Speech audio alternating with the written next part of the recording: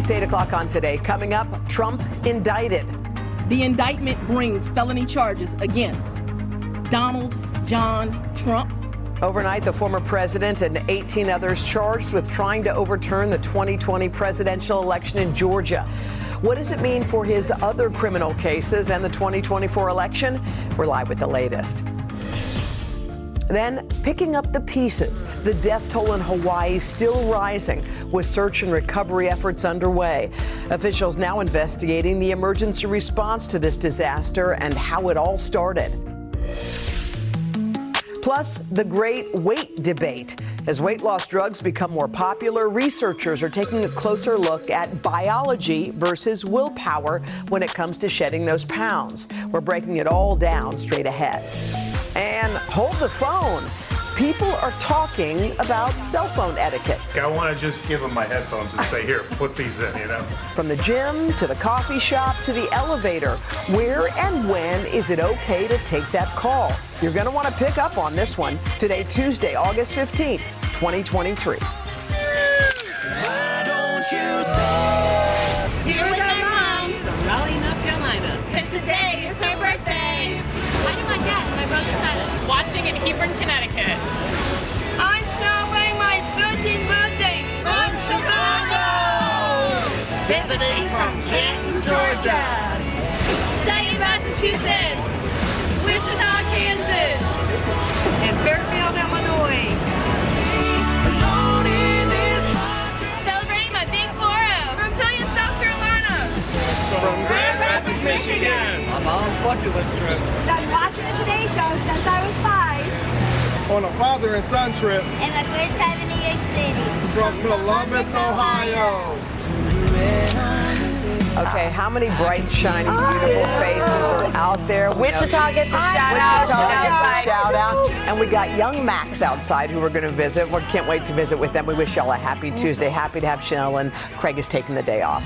As the popularity of weight loss drugs like Ozempic rises, researchers are now diving into an age-old debate. Yeah, when it comes to shedding pounds, does it have more to do with our biology or our willpower? Dr. Tara Narula is a cardiologist at Lenox Hill Hospital at Northwell Health. She's here to break down this latest research. Dr. Narula, good morning. Yes, good morning. Ozempic, is it really, all those, that class of drugs, Wegovy, Mounjaro, all of them, it's interesting because it raises the question of, was it willpower or was it biology all along? Because people who are taking these drugs are having a phenomenal amount of success in losing weight. Right, and one of the greatest things about these drugs is that they've opened the door to conversations about what obesity is. And for so long, we really made it a black and white, a lifestyle problem. And in fact, it's so complex. It's a multiple interplay of a lot of different factors. So telling people, well, just eat less and move more, and this is a problem of willpower, was really an oversimplification. And so when you think about it, it's an interplay of development, starting in utero through the first 5 years of life, your genetics, your hormones, your environment, and your choices, and your brain. And so drugs like Ozempic have shown us the power that altering the chemistry or the signals in the brain can have on weight loss. Is it a little defeatist because then you think, well, geez, I'm just hardwired this way. If I can't get Ozempic, then I don't have a way to lose weight and to be what I want to be. And that's definitely not the message. I think, to be clear, lifestyle changes are always the hallmark of how we intervene first. And we teach people about how to eat healthy and also how to move and exercise. But for some people, it's not enough. Yeah. And they really do need other approaches, whether that's bariatric surgery or medication therapy. And we haven't had a lot of great options for medications for a long time. And these drugs really do seem relatively safe and well tolerated. And people can have like 15% weight loss on them. And so, we really think that it's potentially altering the brain chemistry and affecting the pancreas and insulin secretion and slowing down the motility of the gut. So it's really working to decrease appetite and cravings and also affect us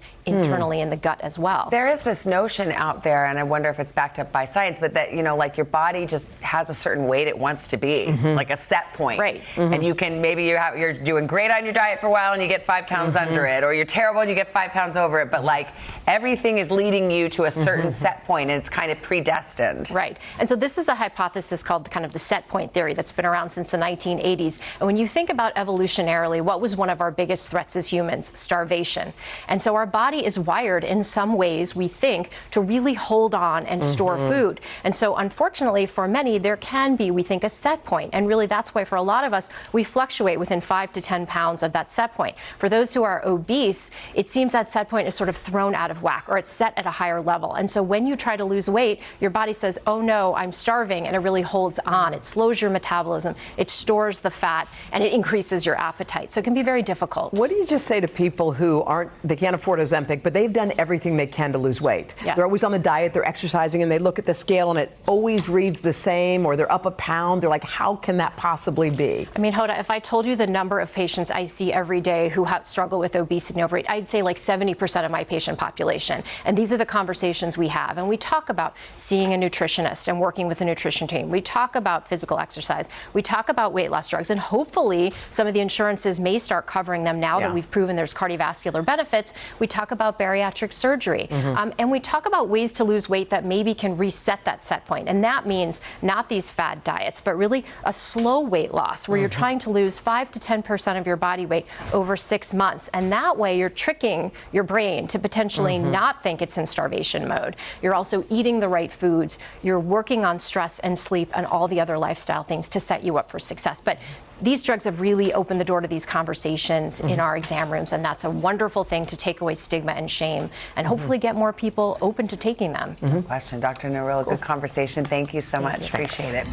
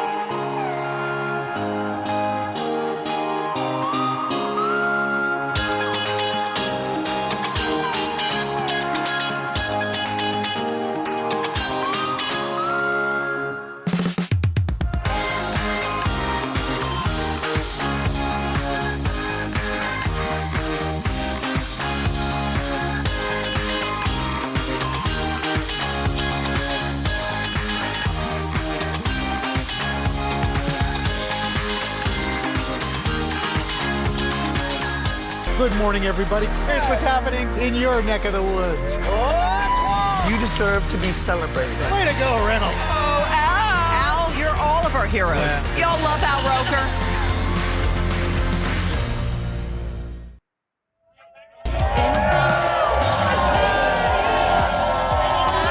Good morning, everybody. Happy Tuesday. We got a great crowd out here. 1, 2, 3, cheese. We'll do some selfies. I just photobombed Chanel and Hoda. There's our Michigan cuties.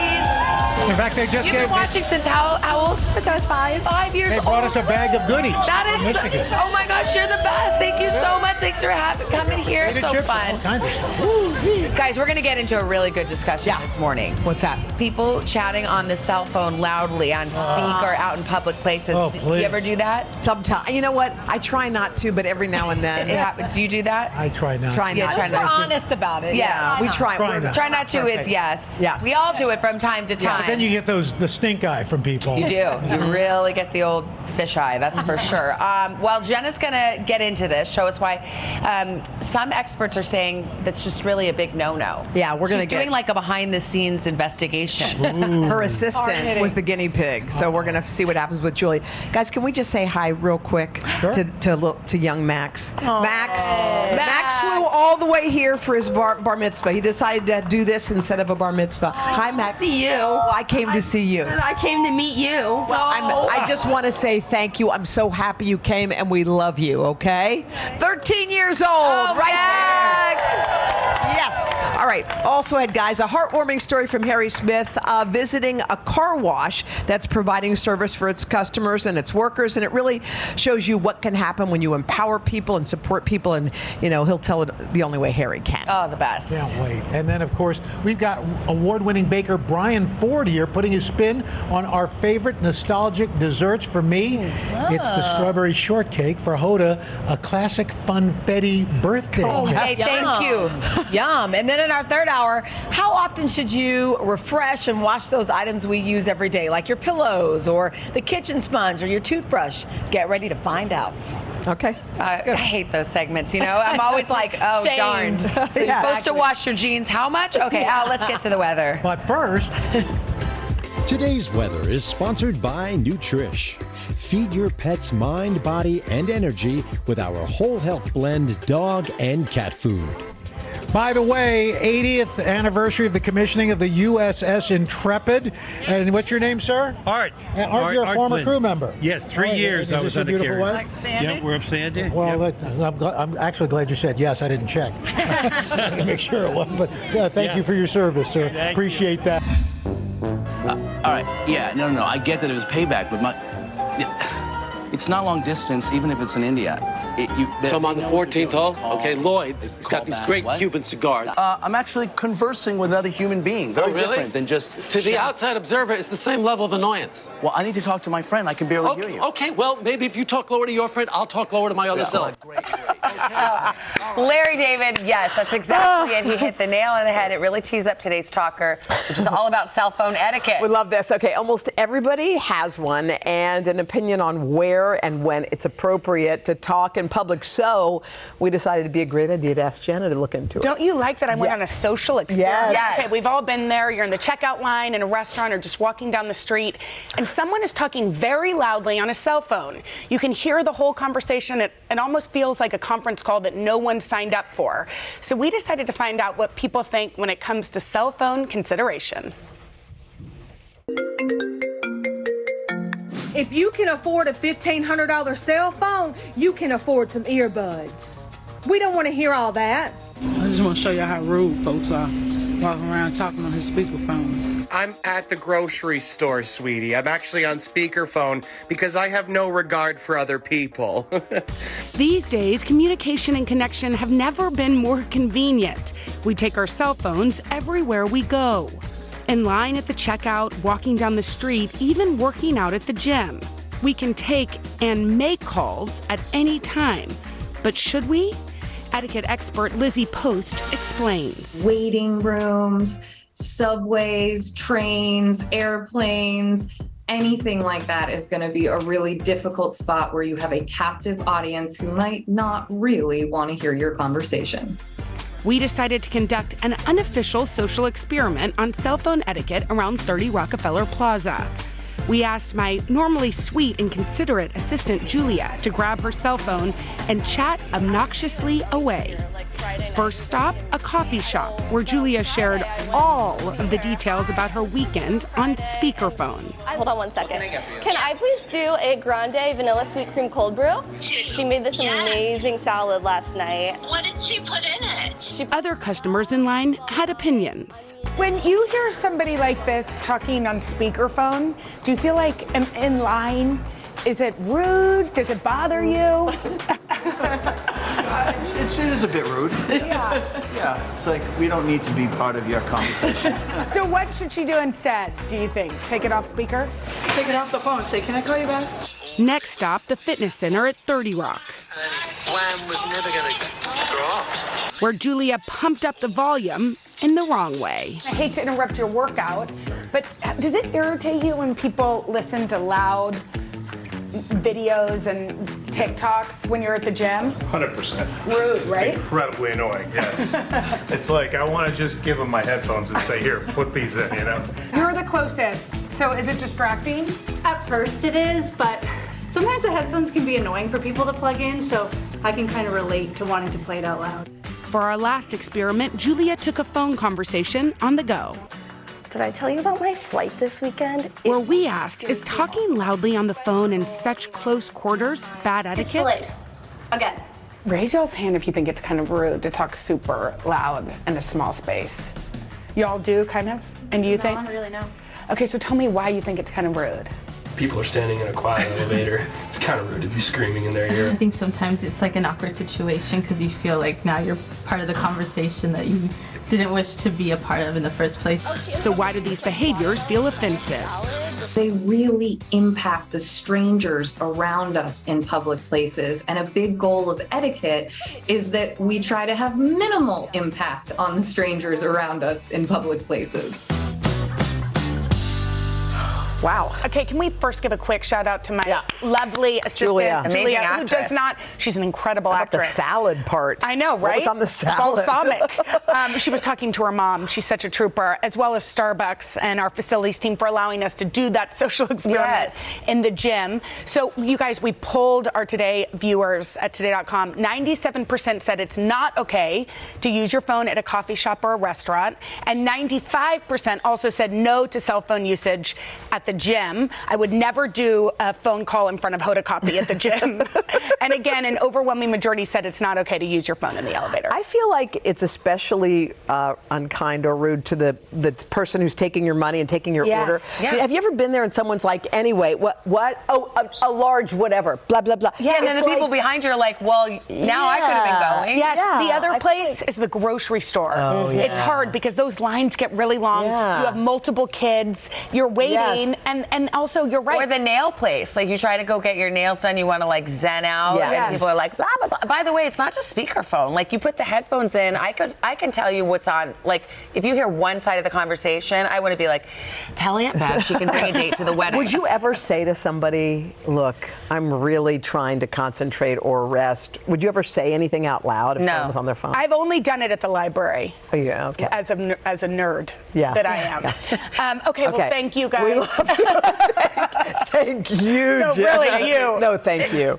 Thanks, everyone. Okay, good.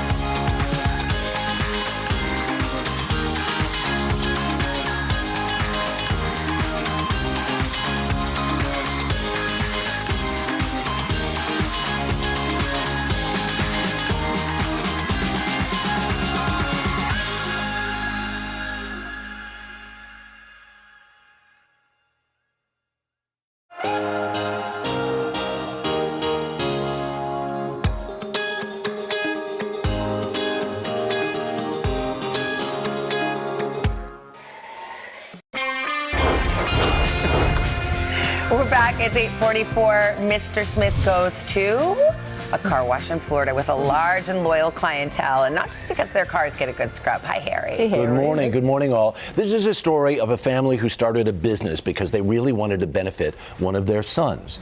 Well, the business has grown and grown, and the benefits have been available to many, many others. A car wash is a car wash, unless it is a rising tide car wash in Florida.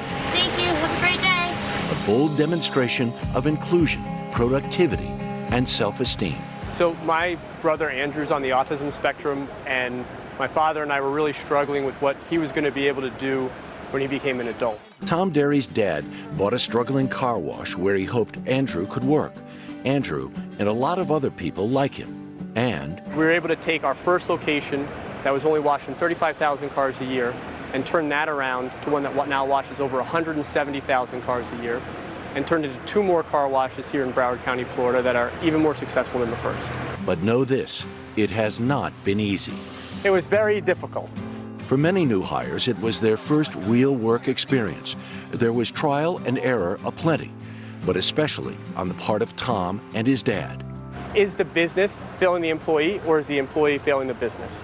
And 9 times out of 10, it's the business that needs to improve to better support the employee. For instance, getting the cars into the wash itself normally requires contact with the public, sometimes not their team members' strong suit.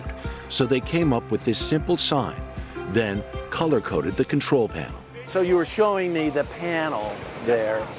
I couldn't do that panel. Bree's exceptional at that. She's able to stay calm in really chaotic situations. She's pumped about it. It took a while for Bree Mathis to learn the job, but she told us she's a pro now. My new goal is that I'll be able to save a lot of money for me to travel. We noticed a flag on her mask. You want to go to Brazil? Abso-darn-tootly, sir. You're right, tootin'. Tom Derry has written a book about his lessons learned over the last 10 years. We read it. You talk about peeling away layers of trauma. What's the trauma? A lot of time, our employees experience significant bullying when they're in high school, as well as not feeling like they fit in to anywhere. But when they come here, this is the first time that there was a culture and a community really built for them. A place where mistakes can be made, where mistakes are even welcome. So we call this the dignity of failure, in that in order for people to grow, you have to push people to the edge of their capacity. John Paul has worked here for 6 years. He told us he loves being part of a team. Are you getting better at your job? I am. I'm getting better at talking to customers. One of the best measures of success at Rising Tide is the number of employees who leave.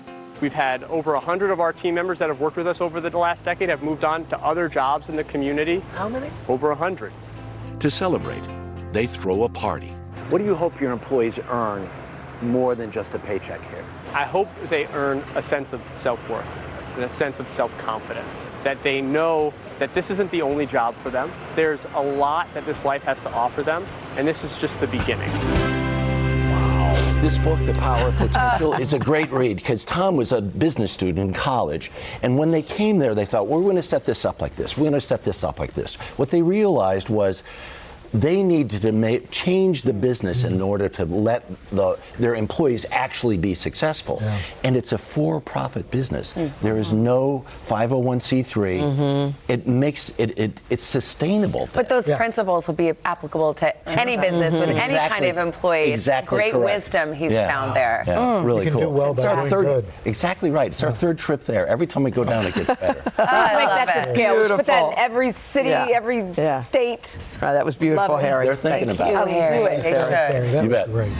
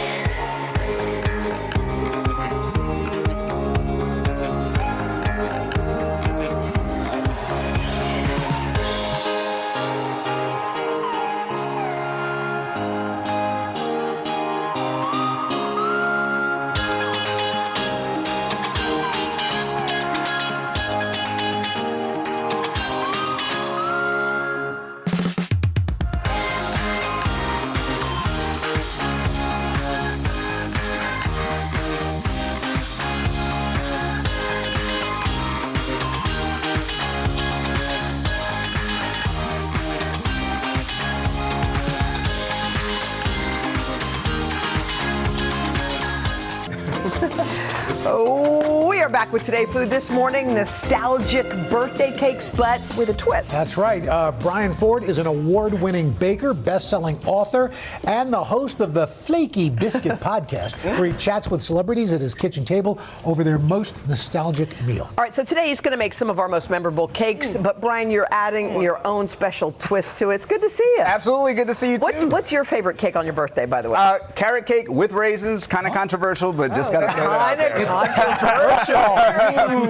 Okay. All right, well, let's okay, we got some objections from the table there. All right, let's get baking. All right. Funfetti's a great cake, easy, but you say you can make it, you can zhuzh it up. Yeah. Even more fun. Happy birthday, by the way. Thank you. It's a funfetti cake. It's already baked. We're going to make it tres leches style, which is a traditional Latin American type of cake. Okay. So what we're going to do, we've got condensed milk here, which is sweet. It's very important to have. We're going to add some of this evaporated milk to it. So condensed plus evaporated. Plus some whole milk. You Plus can use, whole. Yeah, you can use dairy-free milks if that's your That's your jam? We're gonna, Oh, you're doing the work for me. Let me do that. Am I putting those in? So I got, That's what she does. Yeah, a little bit of cinnamon just to add a little bit of kick to it. So this Mix is that up real nice. Yeah. So yeah. this is, I love condensed milk. Yeah, and so our cake has been baked already, and what we want to do is use a fork so it's cooled, and we're just going to poke some holes into it. Okay. All right, and It's going to soak in? that's going to help it soak in. All right. What do you think? How's it going? This might be the best thing.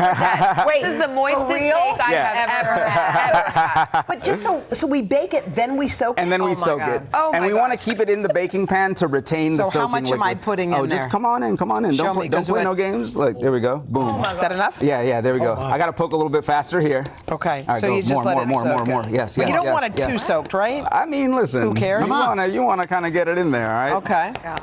I didn't poke fast enough. Okay, but I should that's have been beautiful. poking while I was talking. All but right. As At the that, top. so now we want to top it, all right? We'll get that moisture soaked in there. We have a whipped cream with some pineapple crushed into it. We want to just simply ice it with our Look what's offset going spatula. on here. Look what's happening. Did you taste it? No, I haven't tasted it. I haven't tasted it. I haven't tasted it yet. Am I finishing icing this? Do you want me to finish No, this that's whole okay. thing? Hold on. Oh, thank you, Al. Straight to the tasting. Okay, hold on. Stand by to flip out. Hold on. Let's see how it is. How good is that? Oh my God. Isn't that incredible? Unbelievable. You can. We want to top it. We want to. This is amazing. I'm just gonna dump Our some tasting cherries on there. table is going crazy. It's so good I can't even finish making all it. right, That's Should point out, Mr. Roker has a birthday coming used to up. always make strawberry shortcake. yeah, tough task, to make this for you. So I made a biscuit dough, a little bit of whole grain flour in there to give it some earthiness. And what we want to do is just roll it out and take the whole table with us, apparently. All right. In order to get flaky layers in the biscuit, you want to use cold butter, and you want to do a series of folds on it. Okay. That's going to help the butter So it and layers dough it kind of? layers it a little bit. All right. Here we have a strawberry mixture. Typically, you would add sugar. Sure. I'm actually adding guava jam. It's got a flowery, neutral flavor that complements strawberry as well. It's got some natural sugars. We'll mix this up. We'll let it sit. And over here, of course, we have our flaky biscuit. All right, very important. Al's birthday's coming up on Sunday. On Sunday. Oh, it is. Al, what's your birthday cake that you usually have on your birthday? I usually carrot cake. Just a plain old vanilla. Just like a simple vanilla cake. Vanilla. kind of Yeah, thing? that's about it. There's nothing wrong with box cakes. No, yeah, that's about. Yeah. That's the best. I think that's the best. I got to tell you, Carvel ice cream cake can't be beat. What do you think of this? Oh my God. This is delicious. Is it so yummy? Brian, please tell me you have a book. I have a cookbook called New World Sourdough. It's been out for a couple years. My next book, New World Baking, comes out next summer. So you split this? And You split this. You add some guava jam here. All right. So yummy. A little bit of guava jam, again, complementing the strawberries. We add some Layers strawberries on this here. biscuit. I mean, how great is that? look at Come on. it. It's And a little work of mint art. in there. This is fantastic. And then we add some of this flaky layers. Look at that. Make a good biscuit. So You good. can add some mint if you'd like, but there's nothing Mint. wrong with the flaky biscuit. No, there isn't. Everyone loves one. Just like Yeah. that. What kind of? Who do you have on your podcast coming up? So the Flaky Biscuit podcast by Sean Land Audio. We've got plenty of people. Today it's Sarah Hyland and Wells Adams. We actually had a little double date with them. We made their most nostalgic meal. We've had Jenna Fisher on. We've had Andre Mack, different chefs. It's been Thank you great. so much. Find these recipes today.com/food. All right, we'll be back with our third and fourth hour. We've got a performance by Jason Mraz coming up. Wow. All right, first local news and weather. This is I gotta get mine. Unbelievable. Can I get a bite? Oh my God. Yeah. Of course. I mean, just the biscuit. Both of these are phenomenal.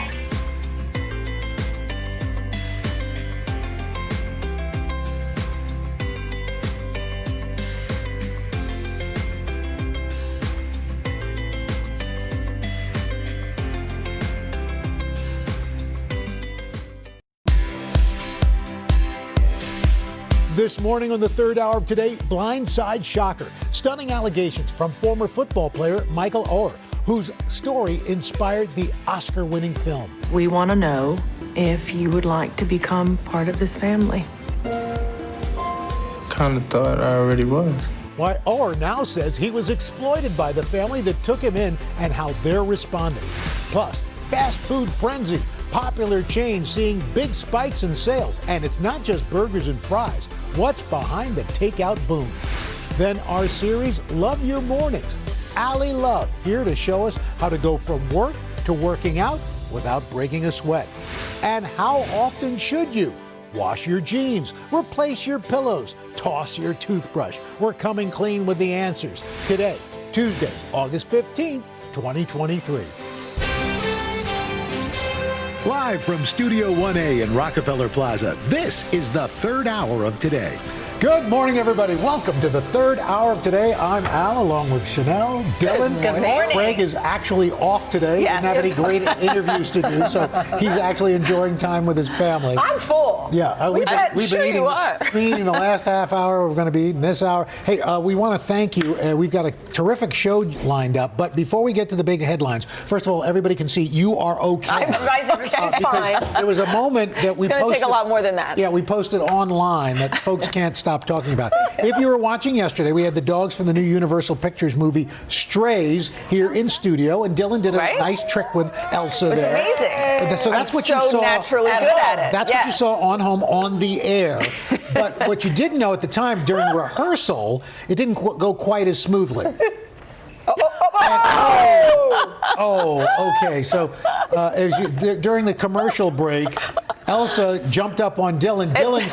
Dylan protecting Elsa. You were trying to make sure. That was my takeaway from this video is, I will risk my life if something's in my arms. Yeah, babies, dogs. Yes. I was going to protect that dog with my life. And you did. And by the way, one other thing we have to mention, we can run that one more time. Yes, look at the man. Our stage manager, Yosef, is standing to the side.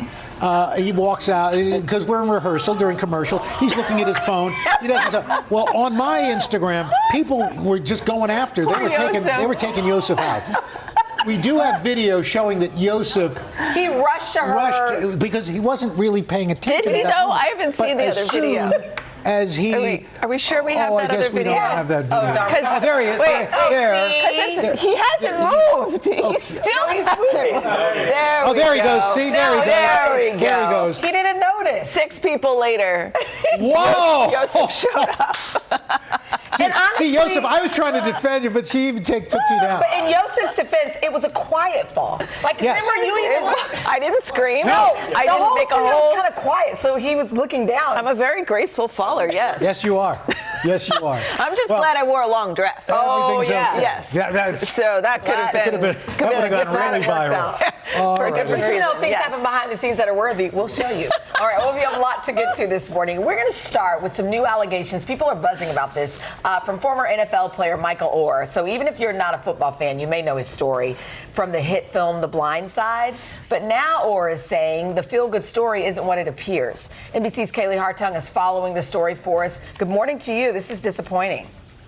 Hey, good morning, guys. The Blind Side told the story of how the Tui family welcomed Michael Oher into their home. It was so touching to all of us. But 20 years after their relationship began, Oher wants the court to sever his legal tie to the family, and he says the family owes him money from the movie they made.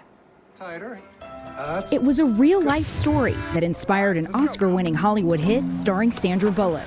Are you going to protect the family, Michael? Yes, ma'am. Good boy.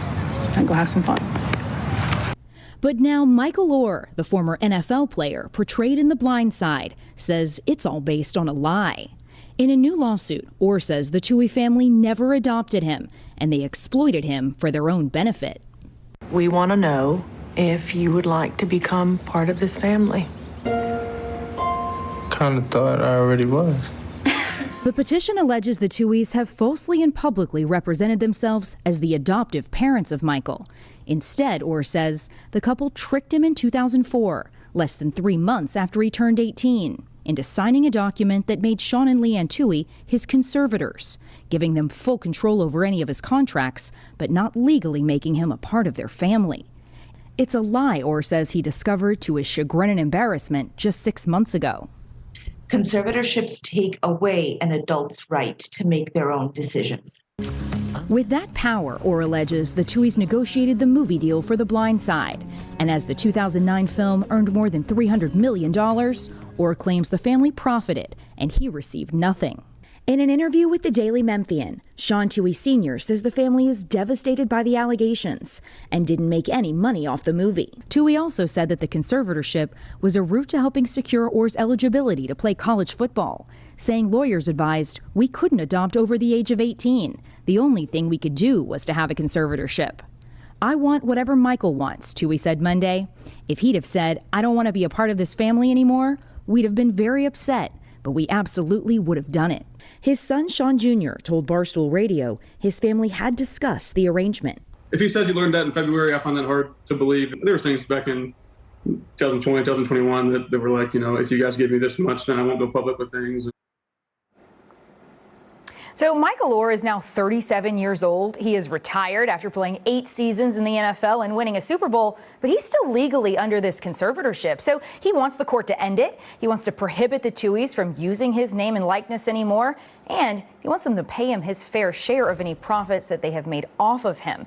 It's stunning to see how this is unraveled, but Sean Toohey Jr. said in that interview, no legal documents could change his love for Michael, guys. So maybe there's hope on the other side of this then. They can work it out. Yeah. All right, Kaylee, thank you. Thanks, Kaylee. Well, let's turn to a hot topic right now. If your meal plans today include a drive-through, guess what? You're not alone. Fast food and fast casual restaurants are enjoying a big spike in business. NBC's Jesse Kirsch is live to explain what's behind the boom in business. Hey, Jesse, what are you eating this morning? Hey, Al, Chanel, Dylan, good morning to all of you. We'll get to that in a moment, Al. But for people who are out there want to allay some concerns, don't worry. If you like going to a restaurant, that is still happening. But some experts tell us that fast food in particular is having a big moment right now. And one of the main reasons is convenience. Something like a drive-through you can see behind me, literally driving demand. People also thinking about cost as Americans more and more are opting for a quick bite to eat. Where is it? From big road trips. It's about 45 minutes from here. I can make the trip if you're willing to. To giant appetites. Somebody get the kid a Happy Meal! Fast food is an American tradition. And this morning, business is sizzling. It's booming. It is back. The Washington Post crunched the numbers for 43 major restaurant chains and found sales at fast food and quick-serve restaurants in 2023 increased on average more than twice as much as sit-down casual and fine dining chains compared to the same quarter last year. We're just trying to get food on the table. And I think that is really what a lot of these quick serve and fast food chains are trying to do more efficiently, more effectively. A big factor, convenience. Some experts say more and more people don't want to go eat in a restaurant. Instead, they want to be able to rely on options like being able to quickly grab and go. It's fast. As you can see, she loves it. According to the National Restaurant Association, off-premises dining, like takeout, delivery, and curbside service, has jumped 13% since before the pandemic, with quick-service restaurants leading the way on takeout and delivery technology. Yeah, straws are going to be in the bag. But industry growth is about more than just the fast in fast food. Inflation is also having an impact, with grocery prices way up, roughly 3.5% higher on average than a year ago. You look at the cost of what it costs for food, and it's like, oh, I may as well have somebody else cook it versus me cooking it. And while fast food can be associated with burgers, fries, and milkshakes, these days grabbing a quick bite doesn't have to mean sacrificing healthier options. Menus now are much more aligned with what the different age groups of restaurant patrons want from a restaurant. That means choices like salads are now mainstays, making it easier to keep a balanced diet as more Americans return to the office and busier schedules. How can a parent be ordering fast casual and still creating healthy habits for their kids? Having the burger and fries once in a while, that's okay. It might take a little bit more work to order a healthy takeout for our families. It really is worth the effort. There's some ways you could save money even when you are doing fast casual for dinner. look for ways to order custom items. You can essentially hack the menu that way and try to get the same taste as something else, but for a lower cost. Save your receipts because you might find discounts on that, and use apps for rewards. You might be able to get a deal if you join a rewards program, and all of that can mean getting more of your favorites. Al, you're asking what we're eating. Technically, we're drinking something right now, but I think this probably should have come with a spoon. I mean, that looks no that judgment, looks rich. just FYI. You know what? With great Thanks, breakfast Jesse. sandwiches. Thanks, Jesse. A couple Wide of awake glazed. now. Yes. Oh yeah, I bet you are. A couple of glazed donuts with a fried egg and some bacon. Is that a thing? That's what I'm making. I'm making a thing. I'm making it a thing. That's a like lot. That's Sweet, a lot. Al. salty. Yeah, no, I get It's kinda like a I McGriddle. get the flavors, but that's a lot. That's kind of a lot. All right. Well, I come don't on. remember the last time I had fast food. Really? Yeah. I just like we weren't allowed. Like we never ate it. Well, you got growing 3 up. boys. Get ready. I was just about to say.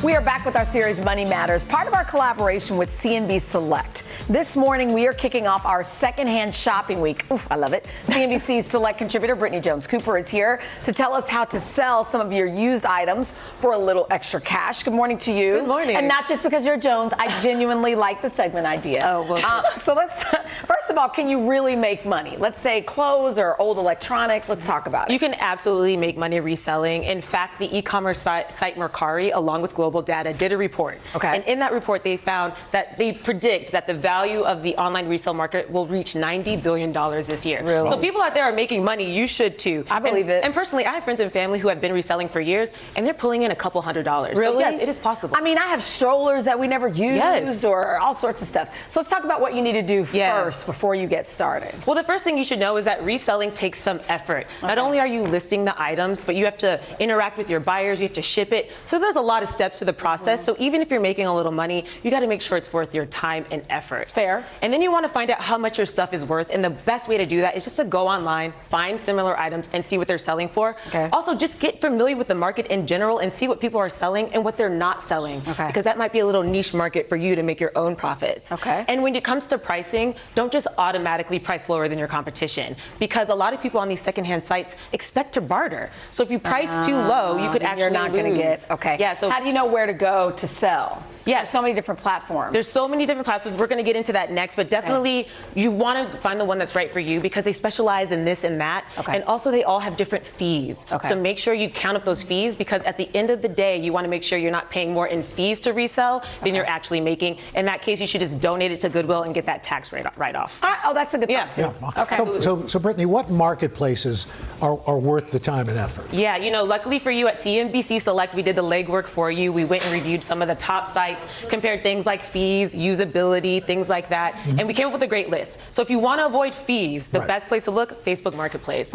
There's no fees for buyers or sellers, and you don't even really have to worry about shipping because they connect you with people in your area. So you just meet up with them and exchange the item. Okay. The one thing is, if you have a really unique item you want to make a lot of money on, you're limited to your market, right? So you might want to use another platform for that. Gotcha. When it comes to reselling clothes, Depop is a really great option. I like it. It's cool. It's trendy. No listing fees. fees, and they only charge you a 10% commission when you sell something, which is pretty standard. Right. And it's an app, which means if you're busy, you can be selling on the go. Yeah. What about eBay? Yeah, and so eBay, you know, it's been around for a while for a reason. They have over 130 million buyers. So if you have those specialized goods, things like Beanie Baby, sports memorabilia, but watch out for the fees. eBay has a mandatory listing fee, and they have a lot of fees, so make sure you look into that. And this Macari? And Macari is great for those home goods. So electronics, things like that, they have a 3% processing fee, 10% commission, but they also have a service where they'll come and pick up your stuff and deliver it to the buyer for you. When you sell this stuff, do you have to pay taxes on what you make?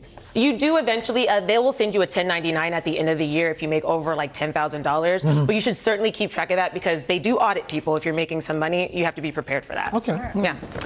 Well, I tend, you know, I've always wanted to do Facebook Marketplace, but I don't really want to put myself out there. Yeah. So I tend to go with the more anonymous sites, you know, just to kind of keep things, you know, more anonymous. Totally so makes sense. what are you supposed to think about before you actually sell this stuff and go on these sites? There are some best practices. The first is in those descriptions, make them as detailed as possible. Don't make people guess what they're buying. You should also typically only be selling things that are in very good condition. And if they're not, be honest with that buyer. Take pictures of the things that are broken or if there's a mark on it. Let people know. One man's trash is another man's treasure, but only if there's transparency there. And also make sure that those pictures are pristine. You want them cropped, well lit. And a fun fact, if you're trying to resell clothes, model the clothes. Show the fit. Show how you style it. Those little things make people want to buy now. Okay. All right. Great. Yeah. Brittany Thank you, Jones Brittany. Cooper, thank you so much. All right, for more, head to cnbc.com/select. CNBC may get a commission for purchases made through links on our website. And tomorrow, we're continuing our secondhand shopping week by showing you how to get new life out of old clothes. I love that.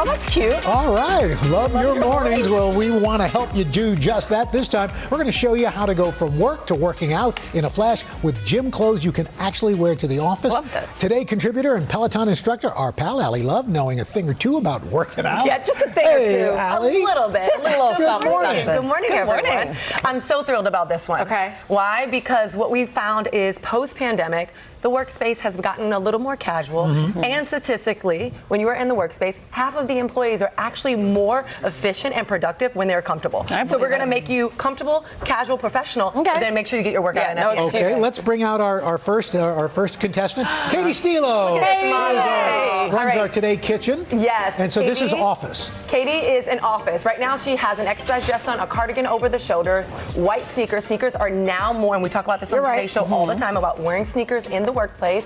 And now this is easy. I love the collar. She's in corporate mode. Then we're going to change it to workout mode. At the end of the work, she's done. Sweater around the waist. She ties the hair up. Oh, and then she's Sport going mode to is what tennis she calls it. lesson. Exactly. Now she's playing golf. Now she's playing tennis. Al, maybe she's walking 10,000 steps with you. Maybe she is. You know what though? You know why I like this? Because even yesterday, you don't feel like working out if you don't have the clothes. Exactly. And then by the time you go all the way home, you don't want to go You back. don't do it. Yes. Who needs to It's change? just all these This is fantastic. It's all these excuses. I forgot a hair rubber band. I can't go to the gym today. Katie, that's Thank a you, win. Katie. Very nice. You look great. All right, let's bring out our next handsome model. We've got Brandon here. Brandon. Going with the men's casual corporate Really look. cute. Absolutely. Casual corporate. Now, he has on a blazer over a jogger set, lifting shoes, which are like dynamic. And again, you wouldn't wear this for a big meeting, but you're keeping it casual. Yeah. You're keeping it sophisticated. He's giving textures. And then guess what? after work, after his meeting, takes off the blazer, throws it to the side. Okay. And what this is important for is lifting. I love that, Brandon, throw that to the side. Yeah. This is great for lifting. I know it's a jogger, and the first thing is like, is it gonna be hot? Is he gonna be sweaty? He is. But lifting, you allow yourself greater intervals in between, so he can recover and cool down. So he gets his 8 to 10, I call them sucky reps in, and then he gets a 2-minute recovery. Okay. We're not getting details into the brands, but those sneakers, those are lifting shoes. What does that mean? I heard you say that. These shoes are constructed specifically for lifting heavy weights. So strength day. These are your strength day shoes. I didn't know that was a thing. Are those your shoes, Brent? How much can you bench press? How much is he bench pressing? A lot. Right. Yeah. Okay. All right. All right. So let's talk about our professional Pilates look. What did you put together? This is Natalie coming out? Yes, come on, Natalie. This is one of my favorites because this one speaks to my soul. This is my everyday look.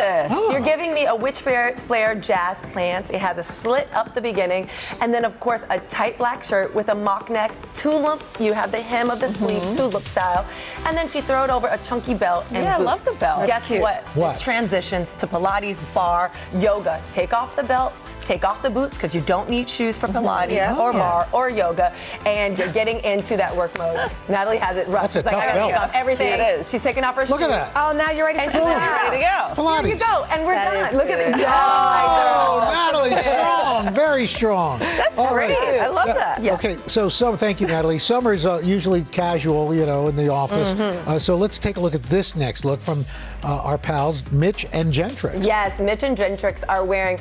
This is your summer Fridays. Okay. Now, for Gentrix, she has on shorts. Now, keep in mind, some of you are like, I wouldn't wear shorts to the office. Gen Zers would. So maybe not you, but there are folks that Gen it's Z or allowed, Gentrix? it's professional.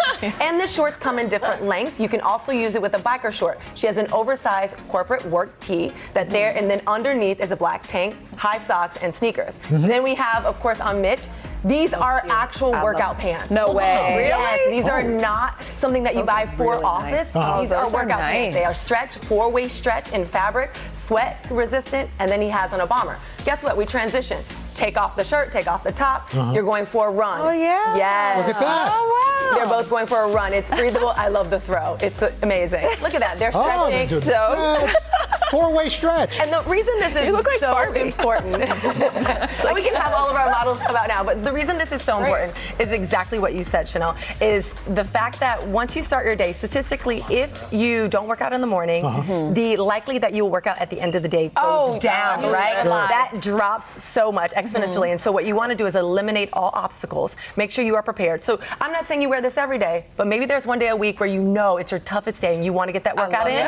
You prepare from the morning you get up, dress accordingly, and then of course you get your workout in. I'm inspired. I love that. Let's take another look at everybody. There they are. Look at Very that. nice. Y'all look fantastic. I love a good modeling. Guys, do not session. get back to work. Pick up what? the clothes you dropped all over and go back to work. These are breakaway pants. Oh, do it, Al. Go ahead. Nobody wants You're to not do wearing anything underneath. that. Nobody Thank wants you, it. Allie, Allie. thanks so Thank much. you. That was great. You guys look great.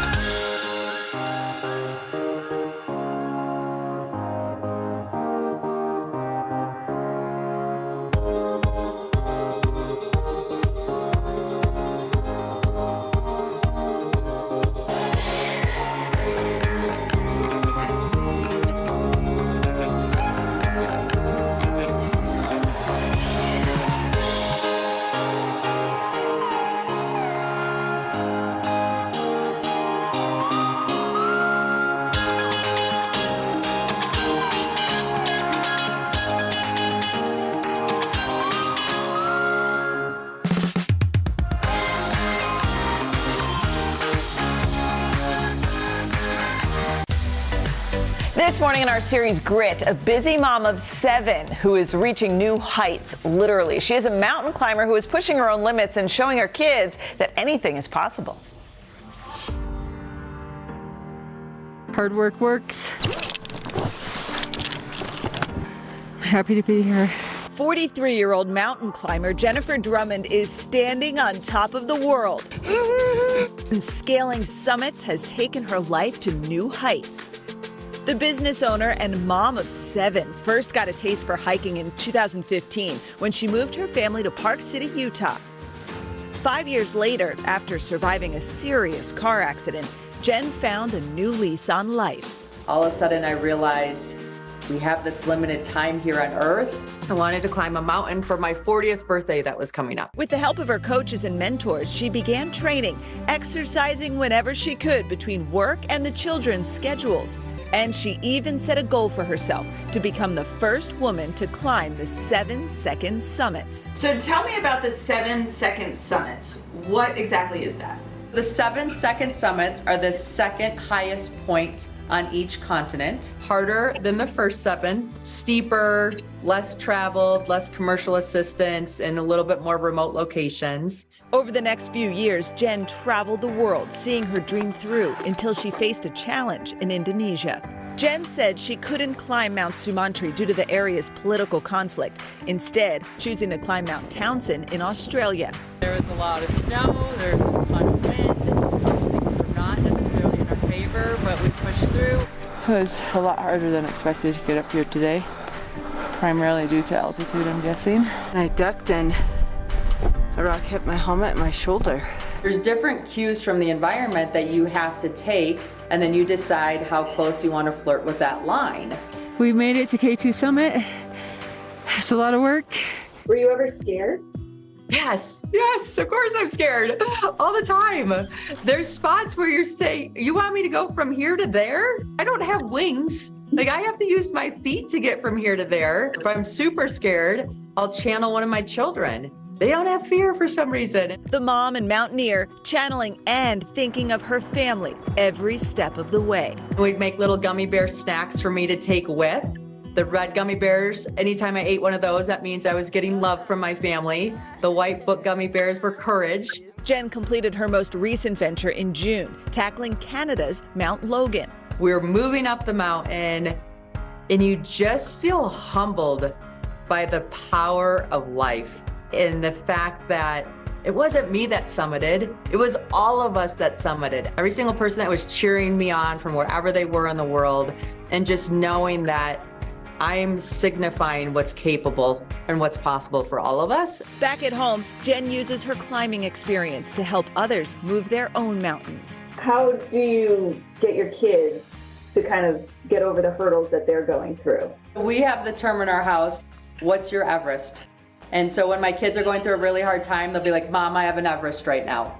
I'm like, okay, so let's break it down, because you climb a mountain one step at a time. You like it. It might not be big to me, but what they're using that term, that means it's the biggest thing going on in their life. You are living proof of grit and what can be done. So what advice do you have for people? The best way to have grit is to have an unbelievable team. To share and communicate what you're going through, what you're doing, what you desire, because that cues the people around you how to support you. The more that you can be true to yourself and communicate that truth, the more the universe can provide the people that you need to make the thing happen. She's really impressive, but there is some debate in the mountain climbing community about which mountains are actually the 7-second summits. So we mentioned there's one mountain Jen couldn't climb. That was Mount Sumantri, and she says she does plan to climb it as soon as it is safe to do so. In the meantime, Jen is planning on taking 2 of her kids with her to the top of Africa's Mount Kenya again, and she will also have a book coming out next year. It's called Quit Proof, sharing her lessons throughout her journey. I don't care which are the second summits, whatever. I mean, the fact that she's done that is amazing. And she's climbed Mount Everest and, you know, every other mountain she can get her hands on. And doing this with her 7 kids, just supporting her and rallying her. She said she would be at soccer games with like a step, those step aerobic things. Right. And she'd be like getting her exercise and her training in while she was there for her kids. So she was very, very impressive. Now I feel like a slacker. Not you. You can't feel like a She's slacker amazing. either. I do. Unbelievable. That's incredible. And you are no slacker.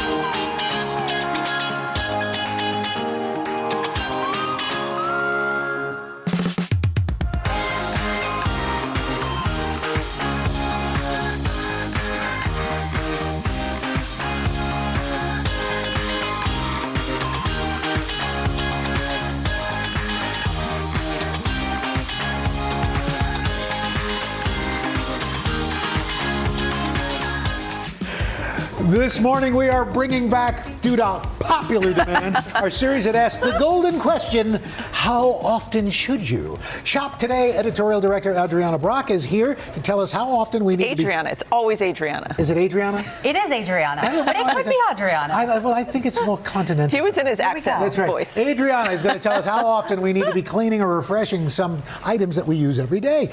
Adriana, good to see you. Good to see you. I'm so happy to be here. Let's start off with our cell phones. All right. How often do you guys think you should be cleaning your cell phones? I've never actually done it. What? Oh, never cleaned it. And I've got grubby hands on it. And all especially day. if you've got a case, every day. Every day, you are correct. The answer is A. So a 2022 Gallup poll found that over 8 in 10 adults bring their phone with them everywhere. Yeah. And I'm talking even nighttime in their beds. So bathrooms. Bathrooms. We don't want to go there. But this is why you should clean it every day. An easy way to do it, look for 70% alcohol wipes. Right. Disinfect them. Most manufacturers say you can wipe them down. Get that case out too. You want to take off the case. It does get really pretty give it under there. Yeah, you open that case. And the crumbs get stuck. It's a petri dish. You can also use a microfiber cloth to get the screen nice and shiny. Okay. Do it every day, guys. Now this one is, I think, going to be somewhat controversial. Okay. How often should you wash your jeans? What do you guys think? I do like every 3 to 5 I wearing. say 9 to 10. Oh. Ow, correct That's again. surprising we for spoke you. to experts that You're, said you're so clean. I feel like you clean your stuff every day. I don't know. I seem to remember reading something about that. Yeah, so a lot of experts actually say that you should wait as long as possible. So 9 to 10 Some people wears. never wash them. Some people never wash them, some purists. You're walking 10,000 steps and not washing your jeans? I'm not wearing jeans. Listen, here's a hack for that. For refreshing them while you're in between washes. Vodka spray. What? You open up that liquor cabinet, look for some vodka in there, and you can actually use it to spritz your jeans down. What does that do? It disinfects and deodorizes it. It's got that sanitizing effect. Fun fact, and I didn't know this before this story, but is it straight vodka? Straight vodka. Wow. I feel like we can use a cheaper vodka. You want to go Let's not later waste on the good spritz. stuff. But a lot of Broadway performers actually use that to refresh their costumes in between shows. Also, when you're washing them, do it on a gentle cycle, cold water, and then lay them flat to dry. Oh, but so don't put them in the dryer. Don't put them in the dryer. Okay. You want to I keep them swear crisp. I'm not drunk. I just sprayed my jeans. That's it. There you go. That too. Okay, this one to get a better night's sleep. How often should we change our pillows? How often do you guys think you should be replacing your pillow? Replacing This is the the pillow. full pillow. Maybe every 2 years? I go 3. Okay, Dylan, you're correct. It's every 2 years. So, according to the Allergy and Asthma Foundation of America, you should be replacing your pillow every 2 years because they get deformed, they get stained. True. You've got pet dander, sweat, all those disgusting things that going on. happen when you're sleeping. Yeah. And this is something you use multiple hours a day, every day. So you want to replace it. Another good way, though, to sort of extend the life of your pillow, besides washing it and cleaning it, you know that tag that's everyone thinks it's illegal to rip Right, off. sure. That one is actually really important. It's got all the care instructions for your pillow because some of them you can wash a pillow. But if you can't, get one of these protective pillow covers. It's kind of like a mattress cover to help prolong the life I've always of your done pillow. that. Yeah. Yeah. And some are like waterproof and like drool proof. Yeah. Exactly. As it were. Okay, toothbrushes. How often should we replace our be toothbrush? replacing them? I do it whenever the line color changes. I know this one. I know I think it's supposed to be every 3 months. I change mine every month. Ooh, overachiever. It is every 3 months, according to most dentists. But, Al, you bring up a really good point because, and so do you, Dylan, when you're looking at your toothbrush, you want the bristles to be densely compact, very straight. Once you start seeing them fray, or like you said, the blue or the different colored part starts fading down, that's when you know it's time to change it because then it doesn't become as effective as removing plaque and bacteria and all that stuff. Another thing to keep in mind, if you use one of these covers, whether you're traveling or you keep it in your bathroom and you cover it, dentists say to let your toothbrush dry completely before you put on the cover because that can also foster bacteria. Well, speaking of like bacteria, but what about sponges? Okay, sponges. So what do you guys think about sponges? How often do you think you should be I probably get rid of replacing mine them? every 2 weeks. I get rid of Every 2 every weeks? week. Okay. It's weekly. Oh, and you should, which I know it can be a little wasteful to replace them weekly, but another hack you can do is you can actually microwave them. And so what you do, what you do is you soak them in hot water, a lot of soap, and then you throw it in your microwave for 1 to 2 minutes. They do expand. The soap bubbles all come out. Yeah, the soap bubbles come out, all that good stuff. Oh, cool. So you could do that every week to sort of I keep also them have a clean. sponge subscription, so it just sends me new sponges. That's a every month. great idea. I've never read a sponge before. That's fantastic. You should try it. It would keep you busy. Here's a fun fact about Dylan Dreyer. She can't watch anybody brush their teeth. I can't. And every show, every movie, at some point, someone is always brushing their teeth. Is it the sound or is it just watching it? It's like watching them do it. Don't do it. Don't do it. Don't do it. Luckily, he has no toothbrush. A dry toothbrush is fine, so joke's on you.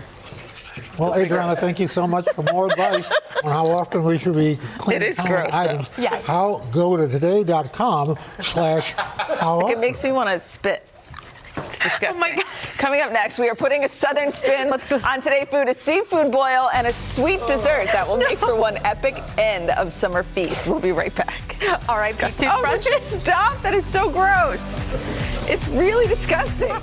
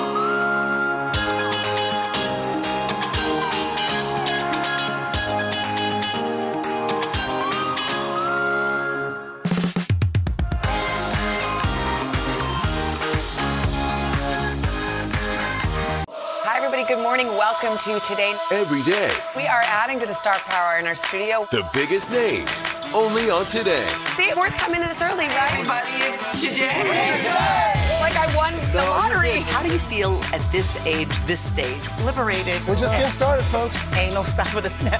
The boys are back in town. Boys are back in town. It's a miracle. It's a miracle. This has been fantastic. Everything and everyone you're talking about, only on Today. It is time now for Today Food, and this morning we are just whipping up a Southern staple, a couple of them in fact. They're perfect for the end of summer parties you have planned. Justin Sutherland is a chef, restaurateur, and host of the travel food series Taste the Culture, and he's making his Today Show debut with us this morning. Good morning. Thanks for having me. And, See you. And you're coming in style. I mean, we've got banana pudding, but first we've got this good old-fashioned Southern seafood boil. I mean, this recipe just screams summer to me. You know, seafood. I mean, sharing with a family. To me, this is just perfect. You know, these are a couple of recipes from my new cookbook, Northern Soul. Oh, lovely. So to start, we're going to make our poaching liquid that we're going to cook all of the vegetables and seafood in. Okay. So first, we're going to start, and we're going to make a little sachet, a little fancy French word for a little flavor packet. I like to sachet whenever I can. Right? And, you know, we do that so all of these, you know, herbs and spices don't get stuck in our seafood.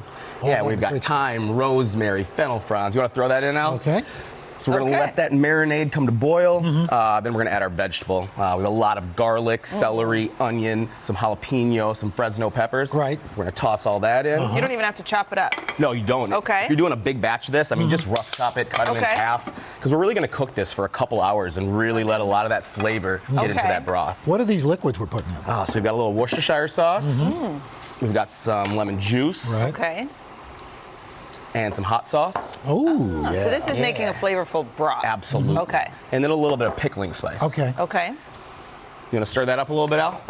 So like I said, we'll let that cook for about 2 hours. Then we're going to pull that sachet out. We're going to strain all of the vegetables out, and we have this beautiful broth right here. And now we start to just add in everything that's going to literally boil. Exactly, exactly. And we're going to add this in the order that's what's going to take the longest to cook, right? So we'll start with our potatoes. Those will take about 7 minutes.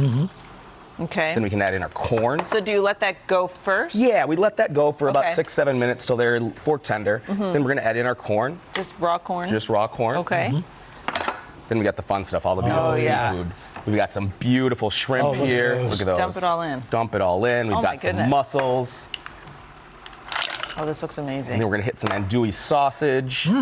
Also uncooked? Uncooked, Okay. yep. Yeah. And the flavor from that sausage is really going to help flavor the rest of this broth. And then some crawfish tail meat. And you know, with this, you can sub out any seafoods you like, different kinds of crab, lobster, I mean, anything whatever you you want. got. And what's What is this? that? That is the finishing special touch. That is a Cajun garlic butter. Took a lot of clarified butter, a lot of garlic. What is try that by clarified itself. butter? That's just when you remove the milk solids from butter. Okay. Yeah, a spoon, so that's the good part right there. Oh my gosh. All right, and so let's do a little dessert while we're Absolutely, noshing down absolutely. here. You know, here we have, you know, a so southern delicious. staple, a summer staple at barbecues, banana pudding. Switch it up a little bit. We're doing a peanut butter banana pudding. Oh. So we take some cream cheese and some peanut butter and we'll whip that up till it's nice and really soft. And then I'm going to take some whipped topping and fold that into the mixture, which is going to make it nice and light and fluffy. Oh, what a good idea, adding peanut butter. So you got peanut butter, cream cheese. You almost have like a cheesecake kind of thing going on. Right. With the peanut butter banana, always goes great together. We've just got a prepared vanilla pudding. You can grab it at the grocery store anywhere. You could do an instant pudding? You can do an instant so pudding. this is no bake? This is no bake. Ooh, Absolutely. okay. And then you And can just build layer it. Yeah, just layer it. Build it however you want, kind of like a little parfait. Okay. You've got some vanilla cookies on the bottom. Go ahead and give that a try. Ooh. We'll put Then in, you just layer it up however you want. layer it up however you want. We'll put in some of that peanut butter, banana with cream mixture. Oh, that's crazy good. Put a little of that pudding on top. Delicious. And by the way, congratulations on the Emmy nomination. Thank you. For your show. What's the name of the show? Taste the Culture. Oh, fantastic. Yes, that was pretty awesome, pretty surprising. How did you feel when you heard that? I was pretty blown away. I bet. Well deserved, Justin. Oh, Thank yeah. you so This much. is delicious. And great job on your first time on the Today Show. Thanks for having me. You came in style. Thank you. All right, for these recipes, head to today.com/food and be sure to check out Justin's cookbook. It's called Northern Soul. We'll be right back. That's terrific. Awesome. Thanks, guys. Appreciate it. I got a little.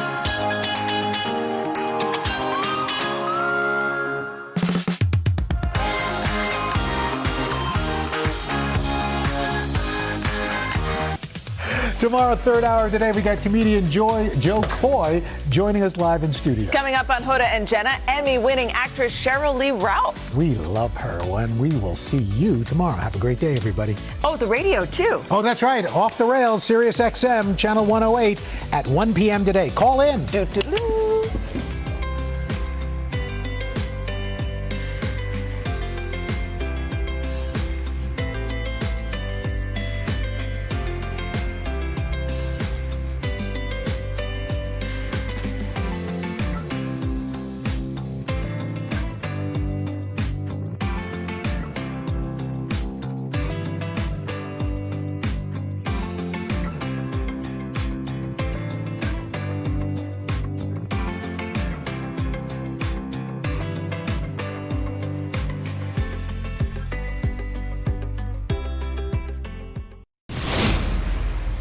Today, Emmy-winning actress Cheryl Lee Ralph is here. Find out how the star is giving back to teachers across the country.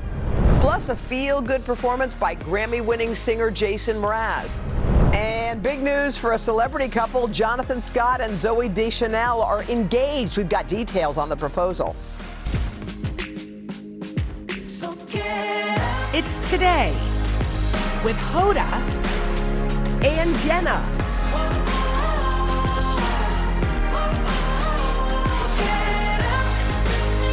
It all starts right now. Let's go! Hey. Hi, guys. Welcome in. It is Tuesday. It is August the 15th. You know what? Some moms are watching us right now because their kids have gone back to school. Oh, my God. Texas, all my friends, their kids are back. By the way, there's a huge swath of the country where everybody's back to school. I know. We don't go back till after Labor Day. I know, so we still think it's summer. But your kids are in school, but so y'all think it's fall. You're free. And you're free. You are totally You're free. and What are y'all doing completely- right now? Just Oh my God, wait, lounging? I can picture you at home. Yeah. You got a cup of coffee. Oh, yeah. Wait.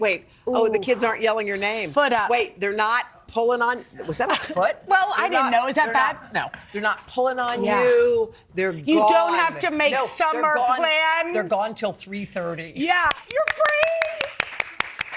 God, You know what a- that? You know how summer starts and you think, I'm going to make a to-do list. Every year, I create a thought where I'm going to, like, kids, let's make a bucket list. Yes, we're going to do all kinds of things. Fly kites. I don't even get around to making it because June 17th rolls around and I'm tired. We're exhausted. I don't even make the bucket list. And by the way, some mornings when you wake up and there's no summer, there's no plan, there's no day Oh, camp, yeah. there's no nothing. Those It's are hard not days easy. to fill the day Yeah. with things. And then you sometimes fill the day with things you don't even want to do You don't. just to fill the day. Somebody said what we should be doing instead of trying to play with our kids or give our kids new games, they should do what we're doing. So if we're folding laundry, they should participate in the fold. You're going to fold this and I'll fold that. No, I can imagine. No, I'm making breakfast. You can help me make. Let's make breakfast. We're making breakfast now. Instead of always entertaining them Well, the I way will our say, parents did it. Do you Mila has remember? become a little chef. Oh, really? She made breakfast this morning. They sent me a picture What and did they she make? FaceTime me. This is Mila. If Okay. I can, I'm probably going to show you something. Don't show any numbers or weird that's pictures. not right. But she made breakfast this morning, and I do think you're right that kind of. That's like an activity. Look, here she is. Wait, can you see it? Oh, She wait. made egg McMuffins? Egg McMuffins and some cherries. Wait, what's on the side there? Some Cherries in a bowl? waffles. And Henry Good just girl. wrote, yes, chef, because we've been watching The Bear. So we've turned everything Okay, into. I want to play one song for you just because, I hear a song and I get obsessed and I play it until I. That's correct. Okay, there's a song called Find Love and Give It All Away. Wow. Okay, listen, just listen. Don't let hurricanes hold you back. Raging rivers or sharp. Ready? Here it is. Or sharp attack. Find love. And then you know what you do? And Give it all away. Pretty. That's all you do. That's the answer. You're like, what's life about? This is it. find love. And then you know what you do with it? and give it all away. That's it. That's the answer. Everyone's looking for the answer. That's the answer. Where did you find that beautiful Find song? love. A friend played it for me. Find love and give it all away. How beautiful. Isn't that beautiful? That's all it is. That's the answer. When are you going to get tired? Did you get tired of Closer to Fine? Yeah. You did? See, Hoda loves a song I love to a song death. She loves it. She plays until it I for love it no longer. everyone. But then later, when I hear that old song, I get the same feeling that I got when you played Closer to Fine for me. I could have wept for a day Yes. listening to that. Well, that song, too. Songs are chemical. They get into your bloodstream. They pump through your veins. It makes you like Totally. It's the most beautiful thing in the world. And it's so interesting. I was on the treadmill this morning and feeling a little tired, and Henry sent me this workout playlist, which was I'll on send there? to you. Yeah. What's It's just in there? got all these remixes of songs that we loved, like It's Getting Hot in Here. Which A remix? Which people probably know, these new Yeah. remixes, but I didn't. And some of the Barbie songs, and I was just how about Henry sending you I that right know. when you needed it? That's true. Okay, let's celebrate. It's time to celebrate Jonathan And Zoe. Yeah, Jonathan Scott and Zoe Deschanel engaged. They've been together for 4 years. Sweet. They announced it on their Insta. And it says forever starts now, even though they're forever. They've been together, as you said, for 4 years, lived together. And they've also gone through something that I think you get engaged if you can do this well. What? A home renovation. Home renovations are not easy. They're very stressful. How did you endure yours? I endured mine fine. My husband, Henry, and he would say this, it was tricky. Yeah. Like it was very. What is it about a home renovation that makes everybody crazy? Well, I think in this case, you know, and I'm not oversharing, I don't think he'd lost his father. I think he was, and we were dealing with change. We lived here. Yes. We were doing all of this. He was just carrying a lot. Yep. And sometimes I think we forget how much, I mean, I forget how much he carries on a day in and day out basis, because moms carry a lot too. But so maybe it wasn't exactly about the home.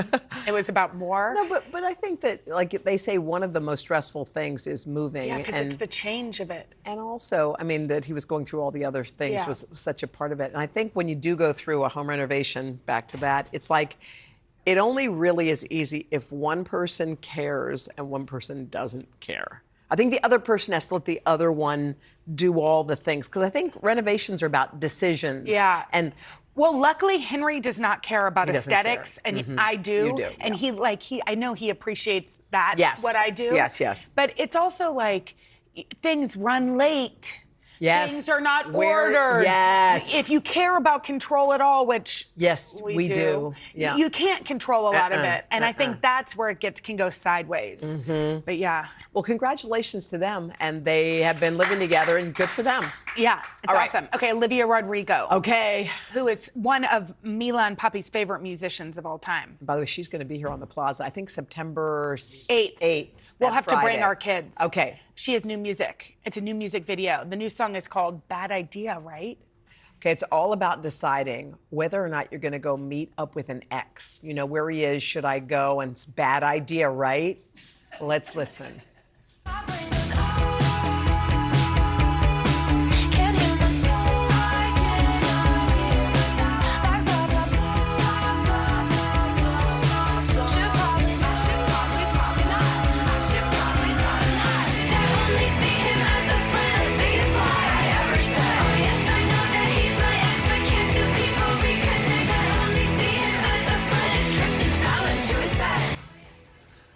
Uh-oh, she ended up there. This is not good. It's raining.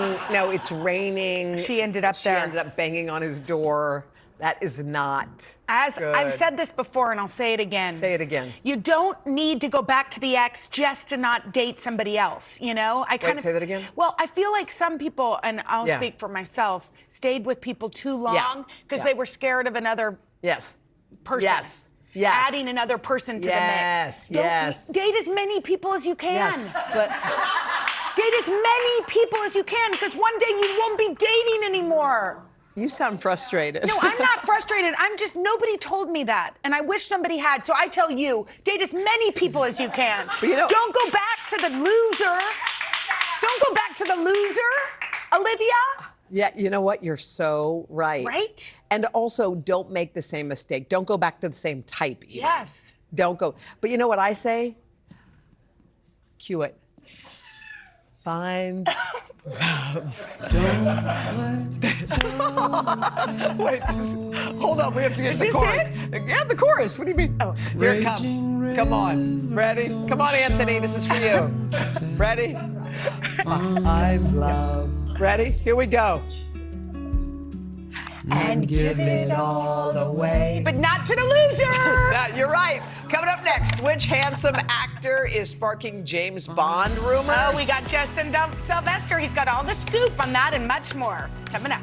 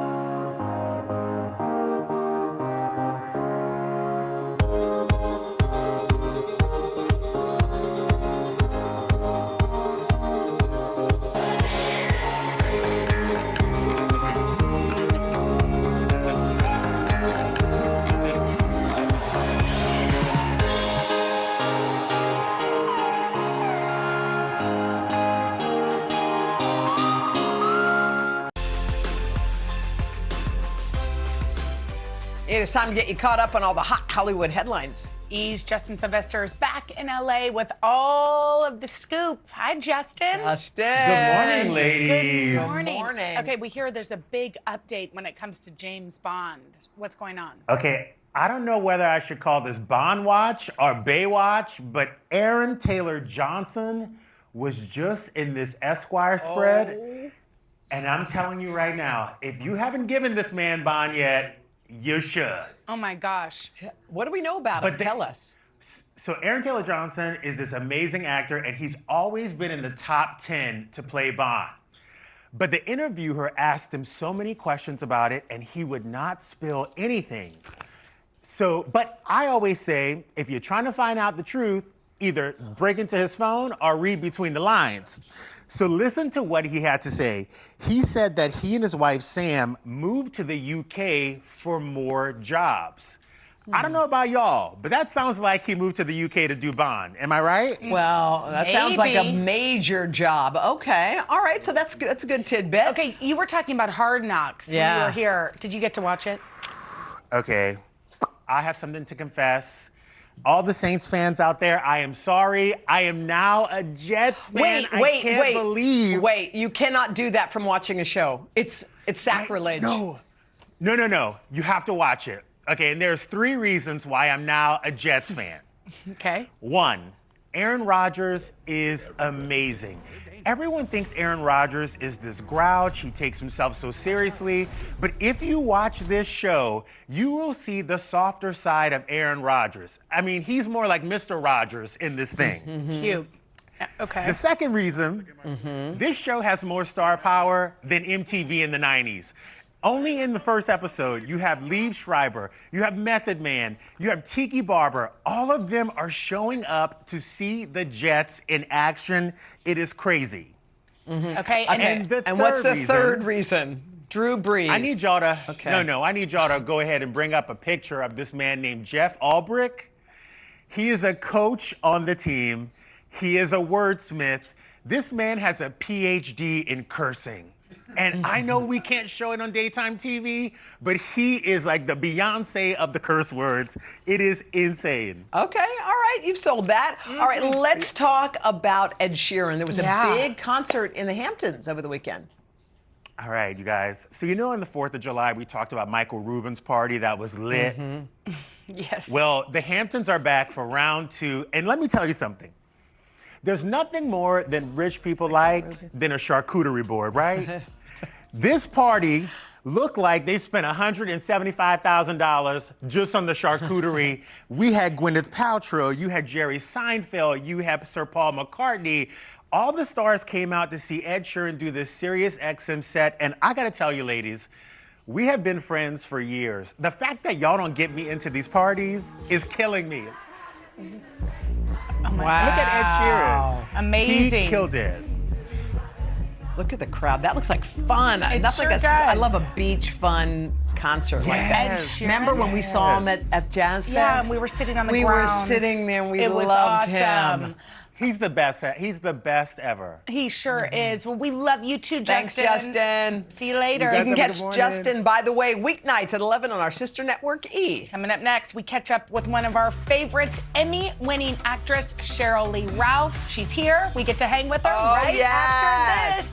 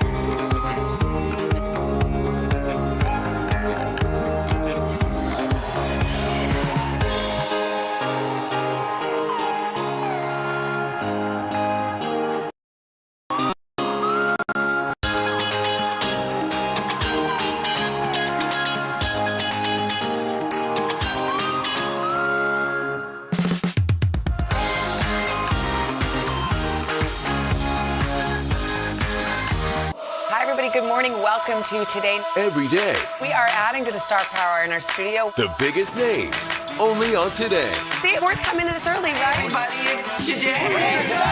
Like I won the lottery. How do you feel at this age, this stage? Liberated. We're just getting started, folks. Anal stuff with a snap. The boys are back in town. Boys are back in town. It's a miracle. It's a miracle. This has been fantastic. Everything and everyone you're talking about, only on Today.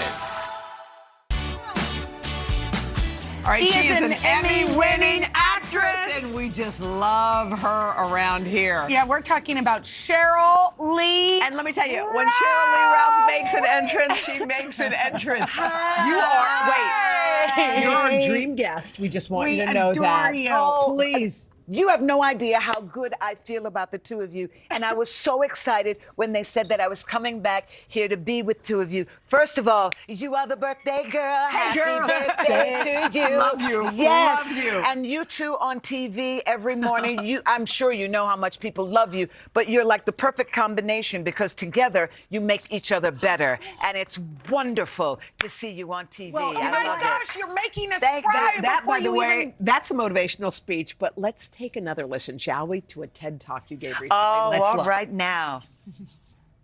I challenge all of you to start a meaningful practice of looking in the mirror and loving what you see. Believe in what you see. If you can't love it, then respect it.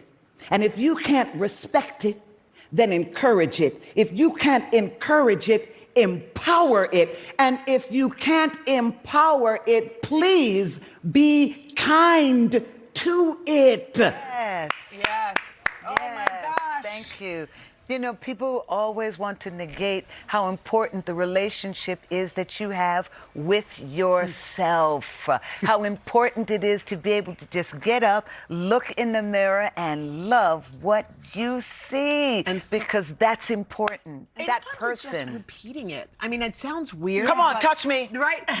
It's a habit. It's a repetition. That's You it. can get in the habit of talking badly to yourself. Yeah. Thank you. So was there a time when this wasn't easy for you? Oh, I would say when I was a child. You know, I'm a child of the 60s, and the 60s were very hard on kids of color, okay, black, and it was very difficult, and people would tell you your hair was bad. They would tell you your nose was too wide or your lips are too big. These lips cost $15,000 now. And I'm like, whoa. You know, I've just come into accepting exactly what I am. The shade that I am, the way that I'm built, the way my hair grows, and the way I want to wear it.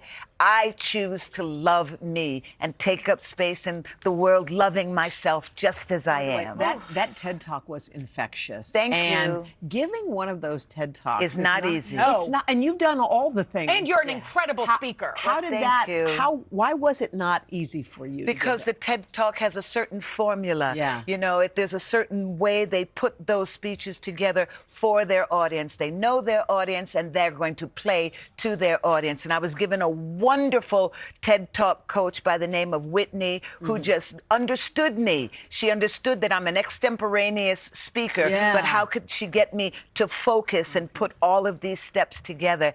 And she did it, and it took me months, but it was so worth it. And I have a new way of approaching speaking now. Oh, really? Oh, yeah. I like to now think about what is it I want to say, because usually when I speak, there are things that I want to say, but I'll end up speaking to everybody else instead of what it was I wanted to get out. So I have to think right off the top, what is it I really want to get out? You gave a commencement address at your alma mater. We did a little digging. You were one of the first females to be in the first female class. The first class that of accepted 400 females. women that were accepted into Rutgers College, which was a historically white male college. And the first class of 400, How cool. which was amazing. And then to be the first woman, not a transfer, not anybody, but the first of the 400 to graduate first. and be the first woman to graduate from there, I was like, thank you, Paul Robeson, because he was my inspiration. So giving that commencement address to that group, when you're imparting words of wisdom to young people, it's the best you have, basically. You're giving them your best advice.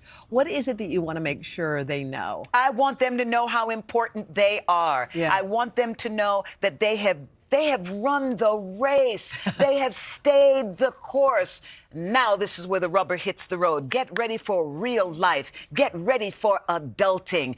You've got to put on your big girl panties and come on out there. Ready for the world, baby. And it's not easy. Wait, we are so excited because your son's engaged. He was Etienne? here. Oh my God. And Etienne is engaged. Etienne is engaged, and I'm so happy that Etienne, she's not just beautiful, but she's smart. She is on it. Oh, look at my daughter, Your Coco. daughter. Yes. Who's still styling me and doing a great job. Yeah, look at this outfit. I That's the love it. whole family now. Everybody all there together. But I know this is a young woman who will carry my legacy well. I'm like, yes, make me a good glamour. You glamour. Yes, glamour. I'm picturing you as a mother-in-law. How are you at adult parenting? How do you parent your kids at this stage? I just continue to love my children to the best of my ability, because they will always remember how you made them feel. And I want them to know every step of the way, I love you. You're making me crazy, but I love you. I mean, to see the way your kids look at you, which we got to do the last time you were here, I think that was the part that stayed with us, because when they walked out to surprise you and called you mommy and just held you, like, that's all a mom wants. That is it. That's all a mom wants. That's it. Sometimes I look at my kids and I'm like, every labor pain was worth it. It was worth it. But you know, now as I see myself as a mother-in-law, I love the two of them, but guess what?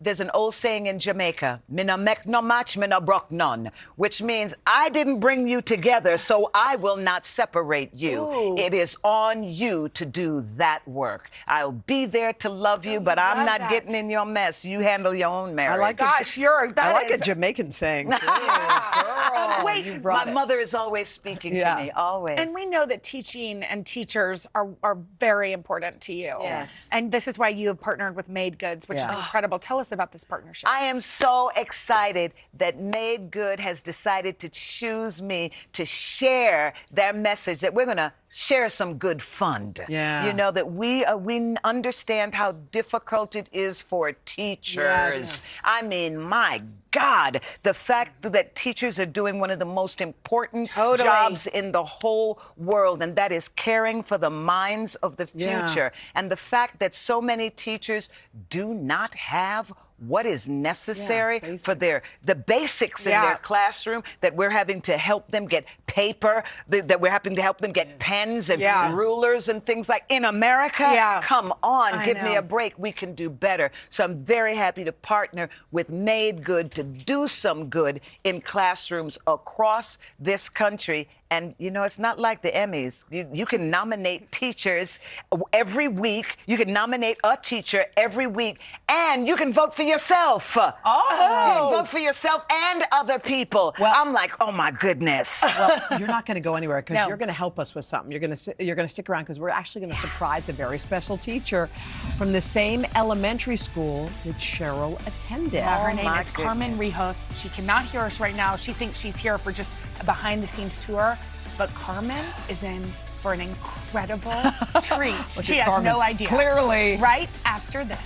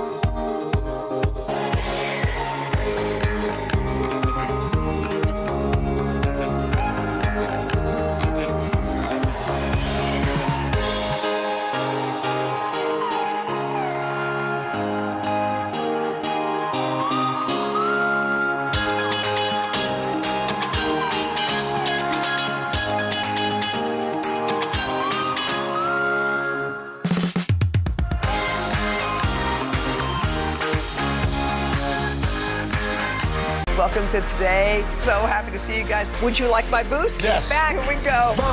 Sometimes we just do things to help. That's our Hoda. Happy birthday. We got an awesome crowd, y'all. We're so happy to be back with the Emmy-winning star of TV, movies, and Broadway, our friend, Miss Cheryl Lee Ralph. Thank you, Hoda. Yeah. Okay, we adore you. Yeah. One of Thank the you, things we've Jenna. learned about you is that your dad was a teacher. Yes, he was. My dad was one of those teachers that integrated the school district in Connecticut. Wow. And he was a force. He was a lifelong learner. He loved education. You know, every time he heard that somebody was graduating high school, graduating college, going on to their masters, getting their PhD, he was so thrilled. He celebrated education. For you, you loved school since you were little. Where'd you go to elementary school? I went to, I'll never forget it, I went to a school in Waterbury, Connecticut called Driggs. Driggs? And I was in Driggs school, and I had the best kindergarten teacher. Her name was Miss Spence, and I remember being little, and I was tall, and she held my hand, and I felt so proud, because I'm like, there I am, you know, and it's the 60s, and she's holding your hand and You know putting what's you right weird beside about you her. saying Driggs Elementary? We actually, I think, have a teacher here from Driggs Elementary. Carmen Rios, you're from Driggs Elementary? Oh my God. Wait. Will you come over here for a second? Come on, Carmen. Come on over. Hi there. How are you? Confess something. We have to tell you something. We have to tell you the truth. Okay, so you thought you were here for a behind-the-scenes tour? Yes. Well, actually, you are here because you do amazing work as a teacher from Driggs Elementary. Yes, you do. You were hand-selected to come here and be with us today. And cry if you want to, girl. I see you. Yes. Thank you. Did you know you always wanted to be a teacher? Yeah. Since you were a little girl? So I was a little girl. I used to do it with my younger sister. She was always a student. I was always a Are teacher. you a teacher? What's Driggs like that Cheryl went to when you Driggs teaching? is a school that everyone's afraid to go to, but once we're there, we don't leave. Yeah. Wow. What is it about the school that makes it special? Honestly, I think that people get intimidated by the neighborhood, and they think that the school, once you're there, it's an amazing place, and the staff we have we have a great team, a strong team, and I would say that, I don't want to get emotional, but I would say that get emotional, we're family. we're family, you know, and so. Does this not sound like the school that we cannot name on TV? Yes! Does she not sound like Can we that not name teacher? that My great goodness, that great show. show. Yes. Okay, wait, but you know what? A few people from your school had a little message for you. Oh my goodness. Carmen is first and foremost a sincerely, truly good person. She definitely has a love for the children. She listens and she respects their ideas, their creativity. She's kind and actually hardworking and helps us when we need help. They go in as the good people that we have educated them to be, but she makes them even better. This is her calling. She's awesome. She knows what she's doing. This is her calling. You've blossomed into being an amazing educator, and this profession is better because you are in it. Thank you, Miss Rios. Oh, Miss Rios, we adore you. And Cheryl, I think you have one. Do you have a surprise? For Carmen? Okay, so Carmen, where are you from, Carmen? Born and raised in Waterbury. Born and raised in Waterbury, Connecticut. Well, because of you, Made Good and the Share Some Good Fund, they're going to give an extra $5,000 to Driggs. And as well, you're going to get a year's supply of Made Good products for your classroom. Yes. Now, what's special about that is everybody else, they're just going to get 1,000 teachers. They're just going to get $200, but you got more. Thank you. Wow. Well, thank you for everything so that you do. much. What an amazing teacher, and what a great support system you have, too. And teachers matter so much. They do. Matters Your so job matters more much. than anything else. And we wanted you to know that we see it and we appreciate you and everything you do for Driggs. My little elementary school alma mater, yes. Oh my gosh, thank you, Thank Cheryl. you, Miss Rios. Thank you, Miss Rios. All right, And thank you, Made Good. Thank you, Made Good. Yes, we shared some good today. We Yes, adore we you, did. Cheryl. Thank Nominate your teachers now. Yes. What Yes, time yes, we need? yes. We need 1,000 nominations today. We're gonna Okay, get we're 'em. on it. We're gonna on get it. 'em. There you Coming go. up next, he's been churning out hits for more than 2 decades. Now Jason Mraz is back with some new music. He's going to be singing just for us right after this. Some even fall to the earth.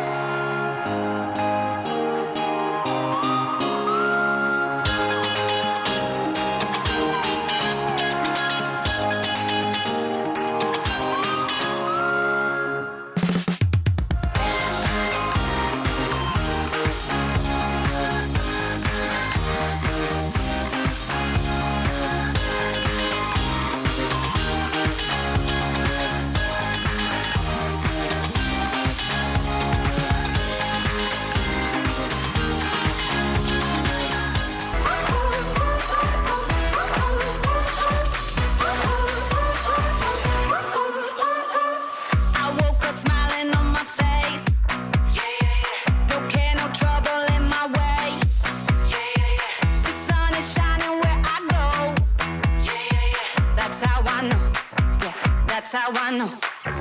Today's gonna be great, gonna be great, gonna be a good day. Today's gonna be great, gonna be a good day.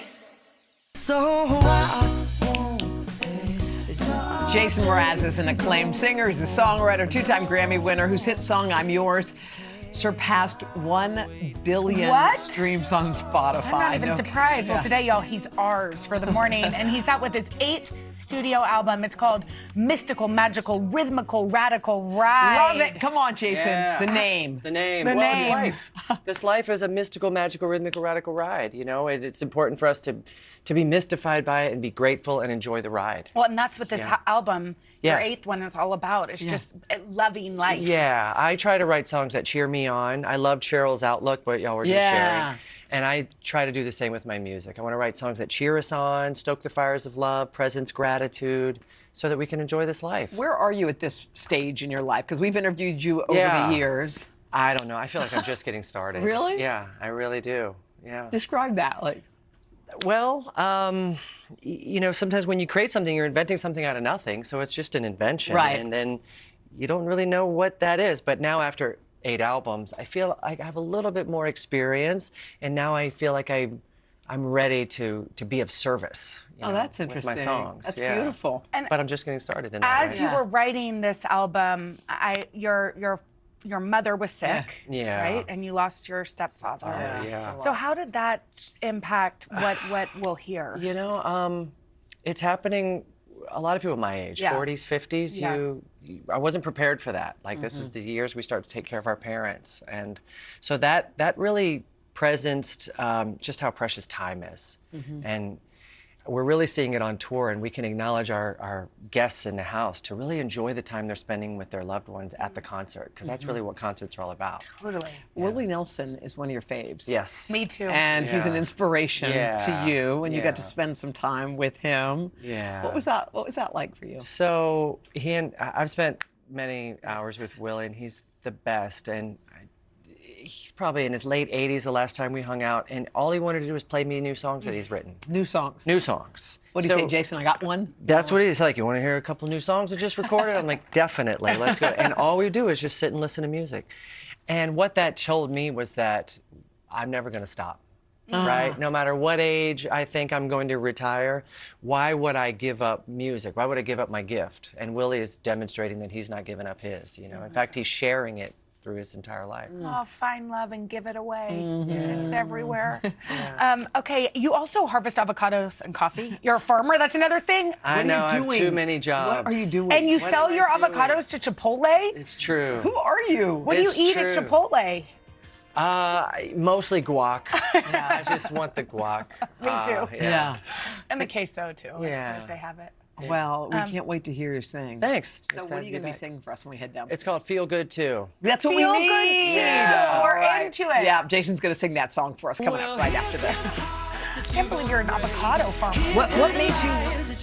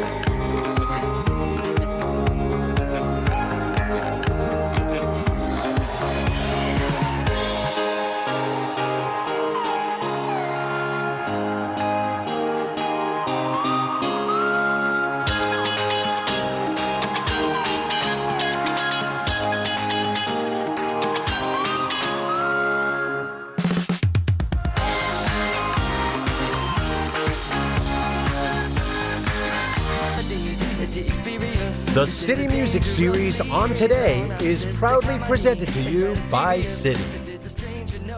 We are back with two-time Grammy Award winner Jason Mraz and his very talented musicians, including the band Raining Jane. Raining Jane is here too? Okay, they are performing Feel Good 2 off of Jason's new album, Mystical, Magical, Rhythmical, Radical Ride. Guys, take it away. It's today, the first day of the rest of your life. May you place your attention on the things you love and those you love, so that you feel good, so that we can feel good too. You are a wanderer. When you walk into a room, it's like we've landed on the moon. You're a dreamer. When you walk into a space, you make believers. If it makes you feel good, if you're excited, and you really want it, and you cannot hide it. If it makes you feel good, then go on get it, go on let it. Cause if it makes you feel good, I feel good too.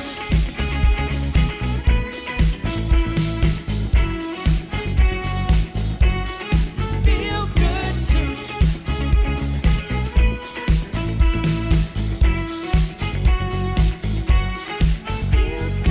You are a mystery, but I'm still buzzing from whatever it was you did to me. And you got moxie, and I love it when you're dancing right beside me. Cause if it makes you feel good, if you're excited, and you really want it, and you can't deny it. If it makes you feel good, then go on get it, yeah, go on let it. Cause if it makes you feel good, I feel good too.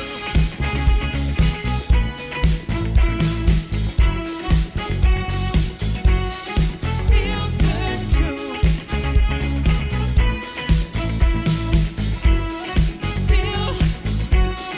Feel good too. Well, you're often misunderstood.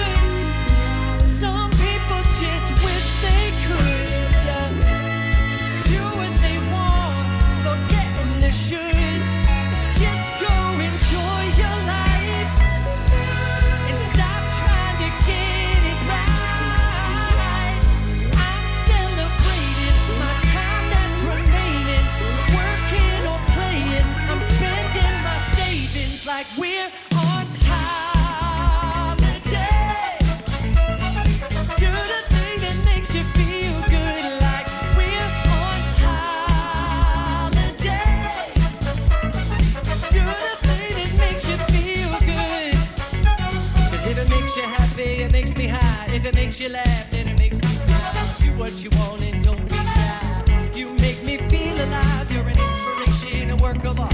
Congratulations, you won my heart. Do what you love and everybody feels it. Feel good too.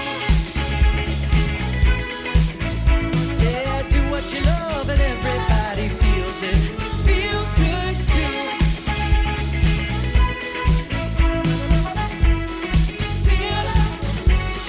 Feel good. Yeah. Feel good.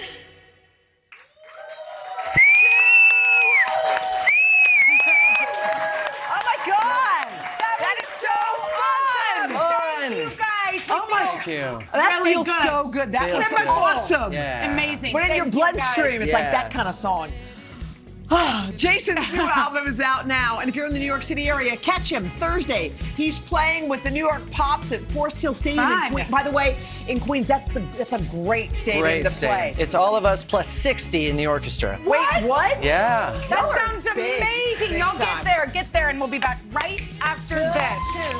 That is so That was fun. awesome, guys. Thank you. That was amazing.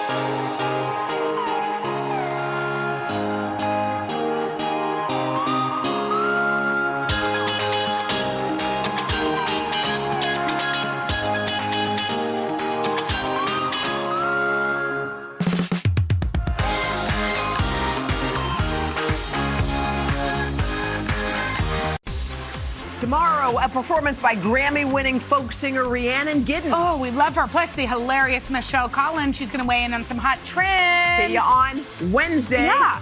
Today's Tuesday. Awesome. Bye.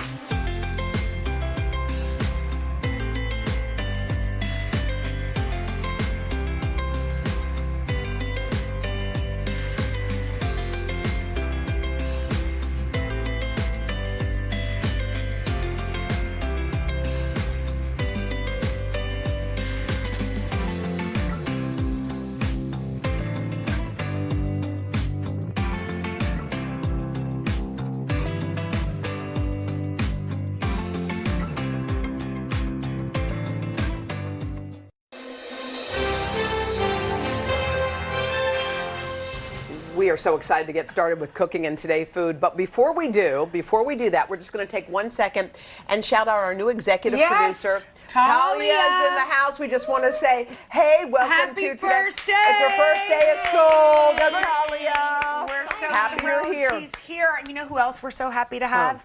Well, she's not at the ranch hanging out with Yeah. her family or filming episodes of her hit Food Network show. Ree Drummond is busy coming up with easy and delicious meals for you and your family. Ree's the star of The Pioneer Woman and a best-selling author of 7 cookbooks. Her latest is called The Pioneer Woman Cooks Super Easy.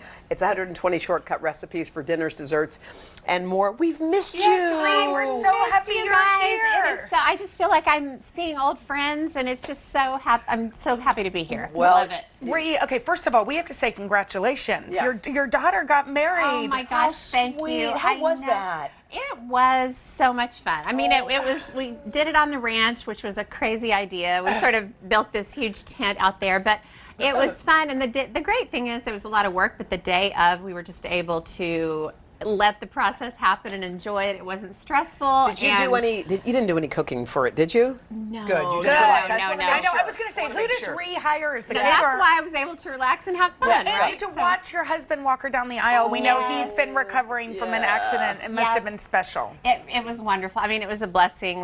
That's my favorite picture of the two of them. He was a little stiff then. He's doing much better. He's on his horse today, so everything's great. Back We're on the horse. Very, very lucky. All right, what are we going to cook? Oh my gosh. Okay, so now that Hoda has eaten a whole chocolate cake today, That is really good. Why was everybody making fun of you? I don't appreciate that. Thank you, Jen. If I I think had you been would there, I have would've supported stood me. up. It was really quiet, and then all of a sudden the cake was gone. And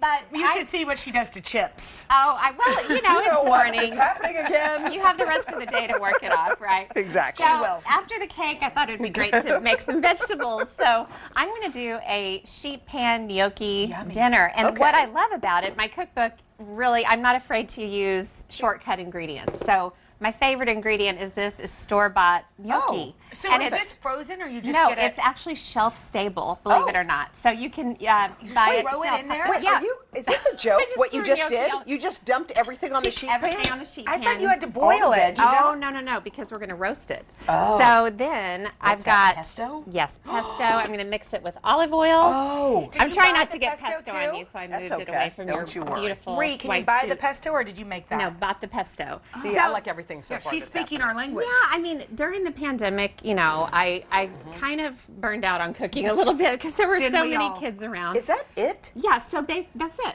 Because pesto is so flavorful. It has garlic and you know, And do you of need course, to oil the basil. pan? Did you already oil it? You don't have to because there's plenty of olive oil in the pesto mixture. So You just basically, mix it all around mix like it all that? around, and then look how Wait. beautiful it looks. Oh, my gosh, Jenna. we have to pull it out of the taste. oven. So I like to do a little balsamic you want us to help you? glaze. Oh, yes, Yes, help me glaze. and grab some Parmesan shavings. So do you just that? I love balsamic I glaze do on too. everything, on anything. And you know what? I used to make my own by just reducing balsamic for Yeah. hours, and the this. house would smell like vinegar, and my kids would be like, "What is that smell?" doing? This is kind of crispy. It's delicious, isn't it? And see how all the my veggies God. got beautiful color. But it's such an easy meal, and I would totally just eat this. But Wait, we could do this too, which is huge. look at what we just In did. 1 second. Put it in the oven. Is dress this it. basil? What did you? I What is that? tore basil. Oh, tore basil. Yep. And I'm so lazy. I don't even want to chop basil anymore. Just chop So it. I just By the way, tear it I and like put it on there. exactly. Oh, should we go around the back? Yeah, There's we more? have another recipe. Okay, So great. honestly, sheet pans are kind of my thing. I Okay. love them. They're just I get nervous if I don't have 20 ready to go at all times. So this is a sheet pan salad, and I love this concept because you basically roast any veggie you want. It's the squash time of year. So Yes. this is a mixture of cubed butternut squash Yum. and delicata squash. I love delicata What is squash. that? I I'm don't know. What obsessed is it? with Me it. too. Do you ever So- put it on is it? toast? Oh, yeah, mash it Yes. up. Yes. What are you talking It's about? just a look at- squash. This is what it looks like. Oh, And in it's the basically store? kind of Oh. an heirloom type of Okay. squash. But the great thing is you can eat the skin. It gets really tender. So butternut, it can be a little bit tough, Should I not do- very should I tasty. add Yes. some? Drizzle, and then we're Salt going and to do pepper? another roasted vegetable situation, salt and pepper, Italian seasoning. This is so brilliant. And This then is just so toss. brilliant. But here's what's fun about What? it. So roast it, and it's like 450, 25, 30 minutes. Okay. And look how gorgeous. So that's delicious on its own, but I build a salad out of Oh, this. thank you. So You make your basically- own dressing too, don't you? Well, sometimes I doctor up bottled dressing. So, but I'm using the roasted vegetables as a base for a salad. That's delicious. Isn't it good? Yes. And the dressing is tahini, mustard, lemon juice, olive oil, honey. Okay. And then, isn't it pretty? 10 plus. 10 plus plus. Do we add Pomegranate these? seeds. Yep. Yep. Pistachios. Pistachios, pomegranate seeds. This I love is pomegranates. it's pretty at Christmas. And then goat cheese, which Hoda doesn't love. Thank you. Well, Hoda It likes doesn't it. love It me. just doesn't love her. Okay. There's a lot Thank of you TMI so in much. this segment. There's a lot about Hoda. Anyway. Ree, thank you so much for these recipes. Head today.com/food. And for Ree's new book, it has recipes just like this one. Head today.com/shop. I predict a bestseller. Me too.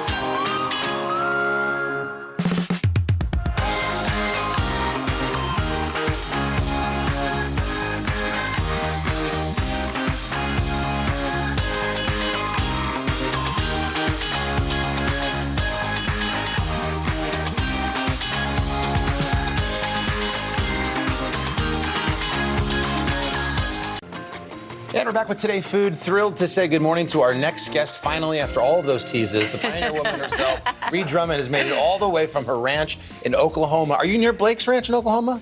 Not so much. Not so much? But, we're in the same state. Yeah. So, we know each other. When I was there marrying him and Gwen, I would have stopped by your ranch and said a little hello. Next time. Or your 25th wedding anniversary. I could have renewed your vows. Well, Ree's also out with a brand new cookbook. It's called Super Easy. It features more than 100 shortcut recipes, which we like the sound of that.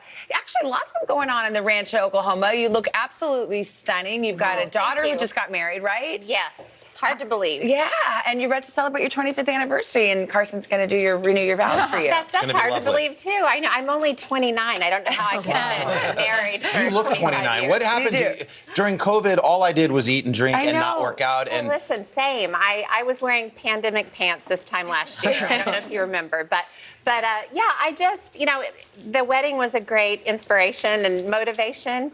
But then once I started kind of exercising more and getting healthier, it felt so good that I just kept going. So I'm kind of glad I'm over that hump. And now it's about just maintaining and enjoying. Well, I don't know if these delicious recipes are going to be on any maintenance, but they really smell good. Speaking of my wellness journey, let's eat some tots. Yes. With cheese all over them.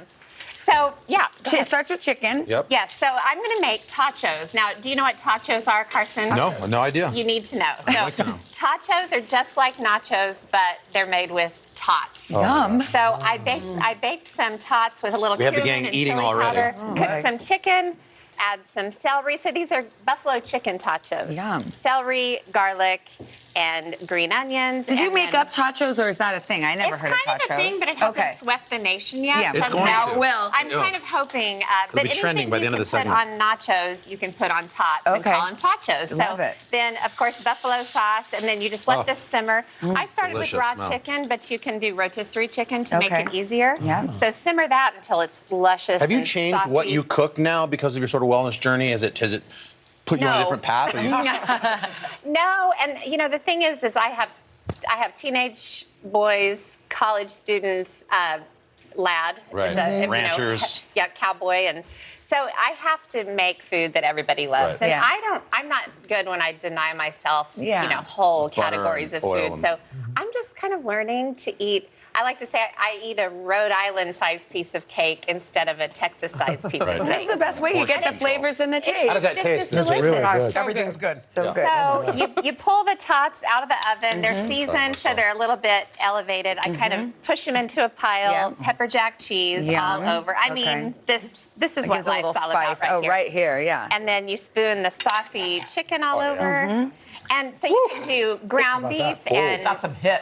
black beans and do sort of a Is the chicken Tex-Mex. gonna, because it's hot, melt that cheese, or are you putting this back in the No, oven? it's going back in the oven. Okay, I yeah. thought so. So Okay. because you That's want to amazing. melt the cheese like nachos. So all the cheese you want, melt Where's mine? it. Oh, here we go. That's delicious. Okay, yeah. Cheese. Pepper Actually- jack cheese, the buffalo sauce.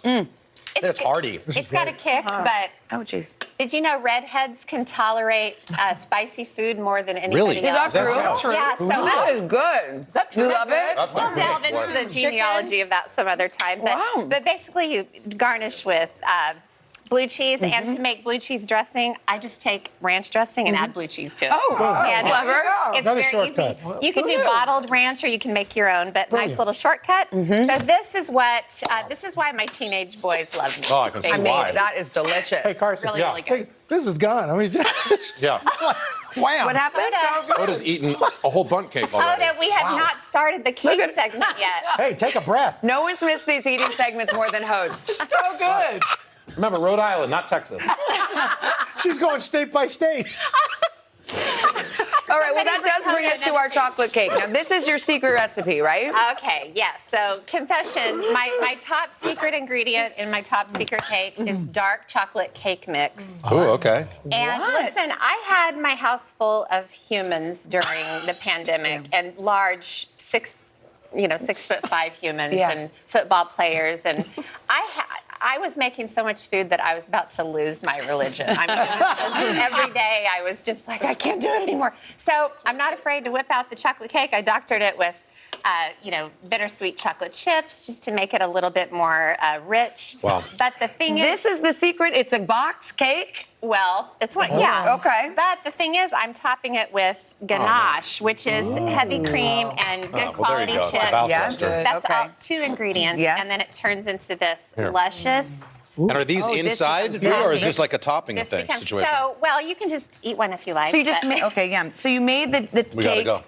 Oh, we're out of time. Okay, I really wanted to Okay. understand this. And then drizzle. Drizzle. I do sprinkles on top, but after Halloween, you can take Beautiful leftover cake. candy, chop it put it up, on and top. put it on top. So Hold on. Hold Oh on, my she's God, licking- happy she's plate. Wait a licking minute. the plate. Hold her, show it. Clean Literally, Plate Club. Clean Plate Club. Clean Plate Done. Club. You left a And she's gonna eat Al's. And also, she's going to move in with you. and she's giggling. She's giggling a lot over there. Congratulations on everything. Love your show. Yes, Thank you Great. guys. Thank you. Thank you. All right, of course, you can find all these recipes at today.com/food and pick up a copy of Super Easy at today.com/shop. This morning on Today Food, lasagna 2 ways with layers of pasta, meat sauce, and creamy cheese. Lasagna is one of the ultimate comfort foods, but get ready for something a little new this morning. Ree Drummond, AKA the Pioneer Woman, has created 2 recipes. They're going to become your favorites. Her latest book is called The Pioneer Woman Cooks the New Frontier. Ree, good morning. Hi, Savannah. It's good to see you. Now, you're doing something really different with lasagna, which is risky. Well, it's a little risky, but when you see these recipes, you will totally understand. I like to mash things up, and you don't want to make lasagna over and over and over. So we are going to make shrimp scampi lasagna roll-ups. I like it. Which are as good as they sound. So I cooked some shrimp in butter, onion, garlic, little thyme, and chopped it up. Okay. So I'm going to make a sort of a shrimpy, cheesy filling, and this is cream cheese, ricotta, egg, and Parmesan. I mean, what could possibly go wrong? I know. Looks so I mean, good. it's all right. Sign me up. Yes. So I'll let you stir this together, and I'm going to start on the white sauce. My new cookbook has lots of fun recipes like this. Yeah, I like that it's different. Yeah, and buffalo chicken quesadillas, for instance. I have 2 teenage boys at home. Yeah. My girls grew up and left me. So So now you've got those brutes at home. to So feed. rude of them. You still got Charlie the dog? Well, Charlie's not with us anymore, but I have Walter. Okay. Oh, Walter. And I have a couple of other little bassets running around. Look at the whole crew over there. It's like, Savannah, how could you ask that? But, Oh, no, it's okay. Charlie lives on in his books. yes, he does. We read his book all the time. Oh, I love hearing that. Okay, so I stirred it. So that's all stirred together, and I am making just a beautiful white sauce, and I started with the roux, and it has cream and milk. And so you cook and cook and cook until You're this trying is to thick. thicken it up, right? Thicken it up.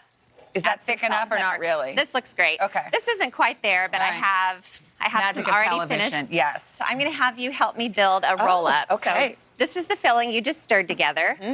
Take about a generous third a cup. Okay. And put it on the end of the... Oh, this has the whole thing is in here. Our shrimp, our everything. And these are cooked lasagna noodles. I cooked them about half the time that the package says. And then just roll it up. Hence the name, lasagna roll-ups. They're so cute and pretty. What do you They are think, so gang? cute. Oh my God. Are you dying? Oh my goodness. Between bisque and a lasagna. Oh. Good point. That's exactly what it is. And then I always put the seam side down. Yeah, of course, to make it look pretty. I poured the white sauce in the bottom of the dish. Oh. And then I'll let you pour And the then you're rest gonna- of it. am I all pouring over. or am I drizzling? No, pour. Okay, pour that Just get in sucker. there. Okay, yeah. Why not? Look at that creamy yummy. Isn't that gorgeous? Yes. And then top it with mozzarella. And you can see the finished dish right here with parsley on top. That doesn't look crazy difficult either. No, it's not. And my daughter, who lives in Dallas now, saw my new cookbook, and she said, when I come home, will you make me the shrimp scampi lasagna roll-up? So, I mean, why not? Look at it. It's okay. gorgeous. I want to taste that. So that's lasagna one way. And the Now this second shocked way, me. Lasagna soup. I mean, it's really earth-shattering. Okay, It's- tell me. I'm gonna have a bite It's beautiful. here. So started with ground beef, sausage, onion, garlic, thyme, oregano, and I just cooked it, and then added. Oh my God! Let's try that. Wait, Savannah, just take your Delayed time. reaction. So good. Take okay. your time, and just turned it into a really delicious whole tomatoes. Tomato paste, parsley, and you can see the whole tomatoes. I actually like to let them cook down a little bit, and then break them up because they're a little softer. Anytime I try to squeeze them with my hand, it winds up in my eye, Yeah. That's not fun. or on my shirt, which is even worse. Even worse, exactly. So you just you browned up the beef and then then you put in the drain the tomatoes. excess fat and then turn it into a beautiful soup. And then I cooked some broken up lasagna noodles. So this is That where and they're down at the bottom. It's lasagna like a comes hug. in. It is. Oh, So really wait, what good about point. the cheese? Where's the cheese? Okay, so once you simmer away the soup Yes. and the noodles are perfect, I make this little ricotta dumpling mixture. Oh, wow. And all it is ricotta, Parmesan, salt, pepper, basil, and parsley. Stir it together. And then when you serve up the soup, you just put little dollops right in the middle. Oh my God. And it's just, if the soup is really piping hot, the ricotta dumpling just kind of melts Can I into come it. over to your house, Ree? Yes. Is this what we make there? Because it sounds fab. Bring your kids and Lad will put them to work on the ranch. Yeah, I would love it. I love it. Thank you so much. How do you like the Fantastic. soup? It's amazing. Which one do you like I love better? I love the soup. It's crazy. We're torn. Can you tell? I got one vote for soup and Well, you know what though, and then you get a piece of Switzerland shrimp over on here. this one. That's the thing, and all that shrimp scampi flavor is in there. You redesigned lasagna. Yeah. That's next level. Yeah. My wife loves your shit. I get bored really easily, so I have to have some fun in the kitchen. Thank you so much, Ree. I know you're coming back for the fourth hour. More food. You can find all of these recipes at today.com/food. And for more on Ree's book, go to today.com/shop. You can buy it there. Thank you, honey.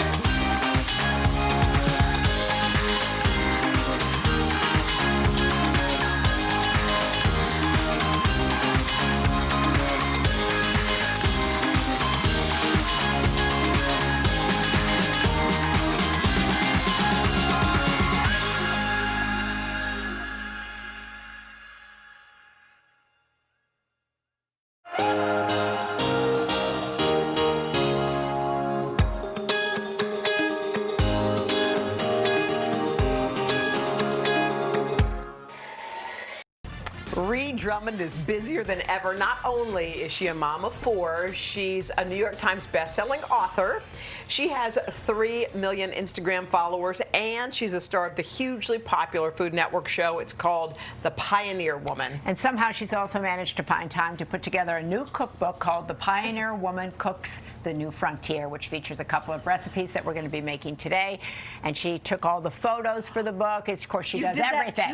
She did that too. My camera's a mess. My camera's sticky. Food all over it. So she's got roast chicken for us. Look at this. Yes, I'm so happy to cook with you both. I'm a big fan of both of you, We so love thank you for having me. So I wait, can't you're- cook. Yeah, me either. But wait, you're based in Oklahoma, and you just do your everything from your home? Is that Pretty kinda how it much. works? We film the show at our guest lodge, so at least they don't have to trip over my teenagers' laundry, dirty socks at our real I house. was telling her that my daughter, Christina, is like, she is the most incredible woman. Her voice puts me to sleep. I watch her. Her life is idyllic. Yeah. My voice puts my husband to sleep, too. All right, so we're making chicken today. Yes, I just want to show you my favorite way to roast chicken. Okay. I'm wearing gloves just for the spatchcocking. Yeah. So do you know what spatchcocking a chicken is? No. So Spatchcocking. it's super easy. Basically, you have to put on gloves, cut the backbone out, which is just snip on either side. Okay. That's the unpleasant and part. splay it out. But then you splay it out, and the whole point is to kind of the whole point is to get it as flat as possible. You can use your palm and kind of push, but that way, a chicken that would normally normally take a lot longer to roast just takes really a fraction of the time. So then you wind up with a beautiful roasted chicken. So what I like to do is make sort of an herb dressing, and it's just simple olive oil, herbs, cut some baby gold potatoes in half and just toss them in the herb mixture. How long does this take you to make? You want to help me and just kind of scatter them around, and then you'd brush the same mixture on the chicken. Now, is this a greased pan or is this not? It doesn't have to be because the chicken has so much stuff. beautiful grease as it cooks. Okay. So just really about 30 minutes total. You start with a high heat and then lower it, and then look what you wind up with. Halfway through, I add cherry tomatoes and zucchini, and then put it back in and finish it up. And you have this beautiful roasted chicken, which I like to serve as roasted chicken, but I also like leftover roasted chicken. Can we try this? Yes, Maria, of course. that's like your perfect meal, by the way. That's right, that Have is. a bite. Chicken. I mean, I like French fries, but we're not having that. But I'm sorry, Maria. I should have made fries. We're not allowed to eat that. I think roasted chicken is the perfect food. That is yummy. It's good for weeknight family meals. But Are you surprised at how your cooking, your passion, has turned into this incredible success? Well, you know, I think you nailed it. Just passion. If you are passionate about what you do, it can take you in directions you never thought you'd go in. And that's I've had so much fun with Pioneer Woman because it started as blogging. So come around. And I want to show you what you can do with the chicken if you don't want to slice it up and serve it as roast chicken. So you can shred it, which is my favorite thing in the world. So I'm going to make a beautiful chicken and wild rice soup. Onions, celery, and carrots. And then I'm going to deglaze with some white wine, which I love in any soup. It just adds beautiful flavor. And it's getting to be soup weather out there. It's getting to be. Finally, did you have a hot summer here like we did? We had a scorcher. It seemed to go on forever. And then add some flour just to thicken it up. And then you'll cook this for a bit. Do all your kids cook? No. Sadly, no.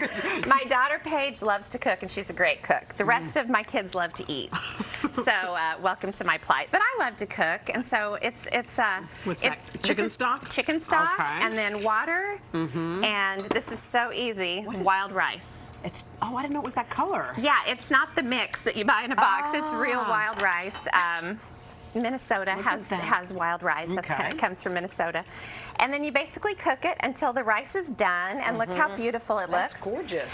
And then you add the chicken in, obviously. And I like to kind of cream it up a little bit. Yeah, you got to. I mean, I can't think of many dishes that I make that aren't made better with a little cream. Exactly. So you can add a little or a lot, and then let it simmer some more with some aromatics, sage, and rosemary and thyme. Yes.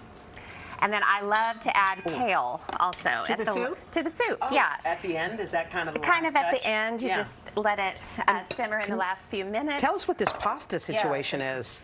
Okay, so again, what you can do with the leftover chicken is make a chicken spaghetti casserole. And I think casseroles are just the ultimate comfort food, and this has mushrooms and a little bit of wine, of course. So if you can spatchcock a chicken, you can do anything in life. You can spatchcock a chicken. We need a T-shirt that says that. But really, you can make soup and casseroles, enchiladas. Ree, these were all delicious, awesome meals. I mean, they seem easy enough too. Very easy. Thank if you. it's not easy, I won't do it. Awesome. That's good. For these recipes, head to today.com/food, and for more about Ree's cookbook, go to today.com/shop.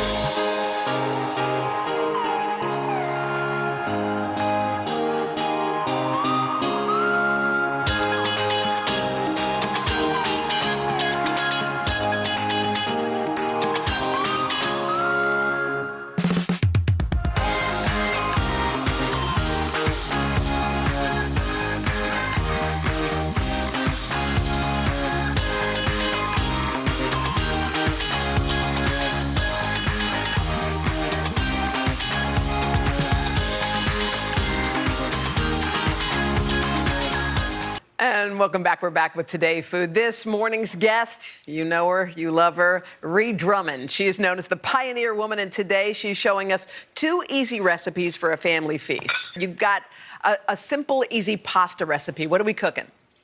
Yes, so I am so into shortcut homemade ravioli. And what makes it shortcut is that I use wonton wrappers. So these are just in the store.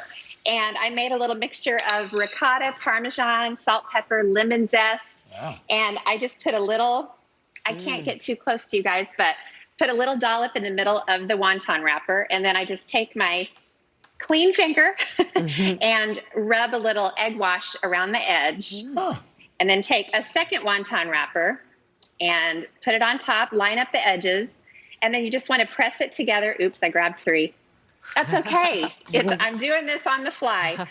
And then just force all the air out. And honestly, if you can't make homemade pasta dough or you don't have time, this is such a great shortcut. I like that. And then you just can get an assembly line with your kids, make as many of these as you want, and then just drop them into salted water one by one. And look.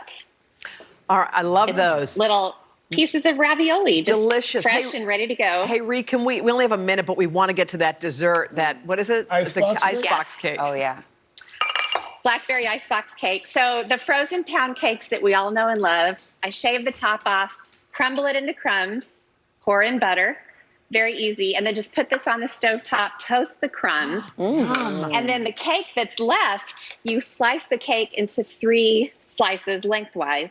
I already started a layer, and it's cake, a mixture of jam, blackberries, and lemon juice, and lemon zest. It's so fun to use a frozen pound cake because then you cut that whole step. Oh my gosh, it doesn't even look hard to make. Ree, it looks something Savannah and I could make. We're happy. Yeah. All right. You just layer it kind of like lasagna. All right. Cake, jam, cream. Ree, and then you wind we up. love you. We love you. We can't wait for your book to come out. Thank you for cooking for us. You can check out her recipes at today.com/food.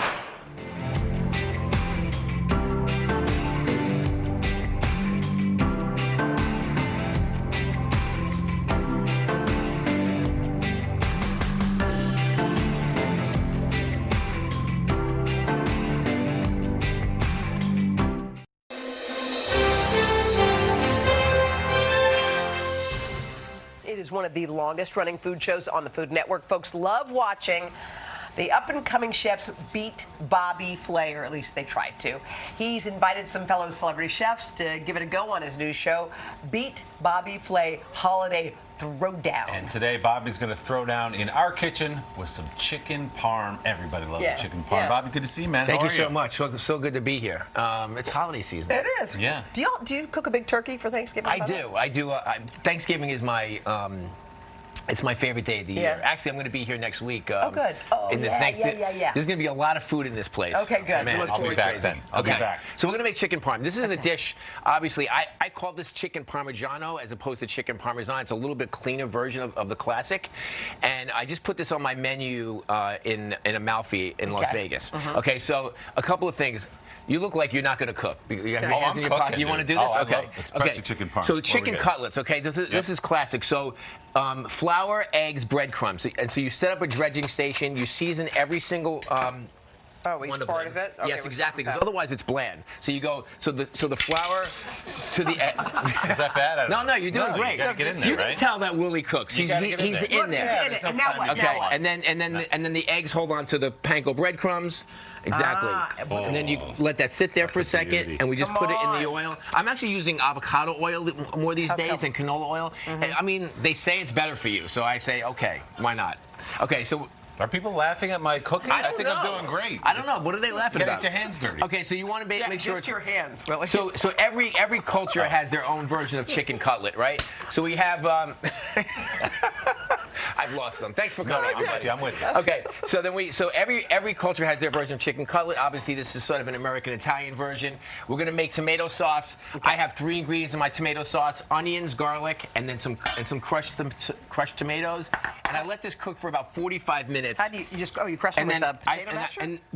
First you let it cook for about 25 minutes so they soften. Okay. And then I crush them with a potato masher so that it actually has texture. Yeah. And then I put like a little sugar. This is very controversial.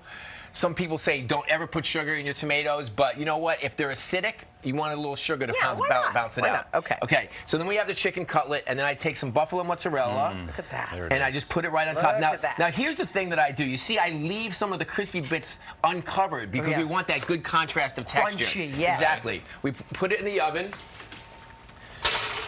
I love this kitchen. You put it in this oven, and then it comes out of this oven right here. Okay. Yeah. All right. So here it is. So then we take some of the tomato sauce. And instead of dousing it all over the chicken and then ruining that crispiness, I put the tomato sauce on the bottom. The cheese is melted on top. And then see, it's a much cleaner version. Yeah, a little bit of fresh basil and a whole bunch of Parmigiano Reggiano cheese. Look at that. May I start, Chef? Yes, you can. Okay. And then some fresh arugula because this is a very healthy dish. And then a little bit of just olive oil on top. And there we go. Can I sneak in here, Bobby? Get in there. Let me try. Get in there. Bobby. Thank you. Is it yummy?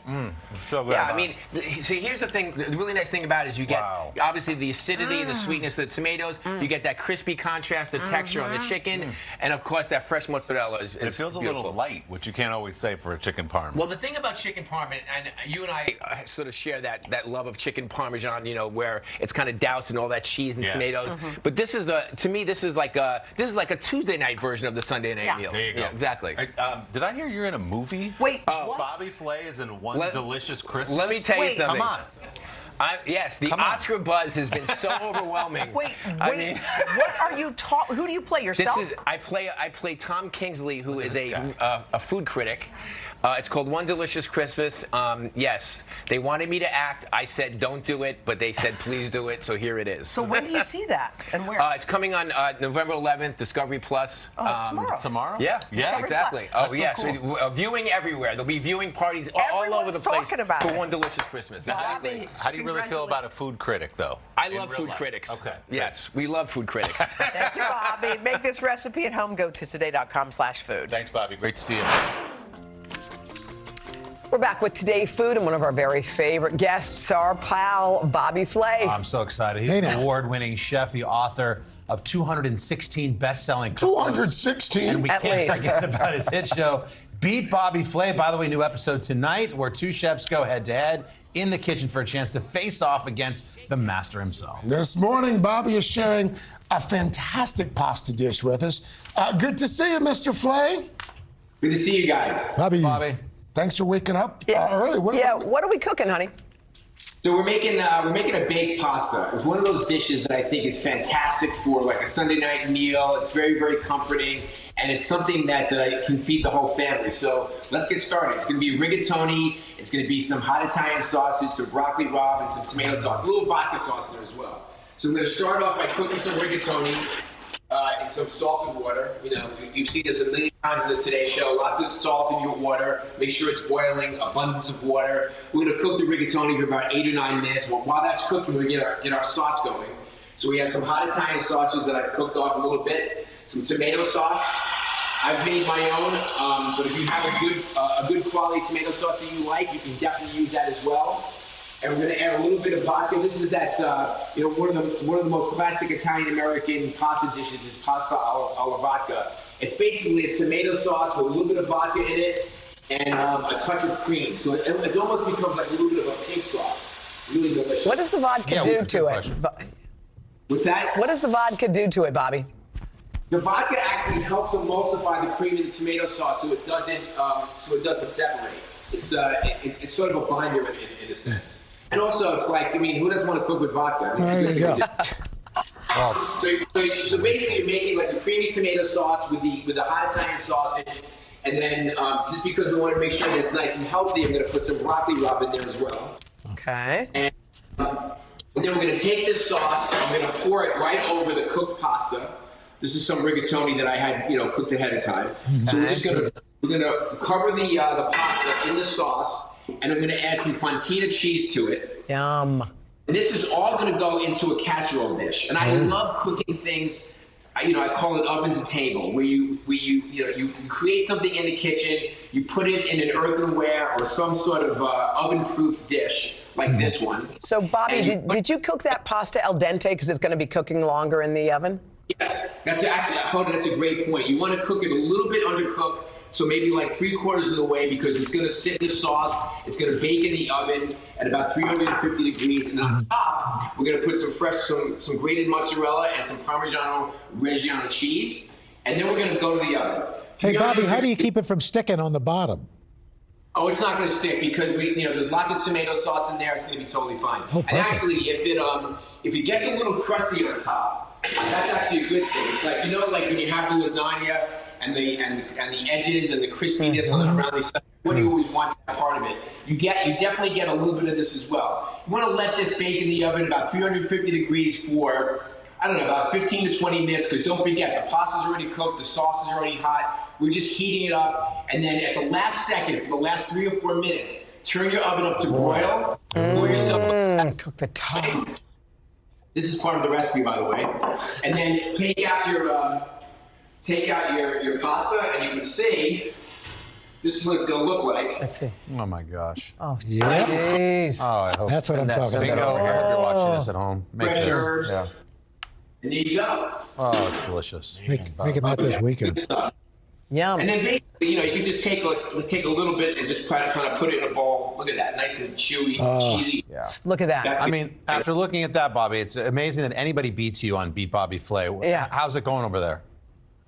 Beat Bobby Flay is great. We've done close to 400 episodes, which is insane. But I have to tell you, I'm having more fun than ever.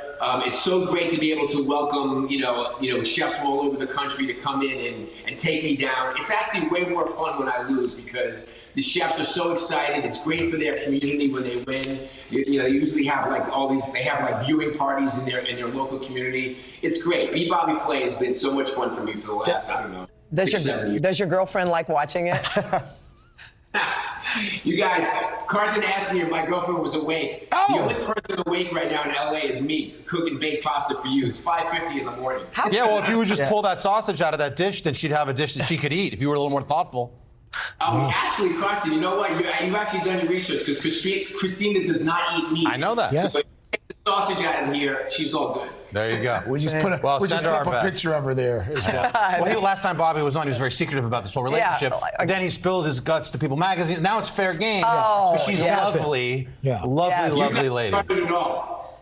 Hey, Bobby, real quick, we loved your restaurants in New York City. So amazing over the years. Anything new on the horizon? Anything we can look forward to?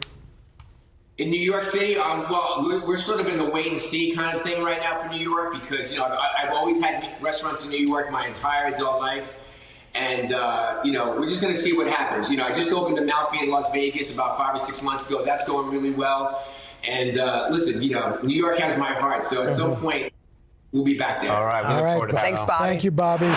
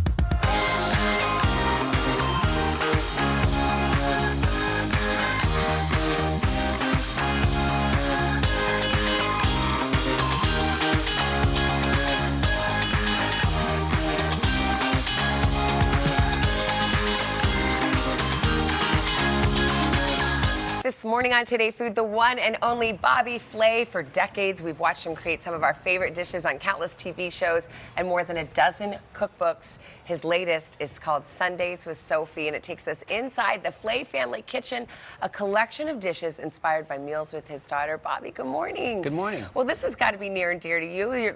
Does Sophie cook too? You've been teaching her your skills? Yes, she does. So Sundays with Sophie. Sophie's basically standing in for everybody. The idea is that it's Sunday meals or just meals for the family around the table. And actually, I devised a lot of these recipes during the quarantine because, like everybody else, I was cooking 3 meals a day at home.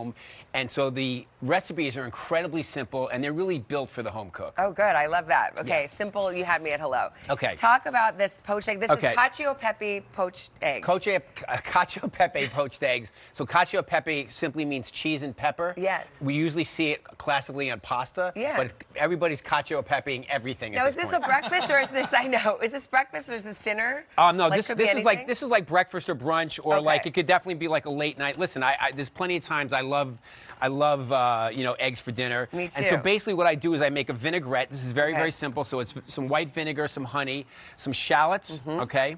This reminds me of when we did our cooking thing I together. know, remember? I know. Do you want me to stir that? I can do that Yeah, now. sure, go right Okay, ahead. look. Exactly. Look at me whisking. And then some olive oil. And then we're gonna add some Parmigiano Reggiano cheese, of course. And then some cracked black pepper. So Okay. there's the cheese, there's the cacio and the pepe, so to speak. I mean, this is Black delicious pepper. right here. And this is our little dressing. Exactly. There Okay. you go. So then we're going to poach some eggs, and a lot of people are I'm intimidated. All right, show me. So it's 2 ingredients. One of them is water. The other is some vinegar. Okay. And the vinegar is going to help the egg. This is my big word of the day: coagulate the egg. Oh, okay. So that kind of brings it to. A little bit. Do you guys know how to poach an egg? Got it. Al, I know No, you do. no. Raise your hand if you can poach an egg. Al can. Okay, yeah. Al poaches eggs with his eyes closed. Okay. Okay, so we're gonna just, and here's a little tip. I crack the eggs and I first put it into a little ramekin because if I break it, I don't want to put it in here. Oh, true. And a lot of times you'll do that if you just kind of go right into the water. Okay. So we're gonna let those poach. They poach for just like I don't know, 3 or 4 minutes. And the best thing to do is kind of just do a little whirlpool so it gets a really Okay. beautiful shape. Seems like it'd be hard to get those out. Oh, no, without they come breaking right them. out. Really? As soon as Okay. as soon as you can get them out, you just take them out. It's very, very simple. Okay. Should be no problem. Okay. We have some toast over here. All right. Okay. So, sourdough bread, some kind of country loaf. I like mine like slightly thick, maybe, I don't know, maybe sort of like 1.5 inches or so like that. And then just some, good quality olive oil on the bread. Yeah. And then some salt and pepper. And this is one of the things that people forget. When they're making toast, don't forget to season it as well. Salt and Okay. pepper your toast. Like, bring out the flavor of that delicious yeah, bread that you I have. never do that. Okay, good Exactly. call. Okay. So we have the toast. I put a little more. I You take. just roast this in the oven, or you I'm put sorry, this in like yeah. the toaster so you can oven? put it in the oven, you can put it under the broiler, or you Okay. can just put it in the toaster. Got it. I think a toaster is probably the best case Okay. scenario, Yeah, right? that's It works. easy. What's happening over here? Should we get these out? You can do that if you want, but we're down here. Okay. I was just concerned about that. This is Savannah in the kitchen right here. Distracted. Coming to Food Network. Okay, so we have a garlic clove, and I just rub the garlic clove a little bit on the bread, just to give it a little bit of flavor. Yep. This is a very savory meal. A little more olive oil, and then we take our poached eggs, and we put the poached eggs right on top. Whoops, right on top of our bread. Okay.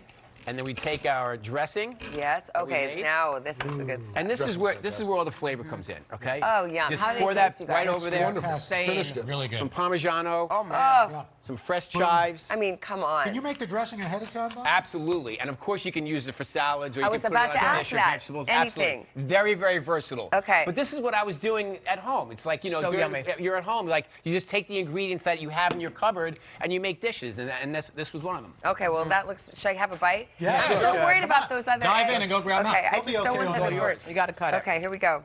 Someone else gonna have to read Gets this. gooey. Gets gooey. Gets good. Fantastic. Fantastic. So yummy, Bobby. Wow, that's a GIF right there.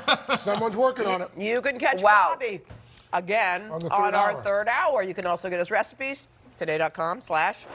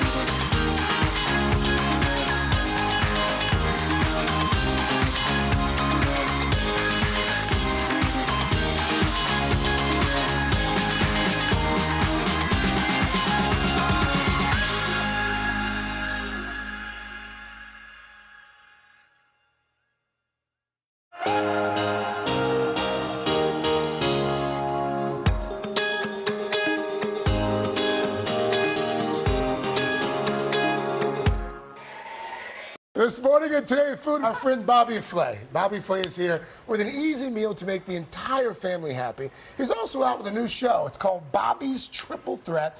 It's where he challenges some really talented chefs to go up against his hand-picked culinary That's titans. awesome. He also has a brand new cookbook out. It's called Sundays with Sophie that he wrote with the help of his little daughter. Oh. Bobby, always good to have you. It's not really fair to call Sophie little anymore. No, she's 26. Yeah. Yeah. But She'll be calling you after this. Yes.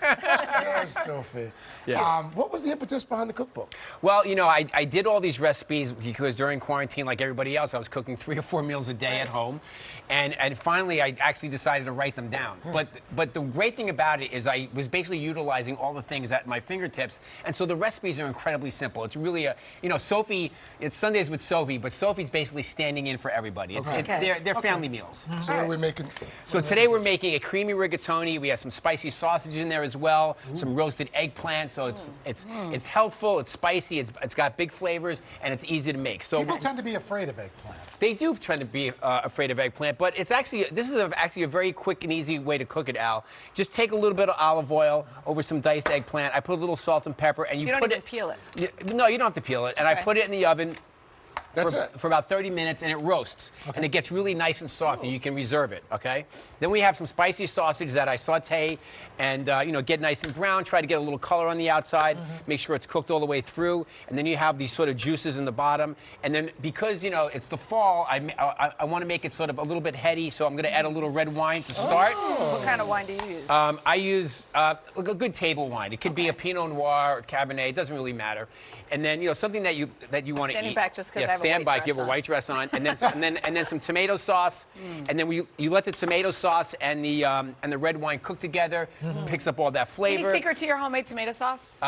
3 ingredients: onions, garlic, tomatoes. That's it. That's it? And taste them. If they're a little acidic, I put a pinch of sugar. I know that's controversial, but let's As long as it tastes good. Exactly right. Do you break them up in a blender, or do you? I crush them with like a potato masher while they're cooking. Could you use canned if you? I definitely use canned. Okay. Absolutely, canned tomatoes are good. So we have our roasted eggplant. We put it in here with the sausage and the tomatoes, and then we have some rigatoni. It doesn't have to be rigatoni. Why do you like the rigatoni for this? I like rigatoni because it has a little bite to it, and also the holes running through it actually pick up some of the sauce. Then we're going to add a little creme fraiche to this, so we can make it creamy. Don't get that on your beautiful I white know, dress. I'm still standing back. Okay. Oh my goodness. And then some Parmigiano Reggiano cheese. Oh, Bobby. Oh man. Are you kidding? That's Some money. basil. That's money. I'm here for Oh comfort. my I'm God. here for comfort. I'm very Some fresh comfortable. oregano. Very comforting. comforting. You guys, you're like, let them cook. We're gonna go eat. That's it. Yeah. We're like, that's enough, Bobby. You know that help. You guys have like a 4-course meal every single day on the show. It's the greatest Like, place it's time in to the eat world. now, Bobby. But you were one of the first people in the last hour who actually made breakfast for us during a breakfast. We were so taken That's aback. true. We're like, It's very what? rare. Breakfast is very important in the morning. But look, it this was is pretty delicious. simple to make, and this is amazing. Thank you My very kids would much. love this. And again, I had some ingredients, and that's what I came up with. And so the book is really about simple ingredients, and it gets the family around the table. And to me, that's the most important Which is thing. the most important. Yeah. Could you make like a double batch of the sauce and the sausage and then freeze it? Al, absolutely. You can definitely freeze the sauce for sure, and then when you want to use it, a couple weeks later, or whatever, thaw it out. But this is also a great family style. Big bowl of this for Sunday Oh, dinner. man. Bobby. Favorite. Make it happen. Thank you, Bobby. The whole family will love this.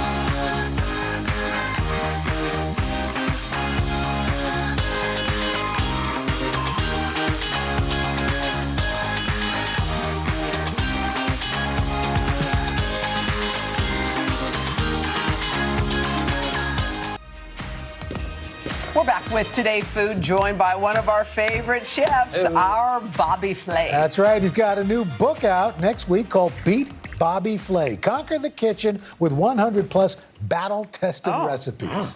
Yeah, this morning Bobby's teaching us how to win in the kitchen with one of his all-time favorite dishes. Bobby, just when you think you know everything about chili, you're going to do something. Is it a secret ingredient? Is it like, are you going to add some coffee grinds to it? Or are you going to, what are you doing? You're just taking the meat out? You're robbing us?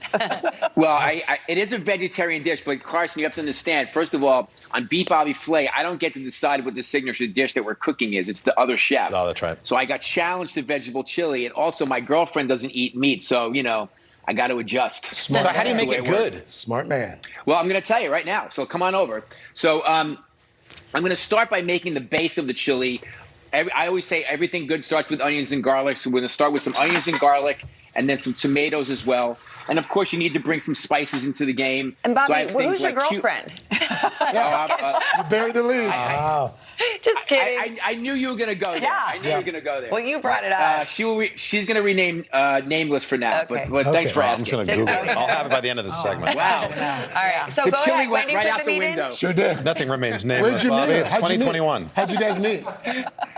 Anyway, so then you add a dark beer to the chili, which is one of those secret ingredients, right?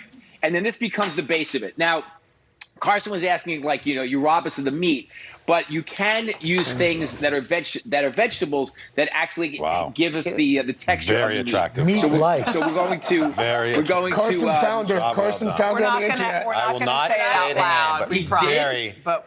Very impressive. No, he didn't. He did. He did. Yeah. Okay. Vegan so or we have, vegetarian? No. You really are dating up, Bobby. You are really dating up. You are a lucky man. All right, so This guy anyway, went off the rails. mix, What vegetables are you using there, Bobby, to replace So the thank meat? you so much, Al. Thank you so much. So we have eggplant and portobello mushrooms because they have that sort of meaty texture. We're going to add that to the chili as well. And we're going to let this cook for a little while. And then basically what happens is you have the base of the chili, and it looks and feels like chili. It tastes like chili, but it's completely meatless. And then the thing I love about chili is that it becomes like this canvas for all these like really cool garnishes that you can put on top, which is really the key, right? That's a nice So that's beautiful. We have some yogurt that has a little bit of shishito peppers in it and some lime juice. We want that nice cooling effect. And then I have some avocados in here with some diced red onions and some chilies.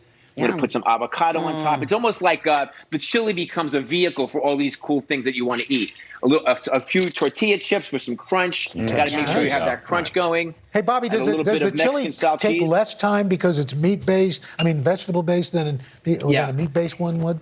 It does, Al, because if you're cooking something like eggplant or portobello mushrooms, it's going to cook a lot quicker. You just want to make sure that the mushrooms and the eggplant cook all the way through, because then it absorbs all the flavor from the base of the chili itself. You want to cook at that dark beer. You want to get some of that earthiness as well, and then you start to garnish it. A little bit of lime zest on top.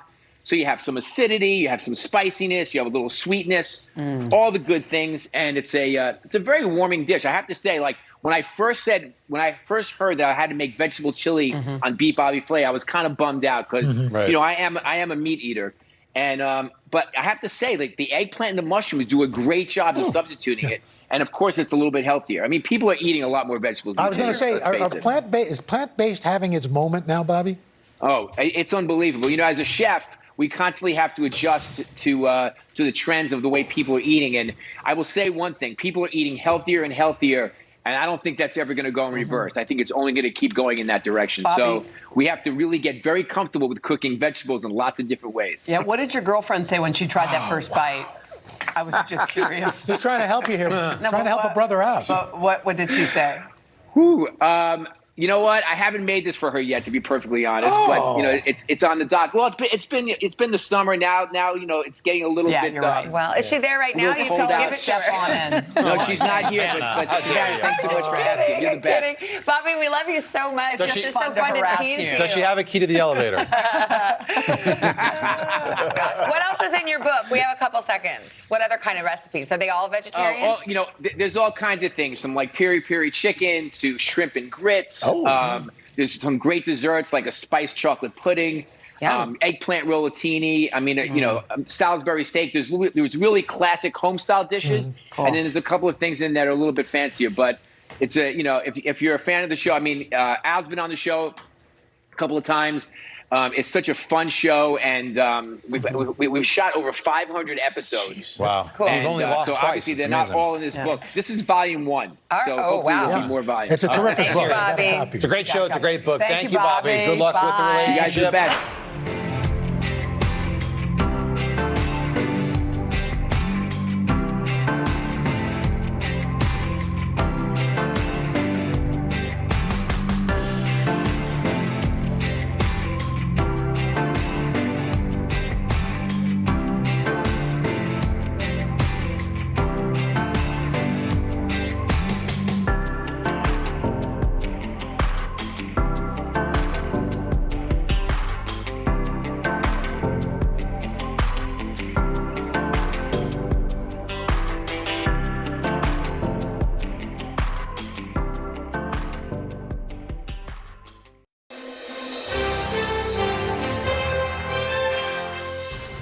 Today, food and your special invitation to one of Ina Garten's dinner parties. It's happening right here in our studio. Ina is showing us simple ways to make your table stand out, something that she does so well. She's got a new show out, guys. It's really cool. It's called Be My Guest. And look who already got an invite. Willie? Yeah, Willie got in. I know. Ina promises us too. You were eventually. totally invited. Okay, we're totally we want invited. to be. How do you like the show? It's so much fun to do. I can't tell you. I love the connection with people. Yeah. Especially coming out of COVID. It's just so wonderful. And some people you know well. Some people like Julianne Moore you kind of just met for the first time. We were Instagram buddies, but Yeah. we never actually met, and we just so connected. It was just incredible. Oh, that's so fun. All right, Okay, well, I'm gonna we'll show you await how to our do- invitation, but until that time, okay, You were we're going to totally make invited. our dinner party. You're going to teach us how to set the table. Do you believe in a big dinner table, a big The dinner first thing party, about a or dinner no? party is it can be 4 people. 4? It doesn't Okay. have to be 12. It's overwhelming even for me. So I'm going to set a table for 4. Table Just for you. 4. So I have a round cloth on the bottom. Okay. And then I put. You want to grab the end of this? So was you this guys a are gonna help runner? me. No, it's just a square of fabric, actually. okay. Oh, And that's that it? goes right in the middle. Right on and top. it just drapes on top. Great. Okay. Perfect. And then plates. Yeah. Okay. Now, do you do like a color theme or? Try and. So you want to put the plates around? Are Yes, you I in will. charge? Okay. put it I'm in charge of plates. Now, Okay. What's too? You said over And 12 is napkins? too many people. Is that the story? It's for too you? exhausting. It's exhausting. It's exhausting. It's just too exhausting. Okay. So napkins for everybody. Okay. you said there's no. You Right do side. have a color theme going. I do. Yes. Yeah, I do. Okay. Yeah. Where do the napkins go? Left side. Left side, Okay. and they fold in like that. Perfect. Okay. I'm glad I Things can I show you didn't know. something. I know. Of course you Side. can. In.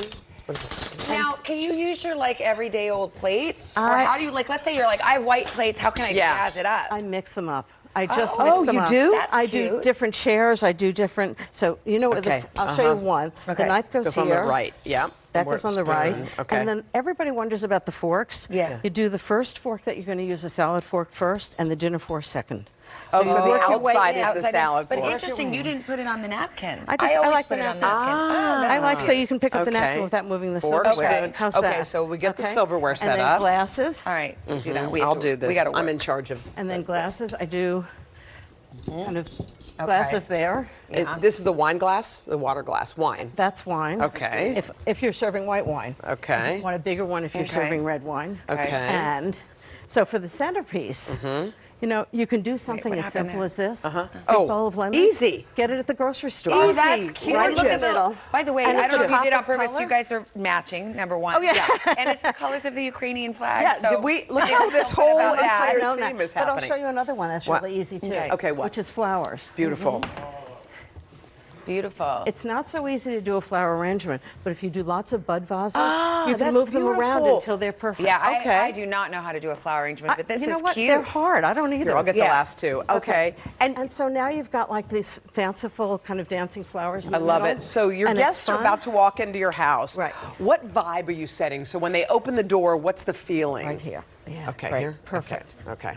anywhere. You said you like music playing. I like when people arrive, that there's music playing, because it's not that moment when you arrive and it's quiet and you think, did I arrive on the wrong day? Yes, you're like, Loud okay? or not loud? Just backgroundy? Background kind of Okay. bouncy. Oh, wait, we have a question for you, Ina. Yeah. Are you one of those folks that splits up couples at a dinner party, or do you put them next to each other? I like them near each other. Near, but not I like boy, Okay. girl, girl. So everybody's sitting next to a boy and a girl. And lastly, for the food, you only have a couple of seconds, but you say make it simple. Make it simple. What, like how?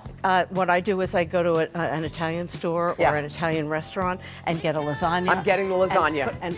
Oh, I love it. And you Here it can is. even order takeout. Like if you set your table nicely, you can make do a it. salad. Okay. Assemble dessert. Order it out. You're brilliant. We love you. Okay, should we start with the first sip and spill? We've got your favorite Cosmos. Okay, here we go. We're starting with Cosmos? Okay. Yeah. Be honest. What is Jeffrey's most annoying dinner party habit? Oh, he doesn't have any. There you go. He doesn't. Okay. It's just, there's nothing annoying Nothing about to Jeffrey. spill. I know nothing that to spill. But can All we right. sip anyway? Yes, We can can. sip anyway. Now, what is this drink? It's a Cosmos. Yeah, what do you mean? I know, but I didn't know if it was a special. I have no idea, but Oh my God, yummy. Okay, sip or spill. Wow. Don't Okay. they make Cosmos the way you do? perfect. Oh, wow. Absolutely perfect. All right, Okay, let's so make a this is a Caesar. really easy dinner that you can get on the table. The first thing is you order out a lasagna. I know, this Order it makes out. us feel so much better. But you put it in your own dish. Okay. So you're not serving it in some, cardboard Can I tell you carton. that when I first cooked for my mother-in-law, Yeah. the whole dinner was from this restaurant And you close to had a us? wonderful time, right? Do you have to confess, Ina, No, when they no. ask you? No. When they say, how did you make that? I'm What do so you say? glad you like it. Yeah. That's it. Okay, got it. How's Okay. that? All right. Let's, Okay. so So we're going to start with Caesar dressing. So I just always like to make sure that the lettuce is really clean. Okay. No, that it's clean. So it's ice water. Okay. And then what I do is I cut it up. And then Like this? put it in a salad spinner. So What it if gets you it don't- nice and water dry. out? I love a salad spinner, but if you don't have one, this is what you do. What? You put it in a huge towel. Oh, a towel, Are you just like ready our for- babies. wait, what? And shake. No, you don't. And you watch What do out. you- okay. Oh, you I- beat it? And you, you flip it around? You flip it around. You make a Really? salad spinner out I of it. feel like Hoda And did now that it's with her nice and bra dry. during Mardi Gras. You're so sick. Because the dressing will stick to drier lettuce. Okay. Okay. All right. So let's go make the dressing. Okay, let's make the dressing. So, So that's really the only thing we're making is the dressing. And you don't even have to turn the oven on. How's that? I'm so into everything. Okay. So Caesar dressing is garlic and egg yolk. Wait, can you just look at this egg Look yolk? at this egg yolk. Isn't that What? Wait, amazing? why is it orange? Why is it Because red? it's really good egg yolk. Okay, Did you bring this egg from your No, farm? your guys did it. Okay. So one egg yolk. Everything has to be room temperature because what you're basically doing is making like a mayonnaise. Is that Grey Okay. Poupon? Two teaspoons of Grey Poupon. Okay. You know my favorite. Okay, how much salt? 2 teaspoons. Two full full teaspoons. teaspoons, Half okay. a teaspoon of pepper. Just like looks that. beautiful. Okay. 8 to 10 anchovy fillets. What if you don't like anchovies? I'll tell you what, you won't notice them in the Oh, put 'em final in dressing. anyway. Okay, Put 'em in got it. anyway. You'll be really surprised. I think that At the if it's end, clean, and a half a cup of freshly squeezed lemon juice. Half a cup of Must be- lemon juice. Must be freshly Fresh squeezed. squeezed, okay. What else? And Do we then- need this? Yeah, in 2 seconds. So, hold on, I'm putting you in charge Okay, of this. oh, geez. You turn it on and Okay. you puree it. Puree it, okay. Okay. Got and it. then you've got 3/4 of a cup Dry of olive oil. Okay. 3/4 of a cup of canola oil. Mix all of Mix them canola. together. Why do you do that? Because the olive oil has great flavor and the canola oil is light. Okay. So, Do I and then turn it off? This is no, leave it right on. I'm scared. And then what you're going to do, like making mayonnaise, you just pour it in really slowly. And I'm going to put you in charge of this. Okay, I'm in How's that? charge. I'll keep You're doing in charge it. of that? Okay. Pour it in And really what about your slowly, croutons? and it gets absorbed. Yeah, you made these croutons. I made these croutons. They're so good. made from focaccia, but you know what? You can buy them at the store too. You're making me feel so good about myself. Nobody will know. Should I do this? Put it right in. And this Parmesan? Parmesan cheese. Just so you can hear. Okay. Is that good enough? Well, we have to let's see if we can get it. Oh, not too fast. Too fast. It has to be really slow. This looks nice. So we toss that together, and we're going to put the dressing on it. So this is easy. The meal is the lasagna and the salad, and then for dessert, it's completely assembled. How's that? So Okay, you the just take dessert- this as is? Take that off. Okay. We're going to put in The dessert you just buy, half right? a cup of Parmesan cheese. Okay. And We're going to turn it on, and it's done. How's It's that? done? It's done. That was so. That was By the it. way, look how delicious. And it's really like, look? Doesn't how do you wanna get come this? off? I don't know. Nobody knows. All right, we're going to do a quick round of sip and spill. I'm gonna because just. I think it might already have dressing on it over there. I don't know. Okay, we're good. We're good. All right, one more sip and smell. just add Ready? to the dressing. Who was the best dinner party guest you've ever had? The best dinner party guest. Well, Taylor Swift came for dinner. She was pretty great. Wait, that did was she fun. sing? No, she's Okay. just wonderful. But she's cool. What about the worst? Oh, God. The worst. I'm not telling. Okay, good. I think Sip I'm it. going to have to sip. Sip. This is I'm gonna limoncello. try that salad down here. Thank you so much, Ina. This looks super Wow. duper yummy. Whew, Wow, that's a way to got So it. dessert is vanilla Wait, get ice in there. cream. I'm going to show you how to do this. Vanilla ice cream. Yes. With limoncello on it. And you just buy all You this just and do buy it. all the ingredients. Vanilla, Look at that. Vanilla ice cream. Can I pour a little of this? Pour a little limoncello and biscotti that I you mean, bought you're Wait, what? at a amazing. bakery. For- And that's dessert, and Yummy. everybody will lose their minds. I know, and this is They're so good. easy.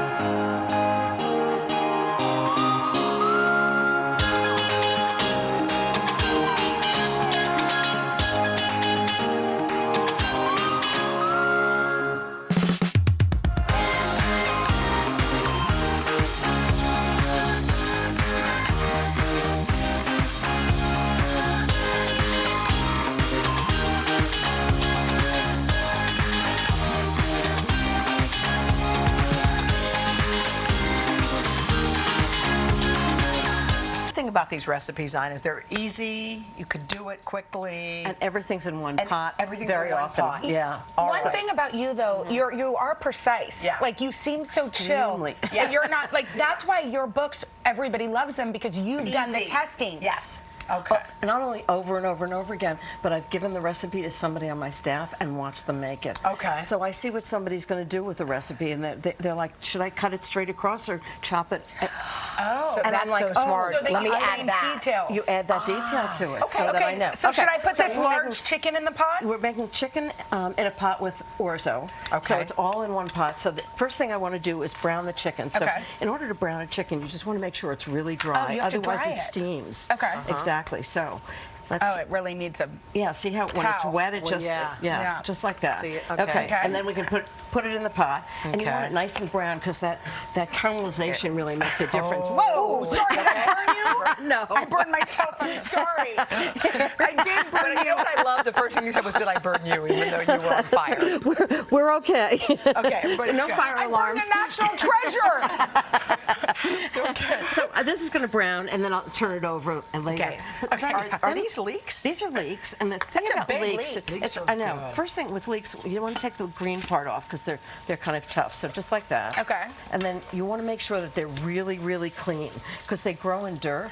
Oh. So you don't want to let them get too. You want to make sure they're really clean. Okay. So what you do is chop them up like this. Kind of fine. And then you do a lot and put them in water.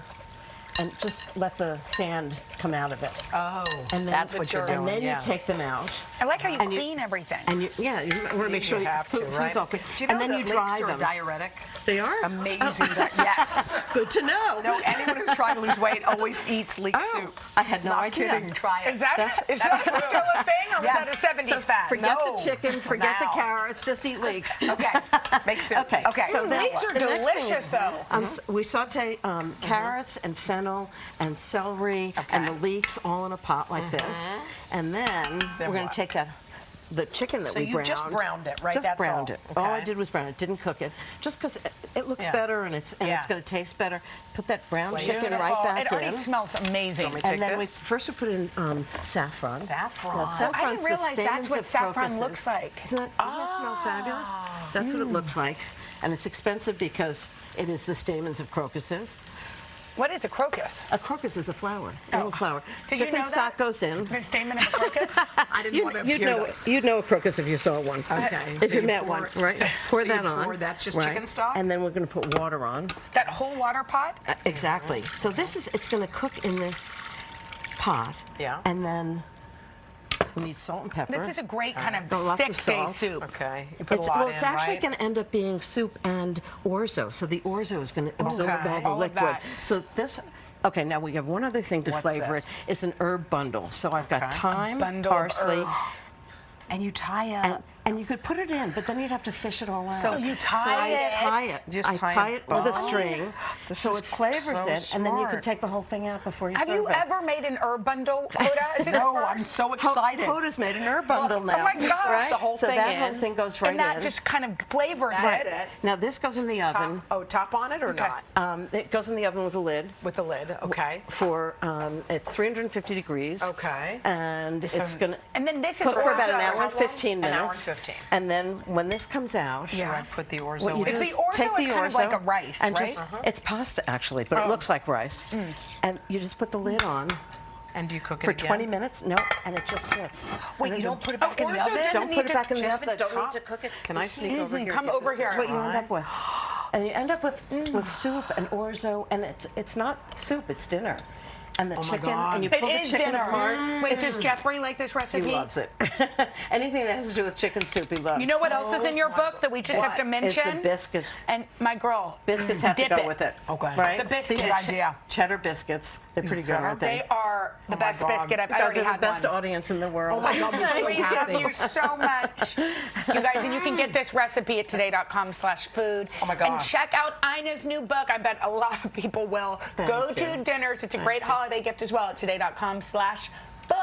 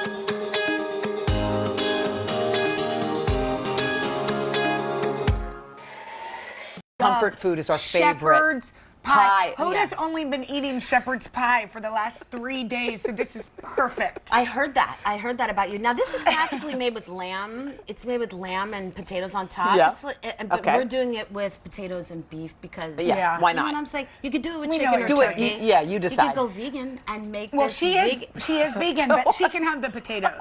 Yeah, so I we're, just ate broccoli for one day. What about last night? Did you have any meat? Did you have meat last I had night? 2 bites. Oh, I love this. It's like, over. Are you two on the phone with each other? Like, what did you just eat? So let's make something. Let's Okay. make something that you can't eat, and then Okay. we'll talk about how you I'll cook. eat No, it. she'll Trust eat me. it. She can eat just the potatoes. Okay, perfect. So let's start with potatoes. Potatoes in water, salt, and then when they're Would you like me to do this? Yeah, get in there. Okay. And then we rice them once they're cooked. You drain and rice, and you can overcook potatoes for mash. You don't want to get super mushy, just tender. Look at this. Let's see it. Let's see how satisfying that's going to be when it squeezes through. And it matches your outfit. I mean, this is just all in one. And look at that. Look at that rice job. 12 out of 10. That's cool. That's satisfying. My God, I've never seen one this big. And you could rice for Christmas? And you could rice any vegetables like this. So then we move on once we're excited about the ricer. Jeez, we people. We just did an infomercial for our ricer. Okay, so here's the potatoes. Yes. I feel like we're at a sleepover. Is there Milk, sour cream, butter, potatoes, mix. Okay. Now you could sub in coconut milk. Okay. Oh, we'll do that for Hoda. And Let's coconut oil, and you could do a mashed potato. Actually, it's so funny that you brought this. You know her obsession with anything coconut. No, I didn't. I She genuinely usually likes didn't. to put this on her skin. All right, let's continue. So Okay. now we've got to make the rest of the pie. I love this. So Come. over here, what's right, going this is where we cooked the beef, took it out. Oh, you can took add it out. all those vegetables. Okay, you got and it. this is the base of the shepherd's pie. Look, this is actually where the two worlds meet. You're I doing the just mashed do this potato. ready? Smell that. Perfect. Smell that. Is that Right? rosemary? It's fresh thyme thrown in there, and we just let that kind of crackle and fry and soften. We get a little salt in there. Oh, and this is what this looks like? Look what's happening. Mix it in there Oh, with look. the peas, stock, and a little red wine vinegar for a little acidity. Okay. Is this why you rice this? Because it makes it so smooth? Exactly. And then you don't get the Are these lumps. cooked peas? I'm Yeah, putting they're in? frozen. Oh, We're I going leave them frozen. In, so I just leave them. I put them in frozen. Yeah. Well, you defrost and drain and throw them in Throw 'em in stock. Little stock. red wine vinegar. Red and wine these are the vinegar. two halves of the Look at shepherd's us pie. both. Look at this. Wait, I'm we're doing both nothing. looking. By the way, I'm going to leave because you two have this. Okay, so now you mix all this up, and then what? And Oh, then we look, come over here, and here's your mix that you just made. Okay. Yum. A layer of mash with cheese on the bottom. Look at this. Wow. The meat on the top, right on top, like a little mashed potato and cheese sandwich. And then you take more mash and And put it then on top. Oh. all the mash and cheese goes on top, and that's our little like mashed potato sandwich. And by the way, in my house growing up, lasagna was an appetizer for Thanksgiving, just to give you some idea. What? Oh, wait, I might try that this year. What So- are you doing for Thanksgiving? I always cook a ton of stuff, but if you need a break from leftovers, a comfort meal like this in the freezer that you introduce in between all your Thanksgiving leftovers can kind of be like. Also, Alex, we like your portion sizes. Yeah, that's Look- for one. Look at by this. the pool in your bikini. Can I have a fork? Yeah. Here, I'll take I this one. love That's this. yours. Here. Okay, there you go. Ready? All right, we're Dig going to in, try it. and there we have it. Oh my God, the top looks I so know, crunchy. and then you broil that in the oven. Yeah. Oh my Bury God. my mashed potatoes. there's, like, I nothing love to your say mashed here. potatoes. I love them. That's what's to say.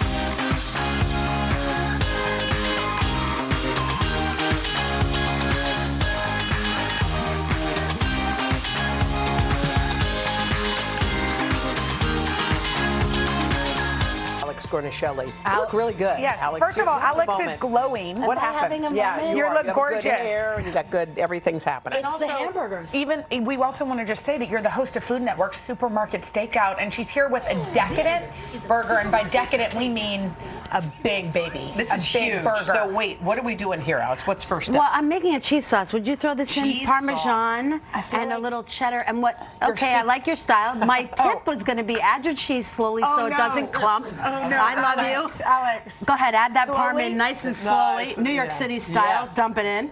Okay. And you stir it, a little mustard, a little hot sauce. We just add a little bit to just So a little warm cream. That's going to be the sauce on top of the burger? Is that what you're talking yeah, about? this and is the like- dunky? Or a dippy sauce. Dip sauce. Yeah, I mean, you could literally make this cheese sauce and then just Do Put whatever. chips in it. potato chips or whatever. Okay, so now the big The big Mongo moment- burger. The big Yeah. moment is we're doing a triple decker burger with the cheese sauce. Okay, we're going all out. You really are. What are you doing to us? For summer, I but know. you said I look all Yeah, glowy. you It's do. all the You hamburgers. do. So this is just a mix, right? 85-15. We want short rib and sirloin. Those are the Wow. good cuts.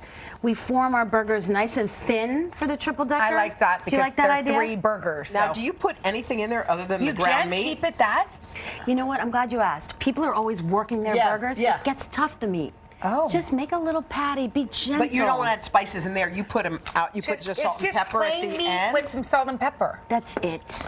You're a classic. Yeah, know exactly. that. And then we just drop them in a hot pan and you just get them Is cooking. there oil on that? Yeah, a little bit. No oil on the burgers themselves, but just pop them right in the pan like this, right? But what's in the pan?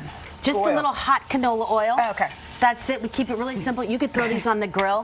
When you're done cooking them and you have these lovely burger juices, that's where we make our onion topping. We go right in the same pan.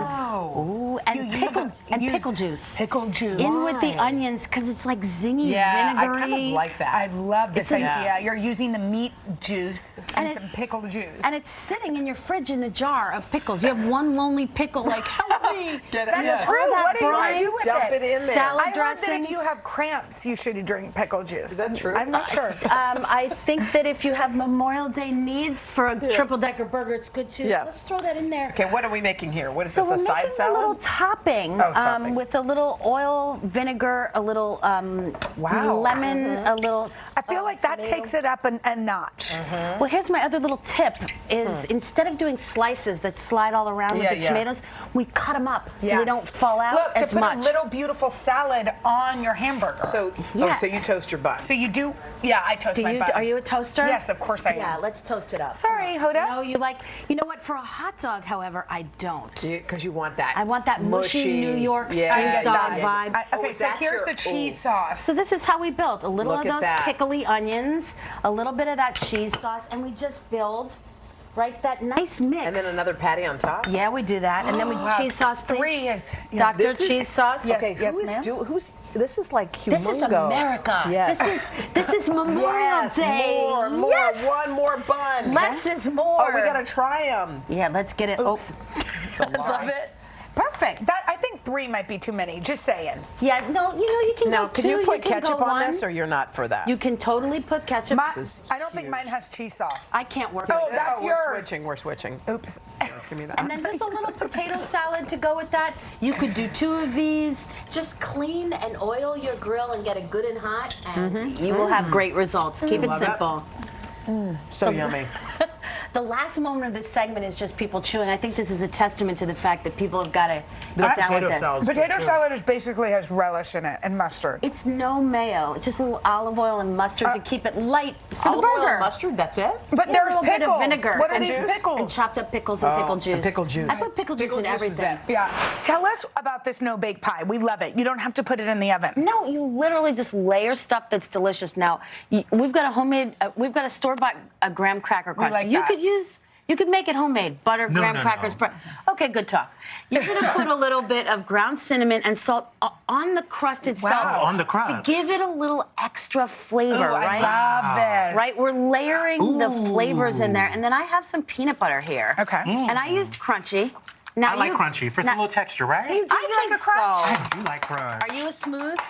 You know what? A crunch in here. You know, I like a crunchy ice cream, a crunchy peanut butter on vanilla ice cream, which is what you're giving us. Yes, so crunchy peanut butter. I added a little water. I saw just that. just to loosen the texture a little bit, because that's what we like to do Because around we here. need to smooth it. Yeah, we're smoothing. Do you wanna smooth? We're I'm gonna walking. smooth, I yeah. love it how you're like, please smooth. I know. We're Now- a good team. Now, look at that. Look at this. You Wow, are. the cinnamon. No, Oh but boy. I can't. Okay. Oh, Yep. okay. Yep. all right. Good talk. All right. I'm pretty. moving on. I'm pretty. So I'm pretty. here we are. Okay. You look good. Look. So you put the layer of peanut butter in the freezer right, to get it a little firmed Frozen. up, and then we put softened vanilla ice cream on So top here. how soft does this need to be? It's you see how it's almost liquidy, melted. so you can leave it out while you're doing the other layers. And this is a peanut butter s'more vibe that we're going for. And then we sprinkle marshmallows on top. How fun is this? This is and you can do amazing. this with the kids. A little brown sugar. By the way, brown sugar? I don't even know. on I don't even top. know For if the little- marshmallows would make it there, because I would eat all of them. I know. You are actually, you're talking with a marshmallow in the most brilliant way.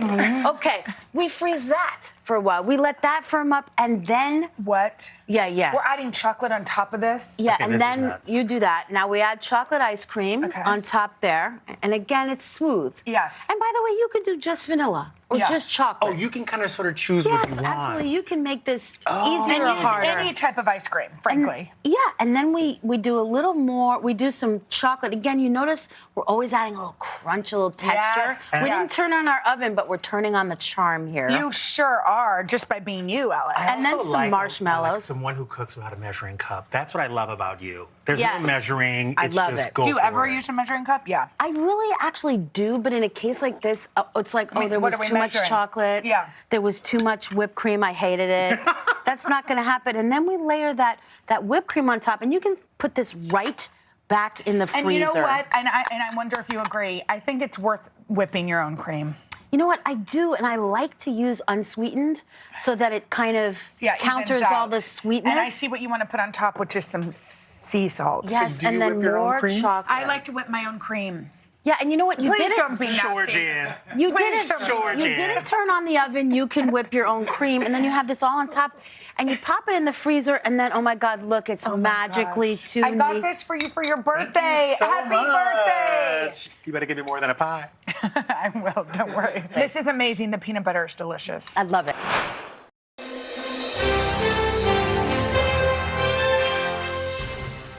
Okay, no matter what time it is, it's always a good time for barbecue, so we called in one of our favorite barbecue experts, executive chef and owner of Pig Beach, Matt Abdu. We love our Matt Abdu. He's showing us a delicious brisket beef stew that's perfect to whip up this weekend. Check it out. Hey guys, that's right. Barbecue season is all season long, but there's nothing quite like a hearty, warm beef stew to warm you up on one of these cold winter nights. So in front of you today, we're taking beef stew and kicking it up to the next level by using my favorite cut of barbecue meat, the king of meats, the brisket. Now, what I love about this is that I find that the brisket is one of the most perfect meats to stew as well as slow, low cook with some smoke for barbecue. But there's two things I want to make certain everybody out there knows about the brisket. Within this big cut of meat I have in front of me here, there's two pieces primarily. There's what's called the flat and what's called the point. The point is that part that you all know and love is the moist or the fatty part of the brisket. And that's the part of the brisket we want to make the stew with because it's going to make those beautiful, moist, delicious beef cubes. So we're going to cut away the flat, and then you can see within this big piece of that point, there's all this beautiful marbling in the fat. We're simply just going to take this, cut it into about 1-inch cubes or so, 1.5 to 1-inch cubes or so, and you can leave all that fat in there. It's all going to render out beautifully well. And then we're going to take this, season it up with some salt and pepper, and toss it in flour. The next step, in our big Dutch oven pot, you want to use around a 7-quart Dutch oven pot or larger. Bring it up to about medium-high heat with a 1/2 cup of vegetable oil. We're going to take those brisket point cubes, that nice, fatty, moist, beautiful, delicious brisket cubes, toss them in salt, flour, and pepper, and brown them off until they're nice and evenly golden brown on all sides, like you see here. In this pan, after the meat's been all browned, all these delicious brown bits and goodness, that's what's called the fond. That is incredible flavor.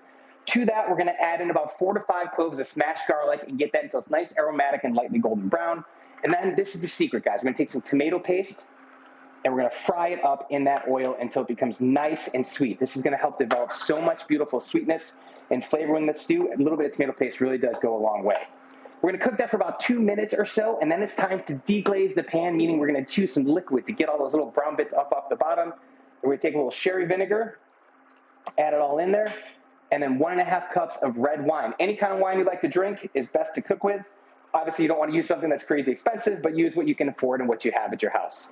We're going to take this and reduce this down for about 10 minutes or so until it gets nice and thick.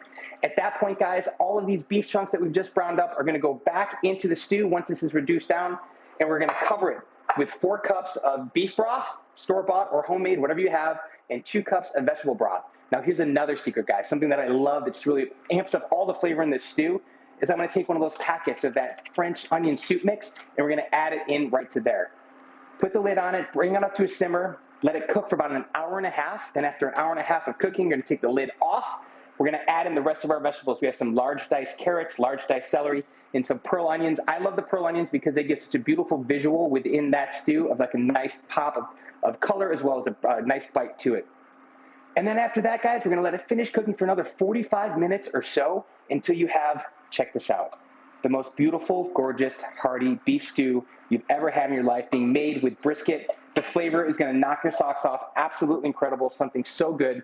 Serve it up alongside with some of your favorite mashed potatoes or buttered egg noodles. And guys, I'm telling you right now, you're in Happyville with this brisket red wine braised beef stew, the perfect dish to warm you up during these cold winter months. I promise you it's definitely worth one making at home. Back to you guys in the studio. I hope you guys enjoy this recipe, and lots of love to y'all. Today food, we are back, and did you guys know that Italian beef, the sandwich, it's booming in shops all across the country, all thanks to the show, the series on FX called The Bear. It's about a young superstar chef who leaves the world of fine dining to take over his family's sandwich shop in Chicago. Now, the house specialty of the shop is Italian beef, and people on the show and in real life are dying to get their hands on this sandwich. So we asked our buddy Matt Abdu, who literally Uncle Al and I talk about Pig Beach once a week around here. Are we going this weekend? Should we go see Matt this weekend? Yes. We're always talking about you. Yes, you should. Executive chef of Pig Beach. By the way, new locations in New York and West Palm Beach.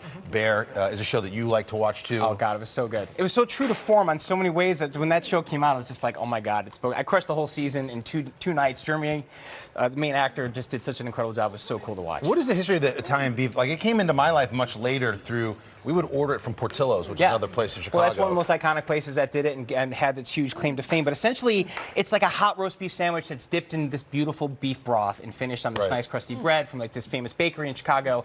And it's just all those great things. You got that beautiful beefy meat. You got these pickled vegetables on top, a little bit of heat. Let's get into it. How do you make this at home? Let's do it. So this is our version. This is what we've been running at our Pig Beach, Queens location for our happy hour menu. This show inspired us to start doing this dish at our restaurant. So we're super excited for people to come in and try it. Ours starts with this beautiful wet rub. Now, traditional is probably more of like Italian seasonings and whatnot, but in this bowl here, we got some plain old yellow mustard and some honey. And what we add to it is some fresh chopped garlic, some black pepper, some oregano, brown sugar, and chili flake. Chili flake, sorry, give it some heat. And rosemary, sorry. And we're gonna just mix all that together to make what we call a wet rub, which is in this bowl right here. And this wet rub is beautiful. It's perfect for steaks. What is this? That's that beef paste. That also has to go in here. It's a beef base, like kind of like better than bouillon or beef paste. It is beefy broth flavor. Add water to it, but if you do this, it makes a great marinade. Then it turns out here, yeah. That's right. So we're gonna take this paste. Is this something you're doing like the night before? Yes, we're gonna do all of this the night before. You're gonna let it actually marinate with this on it. You're gonna smear all of this wet rub all over the meat. It's top round or top sirloin or eye round works great.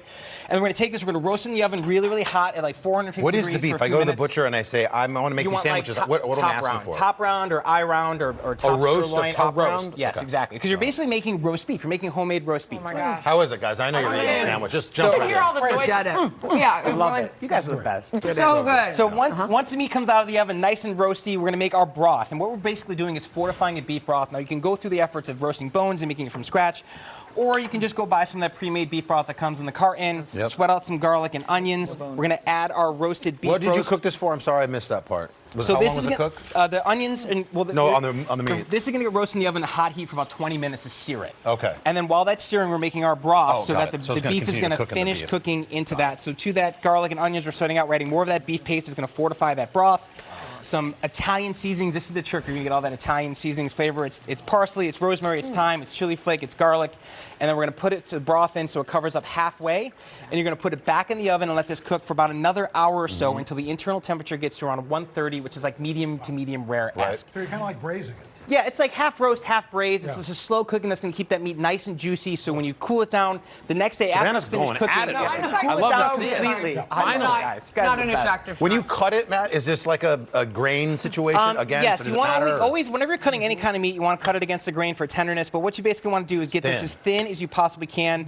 Most people do this on a deli slicer in restaurants, so you can get it super, super thin. You don't need perfect slices; you just need it thin. You should so do this, if Al. you Matt, ever, do you make this, Al, at home? No, but I'm going. I mean, So if you ever wanted to make it at home and you want to kind of cheat, like don't tell anybody, but you can buy like deli roast beef and basically make this broth, and then when the time comes, Is this the broth you're gonna from- take so this is the same broth from the meat was That's the roasted quiet in. We're gonna quitting take one. it out. strain it. We're gonna add our meat back into that broth to get it nice and cooked and hot. Come on. And then in this pot over here, we have some of the meat. Dip it in. And the biggest thing, guys, with the Italian beef sandwiches, you got to get all that broth in there. And now at the restaurants, they either serve it wet, dipped, or dry. And they usually take the whole bed, they put it into that broth, get it nice and wet, and then they top it with some sweet peppers. Even the and peppers are yummy. And some You giardiniera. need a roll that can handle that. Yeah. What do you so suggest? There's a famous bakery in Chicago, I believe it's called Toronto Bakery, and it's kind of like an in-between French bread, Italian bread. It's nice and crusty and hearty that can hold up to the juiciness of it.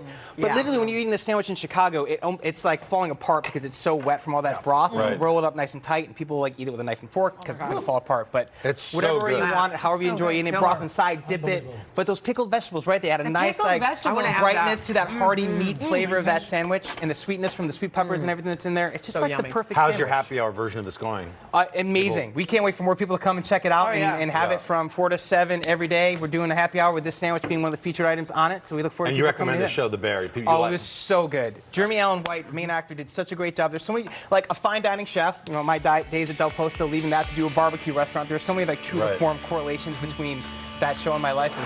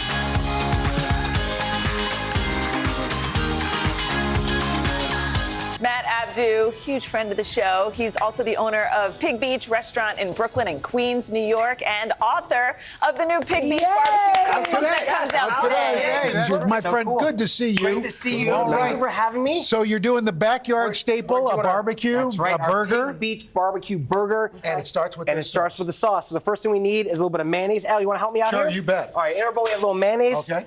Pig Beach barbecue mustard sauce, which is what gives us that sort of like unique flavor to it all. Okay. Some ketchup, chopped pickles, and a little bit of our all-purpose barbecue seasoning. So these chopped pickles are also the pickles that we're going to be putting on the burger that we've done ourselves. So delicious. Yes, and we make them. They're amazing. They're light, crisp, bright, vibrant, just amazing. Okay, what was the last thing you just put in there? A little bit of all-purpose barbecue seasoning. We put it on our ribs. We put it on our pork shoulders. We put it basically on everything. Got it. It's going to be on that corn that's going to be down at the end of the table pretty soon.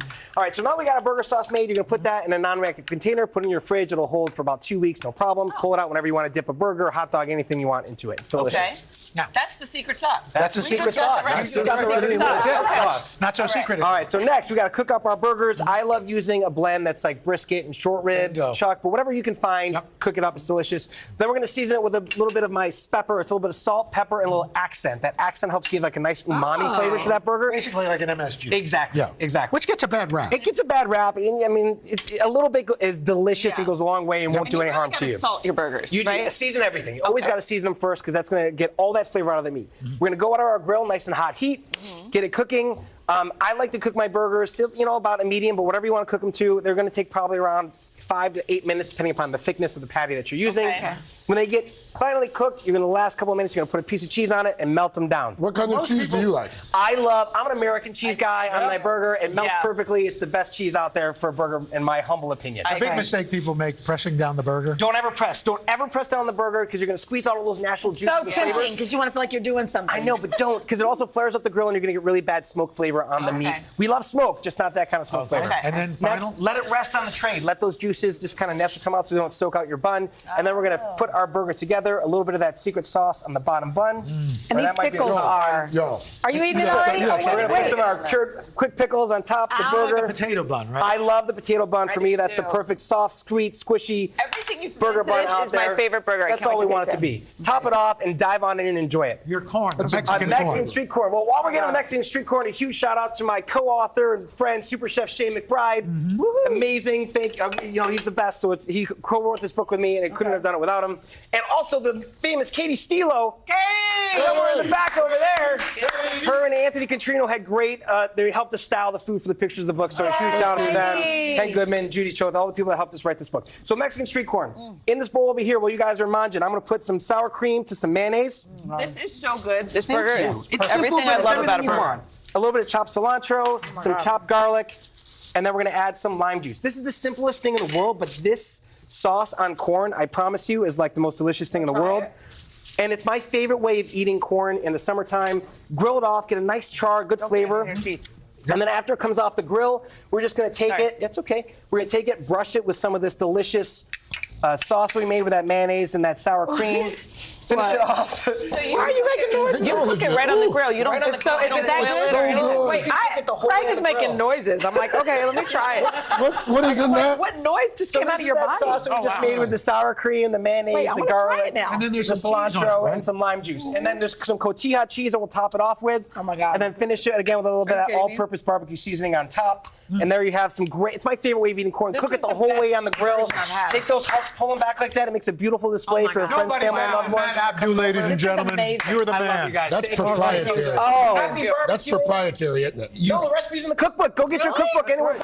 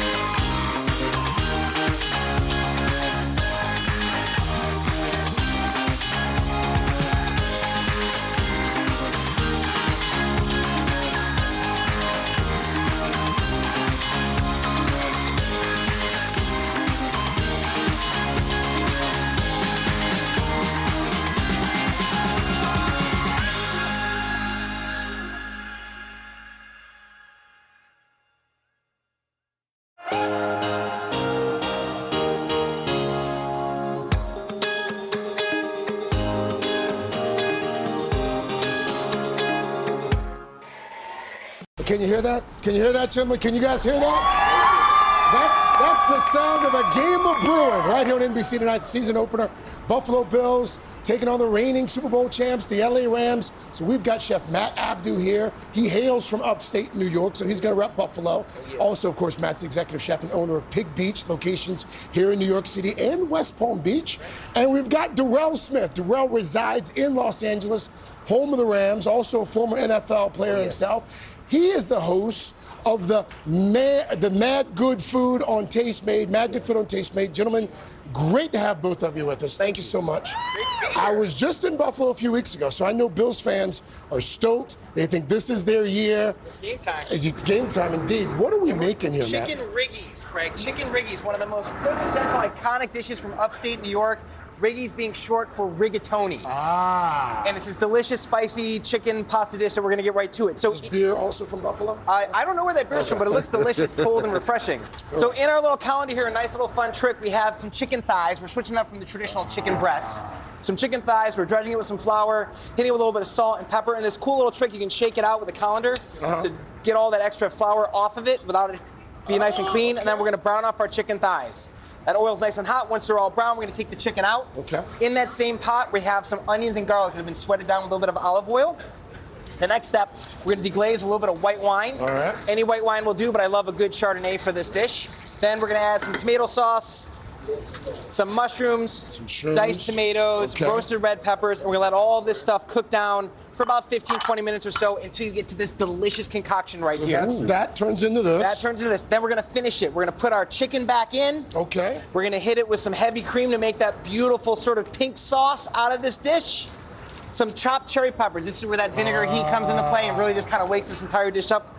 Makes it super delicious. Can't have this pasta without a little bit of butter. And that's just all gonna simmer down. Good, We're gonna finish it with the cooked rigatoni pasta. Just cook it as normal as the box would say, and you're ready to go. Chicken riggies, my upstate New York family. There it is. Chicken riggies. Got a prediction for the Bills this year? I think they're gonna do great. I'm very excited to see what they do. All right. So there's the chicken riggy from Buffalo. What do we have from LA? Good luck to you. Well, I'm representing LA, but I am from Philly. I just had to say that beforehand. So I was going to ask you about that. It's a nice ensemble, right?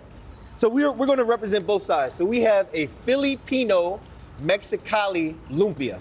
Because LA doesn't really have a food, and so I'm taking Philly with me and mixing it with lumpia, which is all over LA. I like what you did. If you don't know what lumpia is, it is basically a Filipino egg roll, right? And so we got some steak here that we've basically sliced. And so to do this, what kind of steak are you using? Does so it this matter? we got a ribeye, right? Okay. And you want to freeze this a little bit so it's easier to slice. So watch this. Watch how easy this is. When you freeze it, you can get it super thin. So that's a pro tip you just dropped there. Freeze the steak first, easier to slice. Easy, right? Okay. And then if you want, you can go to the store, and sometimes you can get these from like an Asian market, and it's already sliced for you. So we're gonna move over here, and we've got our steak that we've thinly sliced. We're gonna add a little bit of my seasoning mix, which is some seasoning. We got some chili powder. We got some What kind of paprika. seasoning? Wait, is that proprietary? Or? In Philly, we like to use a little bit of seasoning. That's why our cheesesteaks taste so good. Okay. And so this is the proprietary mix. We got some chili powder, we got some paprika, we got some brown sugar, cinnamon. You're not all telling of me. that You're not stuff. telling me everything that's in Not there, all are you? this stuff, Of because course. then I would have to. Then you have to kill it. Exactly. Okay. So we got this. We got a little bit of onion. We got some green pepper. And for this step, you really want to activate those glutes in that lower back. Okay. And you want to get both sides. Oh, in the and cast we iron chop, skillet. right? Okay, I didn't see that coming. There we go. And we just mix these together, right? Boom. Add our cheese to this. All in the pan. All in the pan. Okay. Why not? And all we want to do is make sure this is just mixed all together. Okay. Next, we move on to this step, and this turns into this. It's already frozen a little bit or peeled off because we want to put these into our rolls. All right. And I'll have you help me. So we're just What do we gonna have here? take Just a little egg bit of- wash? Don't do that yet. Don't do We're that gonna yet. put this right at the bottom, layered across. Right? And you ain't got to put too much. Like, let me see. Is that There enough? we go. That's good enough, Okay. right? And now we Thanks just for your take help, Matt. this. I got you. I appreciate No it. I and T, Matt. And now, once you do this, we're gonna roll this piece over. Okay. And fold it into itself. So just like this, you're gonna roll it like a rug. Roll it like a rug. Bring it back, man. and then we come all the way up. Oh. And now we take that egg wash. This is elaborate. Right across the top. Right across the top. So roll it. And make it nice and sticky icky. It's sticky icky. Sticky icky. Sticky icky. Just like that. And so once we got this, we'll take these. You could cut these in half if you like. And we just drop these bad boys right into our oil. So you cut them in half first? Yeah. Okay. And if you want, you can freeze them. You can take them out. You can cook them right out of the freezer. Okay. These we've frozen a little bit just because we want them to be nice and stiff and to keep that shape. And in the end, once they're nice and crispy. Yeah. Voila. Voila. What kind of Try one oil? of these, S. Jones, come over here. Take that. What's the verdict here? Because you're a Philly girl. I'm like watching with both of these things. They're like cheesesteak spring rolls. Yeah, exactly. They are so good. And you can make it's easy to make at home. Isn't that delightful? You gotta try one And you of these. know, I Matt, certainly plan I'm to. literally walking around with both bowls. Matt, thank you.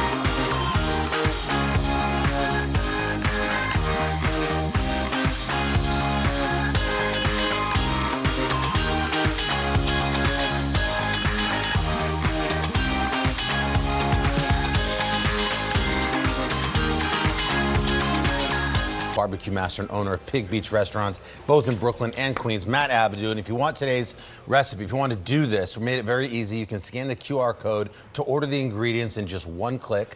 Then you select add ingredients to the cart, then schedule a pickup or delivery. It's very easy, so play along at home if you want to eat. Matt, it's good to see you, bud. Congratulations. Thank you very much. Let's talk about the cookbook, because finally yes, the book is the out. book Pig is Beach here. Barbecue Cookbook. That's right. Exciting. When I think of barbecue, I really do think of Uncle Al, because we there's nobody better, exchange right? barbecue That's right. ideas and tips all the time. Didn't you write a blurb in Matt's book? I did. He sure did. I did. What do you love about the cookbook? It's simple. You know, everything is really accessible. You can imagine making this stuff. Exactly, and that's what we really wanted to do. We wanted to make a book that everybody could enjoy, that everybody could cook, from the barbecue, like hobbyist, to the professional barbecue guy learning to make some extra flavors, something fun and different. What advice do you have for people who want to, like newbies in the barbecue world? What's your I think advice? the best advice I can give any newbie in the barbecue world is to get yourself a digital instant read thermometer. It's probably one of the best ways you can tell when anything is cooked, ready to be wrapped, or ready to be finished. So with that tool, you can really have a lot of success in the barbecue game. Perfect. I teased this segment by saying you were going to find some meats that are a little less expensive to use. Yep. What do we got today? So today we got a little tri-tip action for you. It's a cut of sirloin from the bottom part of the sirloin. And what I love about tri-tip is it's got so much incredible flavor to it, and it's got a texture that's something similar to like a flank steak or so once you slice it nice and thin. All right. And grill up. It also takes on great flavor. So what do you start with here? Our tri-tip recipe is super simple. We're starting off with a piece of tri-tip that you can see here, called tri-tip because it looks like a triangle. It's got like a triangular sort of shape to it. But for our rub, we're going to do something super simple. Some ground black pepper, some paprika, granulated garlic, and a little bit of dried rosemary. Now we're going to mix this all together, and this can go in your pantry into a food-safe container. Save it up there for probably up to 6 months in your pantry, and use it when needed. Can you use that same rub on other cuts of meat? Absolutely. You can use it on any kind of steak, chicken, poultry, pork. It's delicious. It's just a really simple all-purpose rub. So then we're going to take our tri-tip. We're going to hit it with a little bit of olive oil, whatever you have in your pantry, and then we're going to generously season it with this tri-tip rub, or really all-purpose kind of rub seasoning. On both sides, right? On both sides. That's right. On both sides. See, look, I love Savannah it. knows now. She's got a cooking show. That's right. You gonna eat both sides? So from Season here, both if you sides. have a smoker, this is the point where we're going to fire up our smoker to 250 degrees. I like to use cherry wood, but whatever kind of wood and whatever that sort of smoke flavor you like, by all means, have some fun with it. And do you have to smoke it? Can You still- don't. That's the great thing about this steak, is you don't have to smoke it at all if you don't want to. It just adds that element of like that barbecue smoky flair and flavor to it, which really kind of makes that steak different and shine a little bit more. But you could also just take it and cook it completely on the grill if you want. And you would do that at 252? There's a slow... No, on the grill. So whenever we set up a grill, I love to do what's called zone cooking, where I'll have one side set to really hot heat for charring and marking, and then another side set to sort of medium. To cook that center. Exactly, to get that nice and low center cooked so you get a perfect eye. So Inside, Matt. if you wanted to do it inside, you could absolutely take it and just roast it off in your oven. No problem. Like, that's the great thing about cooking, is that everyone has a version of a recipe of what they can do, but the great thing is that as long as you're cooking it in that digital instant read thermometer you have, you're cooking it to the right temperature, you're gonna have a delicious cut of meat cooked What's perfectly this? every What's time. this medium rare? What do you pull this at? So for medium rare, 140 or- for medium rare, I'll pull it around 135 and let Knowing it sort it's of gonna still go up to exactly. It's going to 140. carry you over. That's cook. why all right, we got about a minute and a half. All right, left so here, we're going to let's go keep quick. So going. in here we have our steak. It's been smoked to about 100 degrees. We're going to let it rest. Then we're going to mark it off on that grill. Get those beautiful char marks that are happening. And then for me, the perfect condiment to the Oh my God, summertime that meat smells good. is a chimichurri sauce. love chimichurri. Literally Love translating chimichurri. I do sort of that with hodgepodge. flank and skirt a lot. Oh yeah, it's the best. So we're just going to take some parsley and chop it up. We're going to add it to our mixing bowl. We have some mint, some more I parsley. add cilantro with that too sometimes. Absolutely, cilantro's great to it as well. We can add some shallots, garlic, chili flake, oregano. Put that all in the bowl.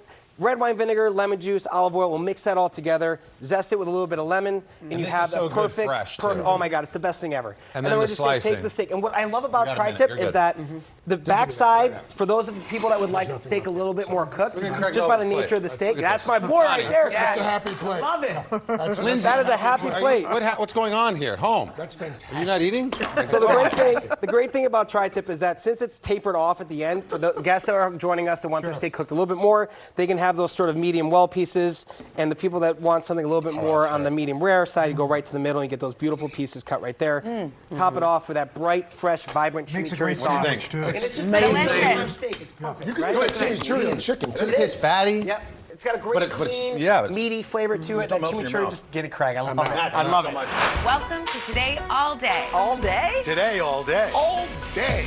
This This is a long way of asking who's your favorite character you've ever played? The unicorn. The unicorn. You gotta have the unicorn.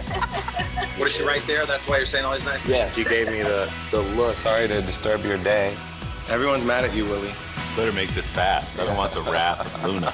When I see you, I always think, I wonder what his quote would be. Give us 6 minutes and we'll ask as many questions as we can. Welcome to Cold Cuts. Cold cut, cold cut. My buddy Cal cooking with me. Dads don't babysit. It's called parenting. What was the first book you remember loving?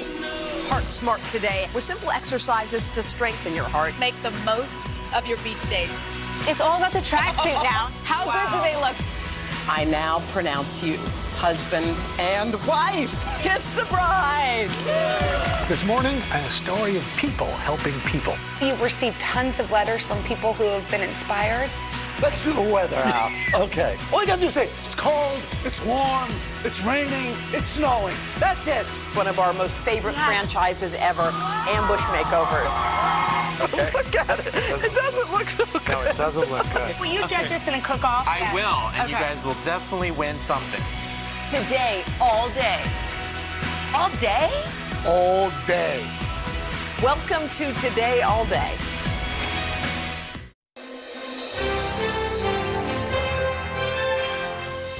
We are so excited to get started with cooking and today food. But before we do that, we're just going to take 1 second and shout out our new executive producer. Talia is in the house. We just want to say, hey, welcome Happy to today. first day. It's her first day of school. Go, Talia. We're so happy you're thrilled here. She's here. And you know who else we're so happy to have? Well, she's not at the ranch hanging out with Yeah. her family or filming episodes of her hit Food Network show. Ree Drummond is busy coming up with easy and delicious meals for you and your family. Ree's the star of The Pioneer Woman and a best-selling author of 7 cookbooks. Her latest is called The Pioneer Woman Cooks Super Easy. It's 120 shortcut recipes for dinners, desserts, and more. We've missed you. Ree, we're so happy you you're guys. here. It is so, I just feel like I'm seeing old friends, and it's just so happy. I'm so happy to be here. Well, love it. Ree, okay, first of all, we have to say congratulations. Yes. Your daughter got married. Oh my gosh, thank you. How was know. that? It was so much fun. I mean, it was, we did it on the ranch, which was a crazy idea. We sort of built this huge tent out there, but it was fun. And the great thing is, it was a lot of work, but the day of, we were just able to let the process happen and enjoy it. It wasn't stressful. Did you do any? You didn't do any cooking for it, did you? No. Good. You just No, relaxed. no, I just wanna no. make I know, sure. I was going to say, who does Ree hire as the That's cook? why I was able to relax and have fun. And right? to watch your husband walk her down the aisle, we know he's been recovering from an accident. It must have been special. It was wonderful. I mean, it was a blessing. That's my favorite picture of the two of them. He was a little stiff then. He's doing much better. He's on his horse today, so everything's great. Back We're on the horse. Very, very lucky. All right, what are we going to Yes, cook? oh my Take gosh. us away. Okay, so now that Hoda has eaten a whole chocolate I know. cake You know today, what? That is really good. Why was everybody making fun of you? I don't appreciate that. Thank you, Jen. If I I think had you been would there, I have would've supported stood me. up. It was really quiet, and then all of a sudden the cake was gone. And but You should see what she does to chips. Well, you know, You know it's what? morning. It's happening again. You have the rest of the day to work it off, right? Exactly. So You will. after the cake, I thought it'd be great to make some vegetables. So I'm going to do a sheet pan gnocchi dinner. And what I love about it, my cookbook, really, I'm not afraid to use shortcut ingredients. So my favorite ingredient is store-bought gnocchi. So and is this frozen or you just no, get it? it's actually shelf stable, believe it or not. So you can buy it. throw it in there? Wait, Yeah. is this a joke? What you threw just gnocchi did? on- You just dumped everything on the sheet pan? Everything on the sheet pan. I thought you had to All boil the it. veggies? Oh, no, because we're going to roast it. Oh. So then I've got pesto? Yes, pesto. I'm going to mix it with olive oil. Oh. I'm you trying buy not the to get pesto pesto on too? you, so I That's moved it okay. away from Don't you your worry. beautiful Ree, can you white buy the soup. pesto or did you make that? No, bought the pesto. See, I like everything so far. She's that's speaking happening. our language. Yeah, I mean, during the pandemic, you know, I kind of burned out on cooking a little bit because there were Didn't so we many all? kids around. Is that it? Yeah, so that's it. Because pesto is so flavorful. It has garlic and you know, And do you of need course, to oil the basil. pan? Did you already oil it? You don't have to because there's plenty of olive oil in the pesto mixture. So You just basically, mix it all around mix like it all that? around, and then look how Wait. beautiful it looks. Oh, my gosh, Jenna. what do you have to pull taste? it out of the oven. So I like to do a little balsamic Do you want us to help you? glaze. Oh, yes, Yes, help me glaze. and grab some Parmesan shavings. So do you just that? I love balsamic I glaze do on too. everything, on anything. And you know what? I used to make my own by just reducing balsamic for Yeah. hours, and the this. house would smell like vinegar, and my kids would be like, "What is that smell?" This is kind of crispy. It's delicious, isn't it? And see how all the Oh my veggies God. got beautiful color. But it's such an easy meal, and I would totally just eat this. But Wait, we could do this too, which is huge. look at what we just In did. 1 second. Put it in the oven. Is dress this basil? What did you? I What is that? tore basil. Oh, tore basil. Yep. And I'm so lazy. I don't even want to chop basil anymore. Just chop it. So By the way, tear it I and like put it on there. exactly. Oh, should we go around the back? Yeah, There's we more? have another recipe. I'm taking that. great. Honestly, sheet pans are kind of my thing. I Okay. love them. They're just I get nervous if I don't have 20 ready to go at all times. So this is a sheet pan salad, and I love this concept because you basically roast any veggie you want. It's the squash time of year. So Yes. this is a mixture of cubed butternut squash Yum. and delicata squash. I love delicata What is squash. that? I I'm don't know. obsessed What is it? with Me it. too. Do you ever So- put it on is it? toast? Oh, Wait. yeah, mash it Yes. up. Yes. What are you talking It's about? just a look squash. This is what it looks like. Oh, And in it's the basically store? kind of an heirloom type of Okay. squash. But the great thing is you can eat the skin. It gets really tender. So butternut, it can be a little bit tough, Should I not do- very should I tasty. add Yes. some? Drizzle, and then we're Salt going and to do pepper? another roasted vegetable situation, salt and pepper, Italian seasoning. This is so brilliant. And This then is just so toss. brilliant. But here's what's fun about What? it. So roast it, and it's like 450, 25, 30 minutes. Okay. And look how gorgeous. So that's delicious on its own, but I build a salad out of this. Thank you. So You make your basically- own dressing too, don't you? Well, sometimes I doctor up bottled dressing. So, but I'm using the roasted vegetables as a base for a salad. That's delicious. Isn't it good? Yes. And the dressing is tahini, mustard, lemon juice, olive oil, honey. Okay. And then, isn't it pretty? 10 plus. 10 plus plus. Do we add Pomegranate these? seeds. Yep. Yep. Pistachios. Pistachios, pomegranate. So this I love is pomegranates. it's pretty at Christmas. And then goat cheese, which Hoda doesn't love. Thank you. Well, Hoda It likes doesn't it. love It me. just doesn't love her. Okay. There's a lot Thank of you TMI so in much. this segment. There's a lot about Hoda. Anyway. Ree, thank you so much for these recipes. Head today.com/food. And for Ree's new book, it has recipes just like this one. Head today.com/shop. I predict a bestseller. Me too.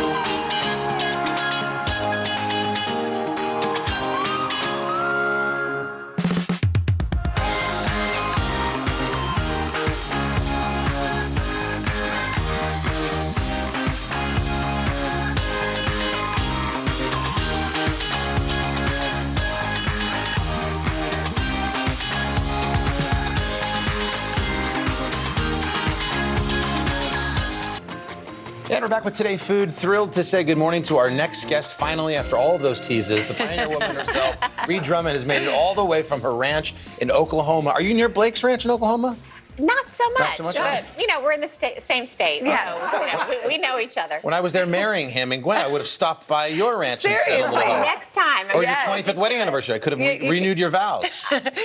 Well, Ree's also out with a brand new cookbook. It's called Super Easy. It features more than 100 shortcut recipes, which we like the sound of that. Actually, lots of them going on in the ranch in Oklahoma. You look absolutely stunning. You've got a daughter who just got married, right? Yes. Hard to believe. Yeah, and you're about to celebrate your 25th anniversary, and Carson's going to do your renew your vows for you. That's hard to believe too. I know. I'm only 29. I don't know how I could have been married for You look 25 29. What years. happened during COVID? All I did was eat and drink and not work out. Well, And listen, same. I was wearing pandemic pants this time last year. I don't know if you remember, but yeah, I just, the wedding was a great inspiration and motivation. But then once I started kind of exercising more and getting healthier, it felt so good that I just kept going. So I'm kind of glad I'm over that hump. And now it's about just maintaining and enjoying. Well, I don't know if these delicious recipes are going to be on any maintenance, but they really smell good. Speaking of my wellness journey, let's eat some tots. Yes. With cheese all over them. So, yeah. It starts with chicken. Yep. Yes, so I'm going to make tachos. Now, do you know what tachos are, Carson? no idea. You need to know. I'd So, like to know. tachos are just like nachos, but they're made with tots. Oh, Yum. So I baked some tots with a little We have the cumin gang and eating chili already. powder. Oh, Cooked okay. some chicken, add some celery. So these are buffalo chicken tachos. Yum. Celery, garlic, and green onions. Did you and make then- up tachos, or is that a thing? I never heard of tachos. It's kind of a thing, but it hasn't swept the nation yet. Yeah, so it's I'm going now to. it will. I'm Yeah. kind of hoping. It'll But be trending anything by the you end of the can segment. put on nachos, you can put on tots and Okay. call them tachos. Love So it. then, of course, buffalo sauce, and then you just let Oh. this simmer. I started Delicious with raw smell. chicken, but you can do rotisserie chicken to make Okay. it easier. Yeah. So simmer that until it's luscious. Have you and changed what saucy. you cook now because of your sort of wellness journey? Has it put you on a No. different path? Or you, No, and the thing is I have teenage boys, college students, lad, Right. is a, Ranchers. Cowboy, and so I have to make food that everybody loves. Right. And Yeah. I'm not good when I deny myself, Yeah. whole Butter categories and of oil food. and- So I'm just kind of learning to eat. I like to say I eat a Rhode Island-sized piece of cake instead of a Texas-sized piece Right. of That's cake. the best way. You get the flavors and the taste. How does that It's taste? just delicious. really good. Everything's good. So good. So you pull the tots out of the oven. They're seasoned, so they're a little bit elevated. I kind of push them into a pile, Yeah. pepper jack cheese Yum. all over. I Okay. mean, this is It what gives a little life's all spice. about Right here, yeah. And then you spoon the saucy chicken all over. And so you can do ground Think about beef that. and That's some hit. black beans and do sort of a Is the chicken Tex-Mex. gonna, because it's hot, melt that cheese, or are you putting this back in the No, oven? it's going back in the oven. Okay, I yeah. thought so. So Okay. because you That's want to amazing. melt the cheese like nachos. So all the cheese you want, melt Where's mine? it. Oh, here we go. That's delicious. Okay, yeah. cheese. Pepper Actually- jack cheese, the buffalo sauce. Then it's hearty. It's got a kick, but Oh, jeez. did you know redheads can tolerate spicy food more than anybody Really? else? Is that That's true? Yeah, so This is good. Is that true? You love it? we'll delve into the genealogy of that some other time. But, Wow. but basically, you garnish with blue cheese, and to make blue cheese dressing, I just take ranch dressing and add blue cheese to it. Oh, and clever. It's Another very shortcut. easy. You can do bottled ranch, or you can make your own, but Brilliant. nice little shortcut. So this is why my teenage boys love me. Oh, I can see They why. That is delicious. Hey, Carson. Really, really good. Hey, this is gone. I mean, Yeah. Wham. What happened? Oda's eaten a whole bundt cake already. Hoda, we have not started the cake segment yet. hey, take a breath. No one's missed these eating segments more than Hodes. So good. Remember, Rhode Island, not Texas. She's going state by state.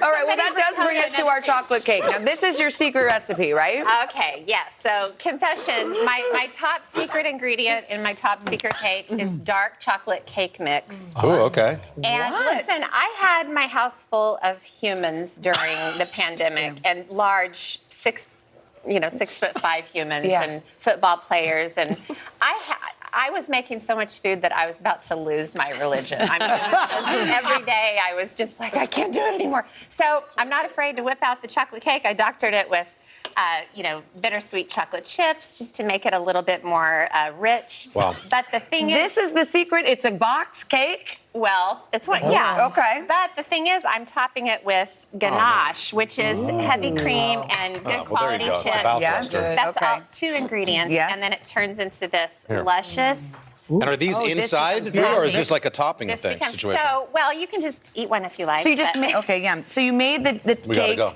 Oh, we're out of time. Okay, I really wanted to understand this, and then drizzle. drizzle. I do sprinkles on top, but after Halloween, you can take Beautiful leftover cake. candy, chop it put it up, on and top. put it on top. So Hold on. Hold Oh on, my she's God, happy licking- plate. she's Wait a licking minute. the plate. Hold on, show it. Clean Literally. Plate Club. Clean plate club. Clean Plate Done. Club. You left a And she's gonna eat Al's. And also, she's going to move in with you. And she's giggling. She's giggling a lot over there. Congratulations on everything. Love your show. Yes, Great. guys. Thank you. Thank you. All right, of course, you can find all these recipes at today.com/food and pick up a copy of Super Easy at today.com/shop. This morning on Today Food, lasagna 2 ways with layers of pasta, meat sauce, and creamy cheese. Lasagna is one of the ultimate comfort foods, but get ready for something a little new this morning. Ree Drummond, AKA the Pioneer Woman, has created 2 recipes.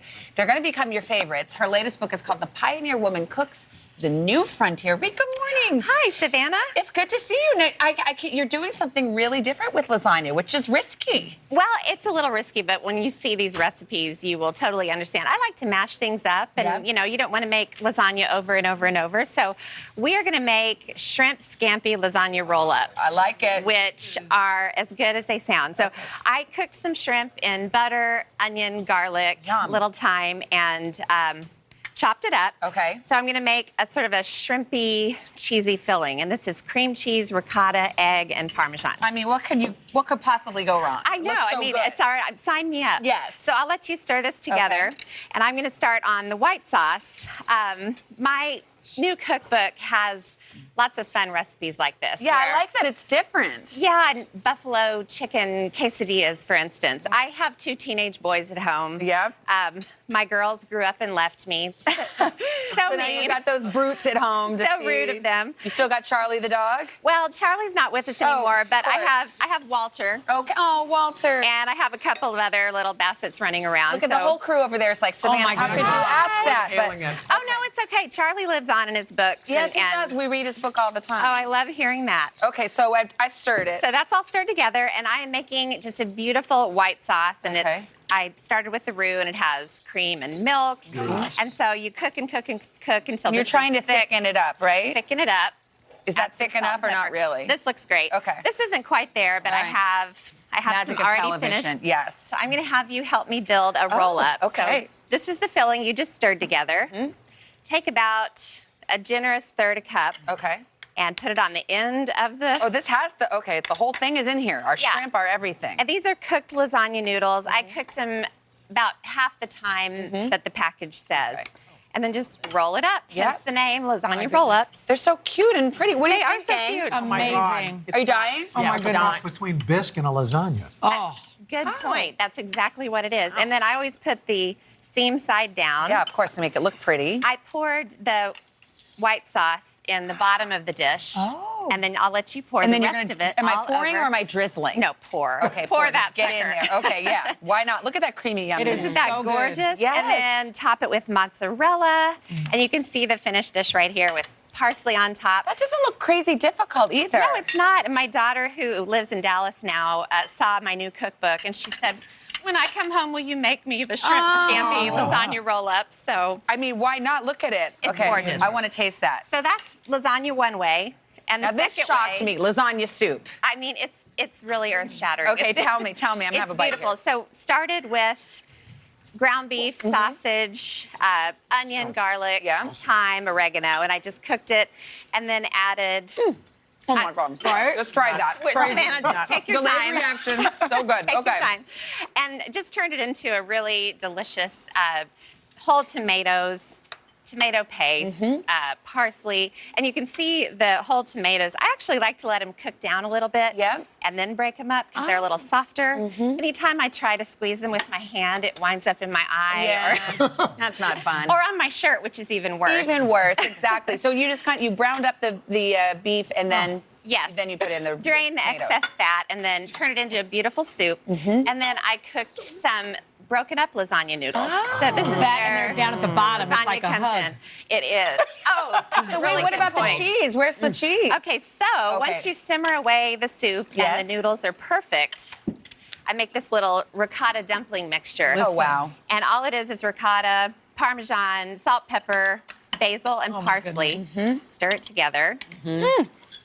And then when you serve up the soup, you just put little dollops right in the middle. Oh and it's just, if the soup is really piping hot, the ricotta dumpling just kind of melts Can I into come it. over to your house, Ree? Yes. Is this what we make there? Because it sounds fab. Bring your kids and Lad will put them to work on the ranch. Yeah, I would love it. I love it. Thank you so much. How do you like the Fantastic. soup? It's amazing. Which one do you like I love better? I love the soup. It's crazy. We're torn. Can you tell? I got one vote for soup and Well, you know what though, and then you get a piece of Switzerland shrimp over on here. this one. That's the thing, and all that shrimp scampi flavor is in there. You redesigned lasagna. Yeah. That's next level. Yeah. My wife loves your shit. I get bored really easily, so I have to have some fun in the kitchen. Thank you so much, Ree. I know you're coming back for the 4th hour. More food. You can find all of these recipes at today.com/food. And for more on Ree's book, go to today.com/shop. You can buy it there. Thank you, honey.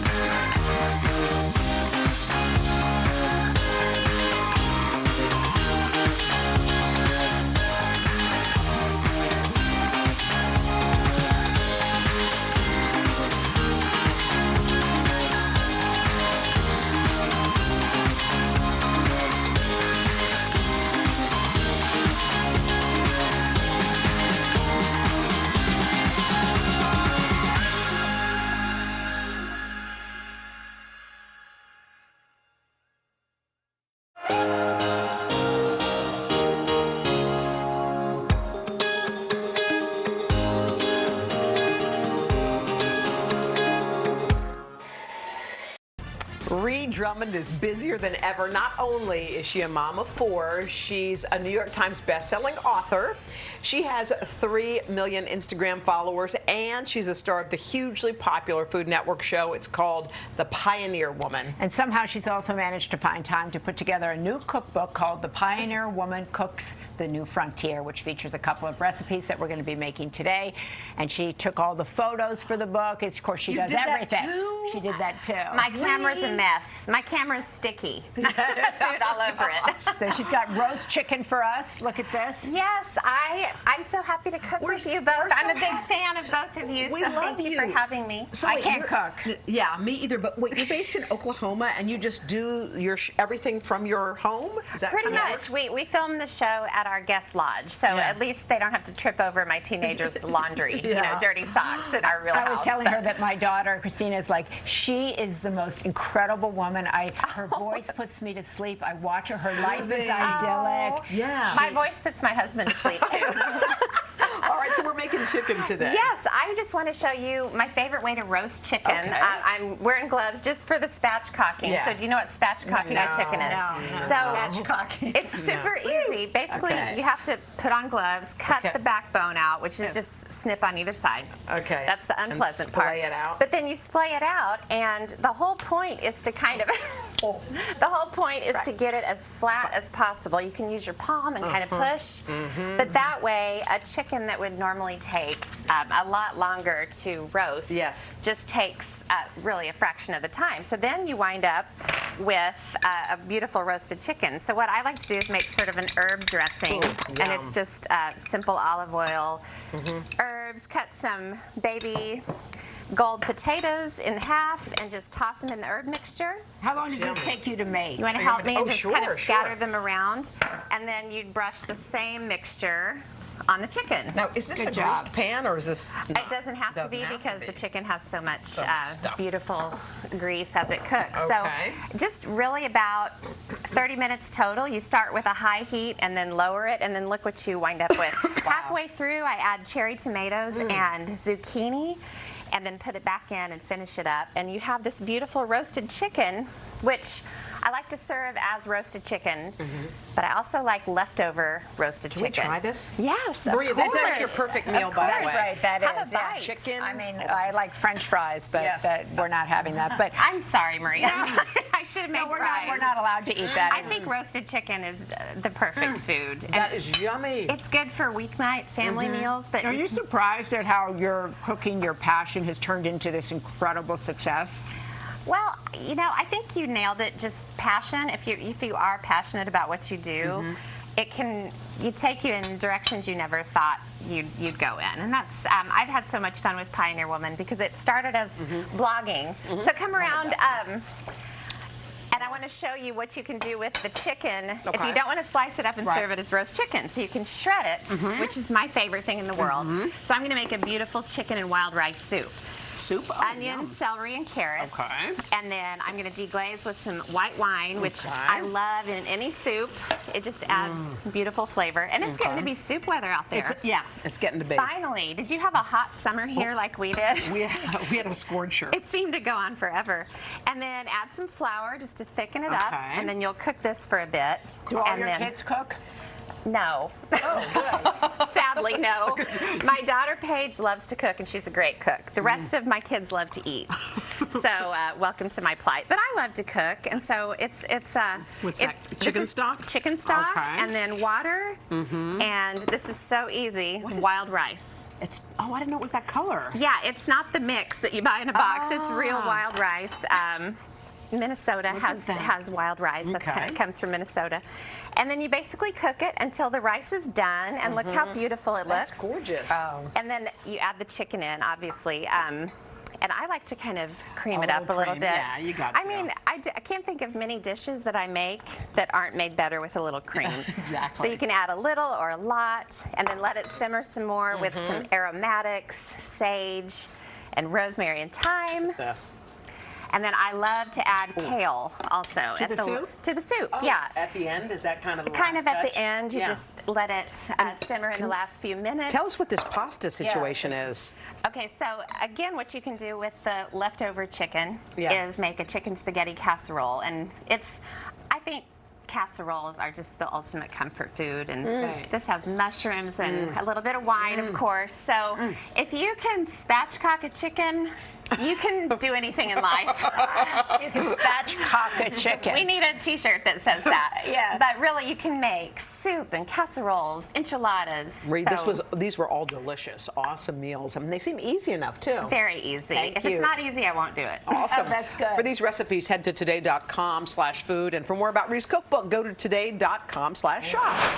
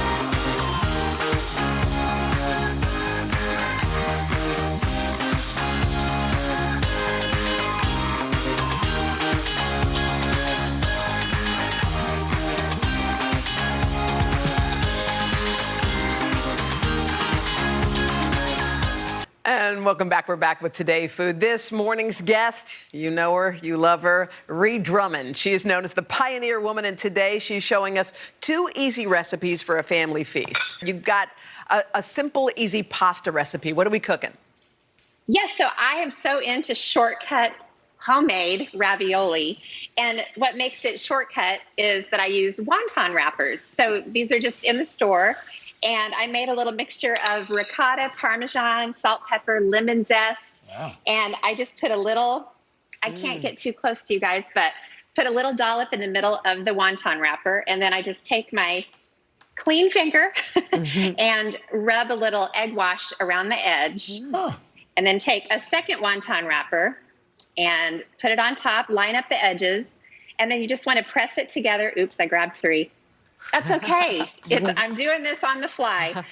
And then just force all the air out. And honestly, if you can't make homemade pasta dough or you don't have time, this is such a great shortcut. I like that. And then you just can get an assembly line with your kids, make as many of these as you want, and then just drop them into salted water one by one. And look. All right, I love those. Little pieces of ravioli. Just delicious. Fresh and ready to go. Hey, Ree, can we only have a minute, but we want to get to that dessert, what is it? Icebox cake? Icebox cake. Oh, yeah. Blackberry icebox cake. So the frozen pound cakes that we all know and love, I shave the top off, crumble it into crumbs, pour in butter. Very easy. And then just put this on the stovetop, toast the crumbs. And then the cake that's left, you slice the cake into 3 slices lengthwise. I already started a layer, and it's cake, a mixture of jam, blackberries, and lemon juice and lemon zest. It's so fun to use a frozen pound cake because then you cut that whole step. Oh my gosh, you know, it didn't having even to look make a hard to cake. do. Ree, it looks something Savannah and I could make. We're happy. Yeah. All right. You just layer it kind of like lasagna. All right. Cake, jam, cream. Ree, and then you wind we up. love you. We love you. We can't wait for your book to come out. Thank you for cooking for us. You can check out her recipes at today.com/food.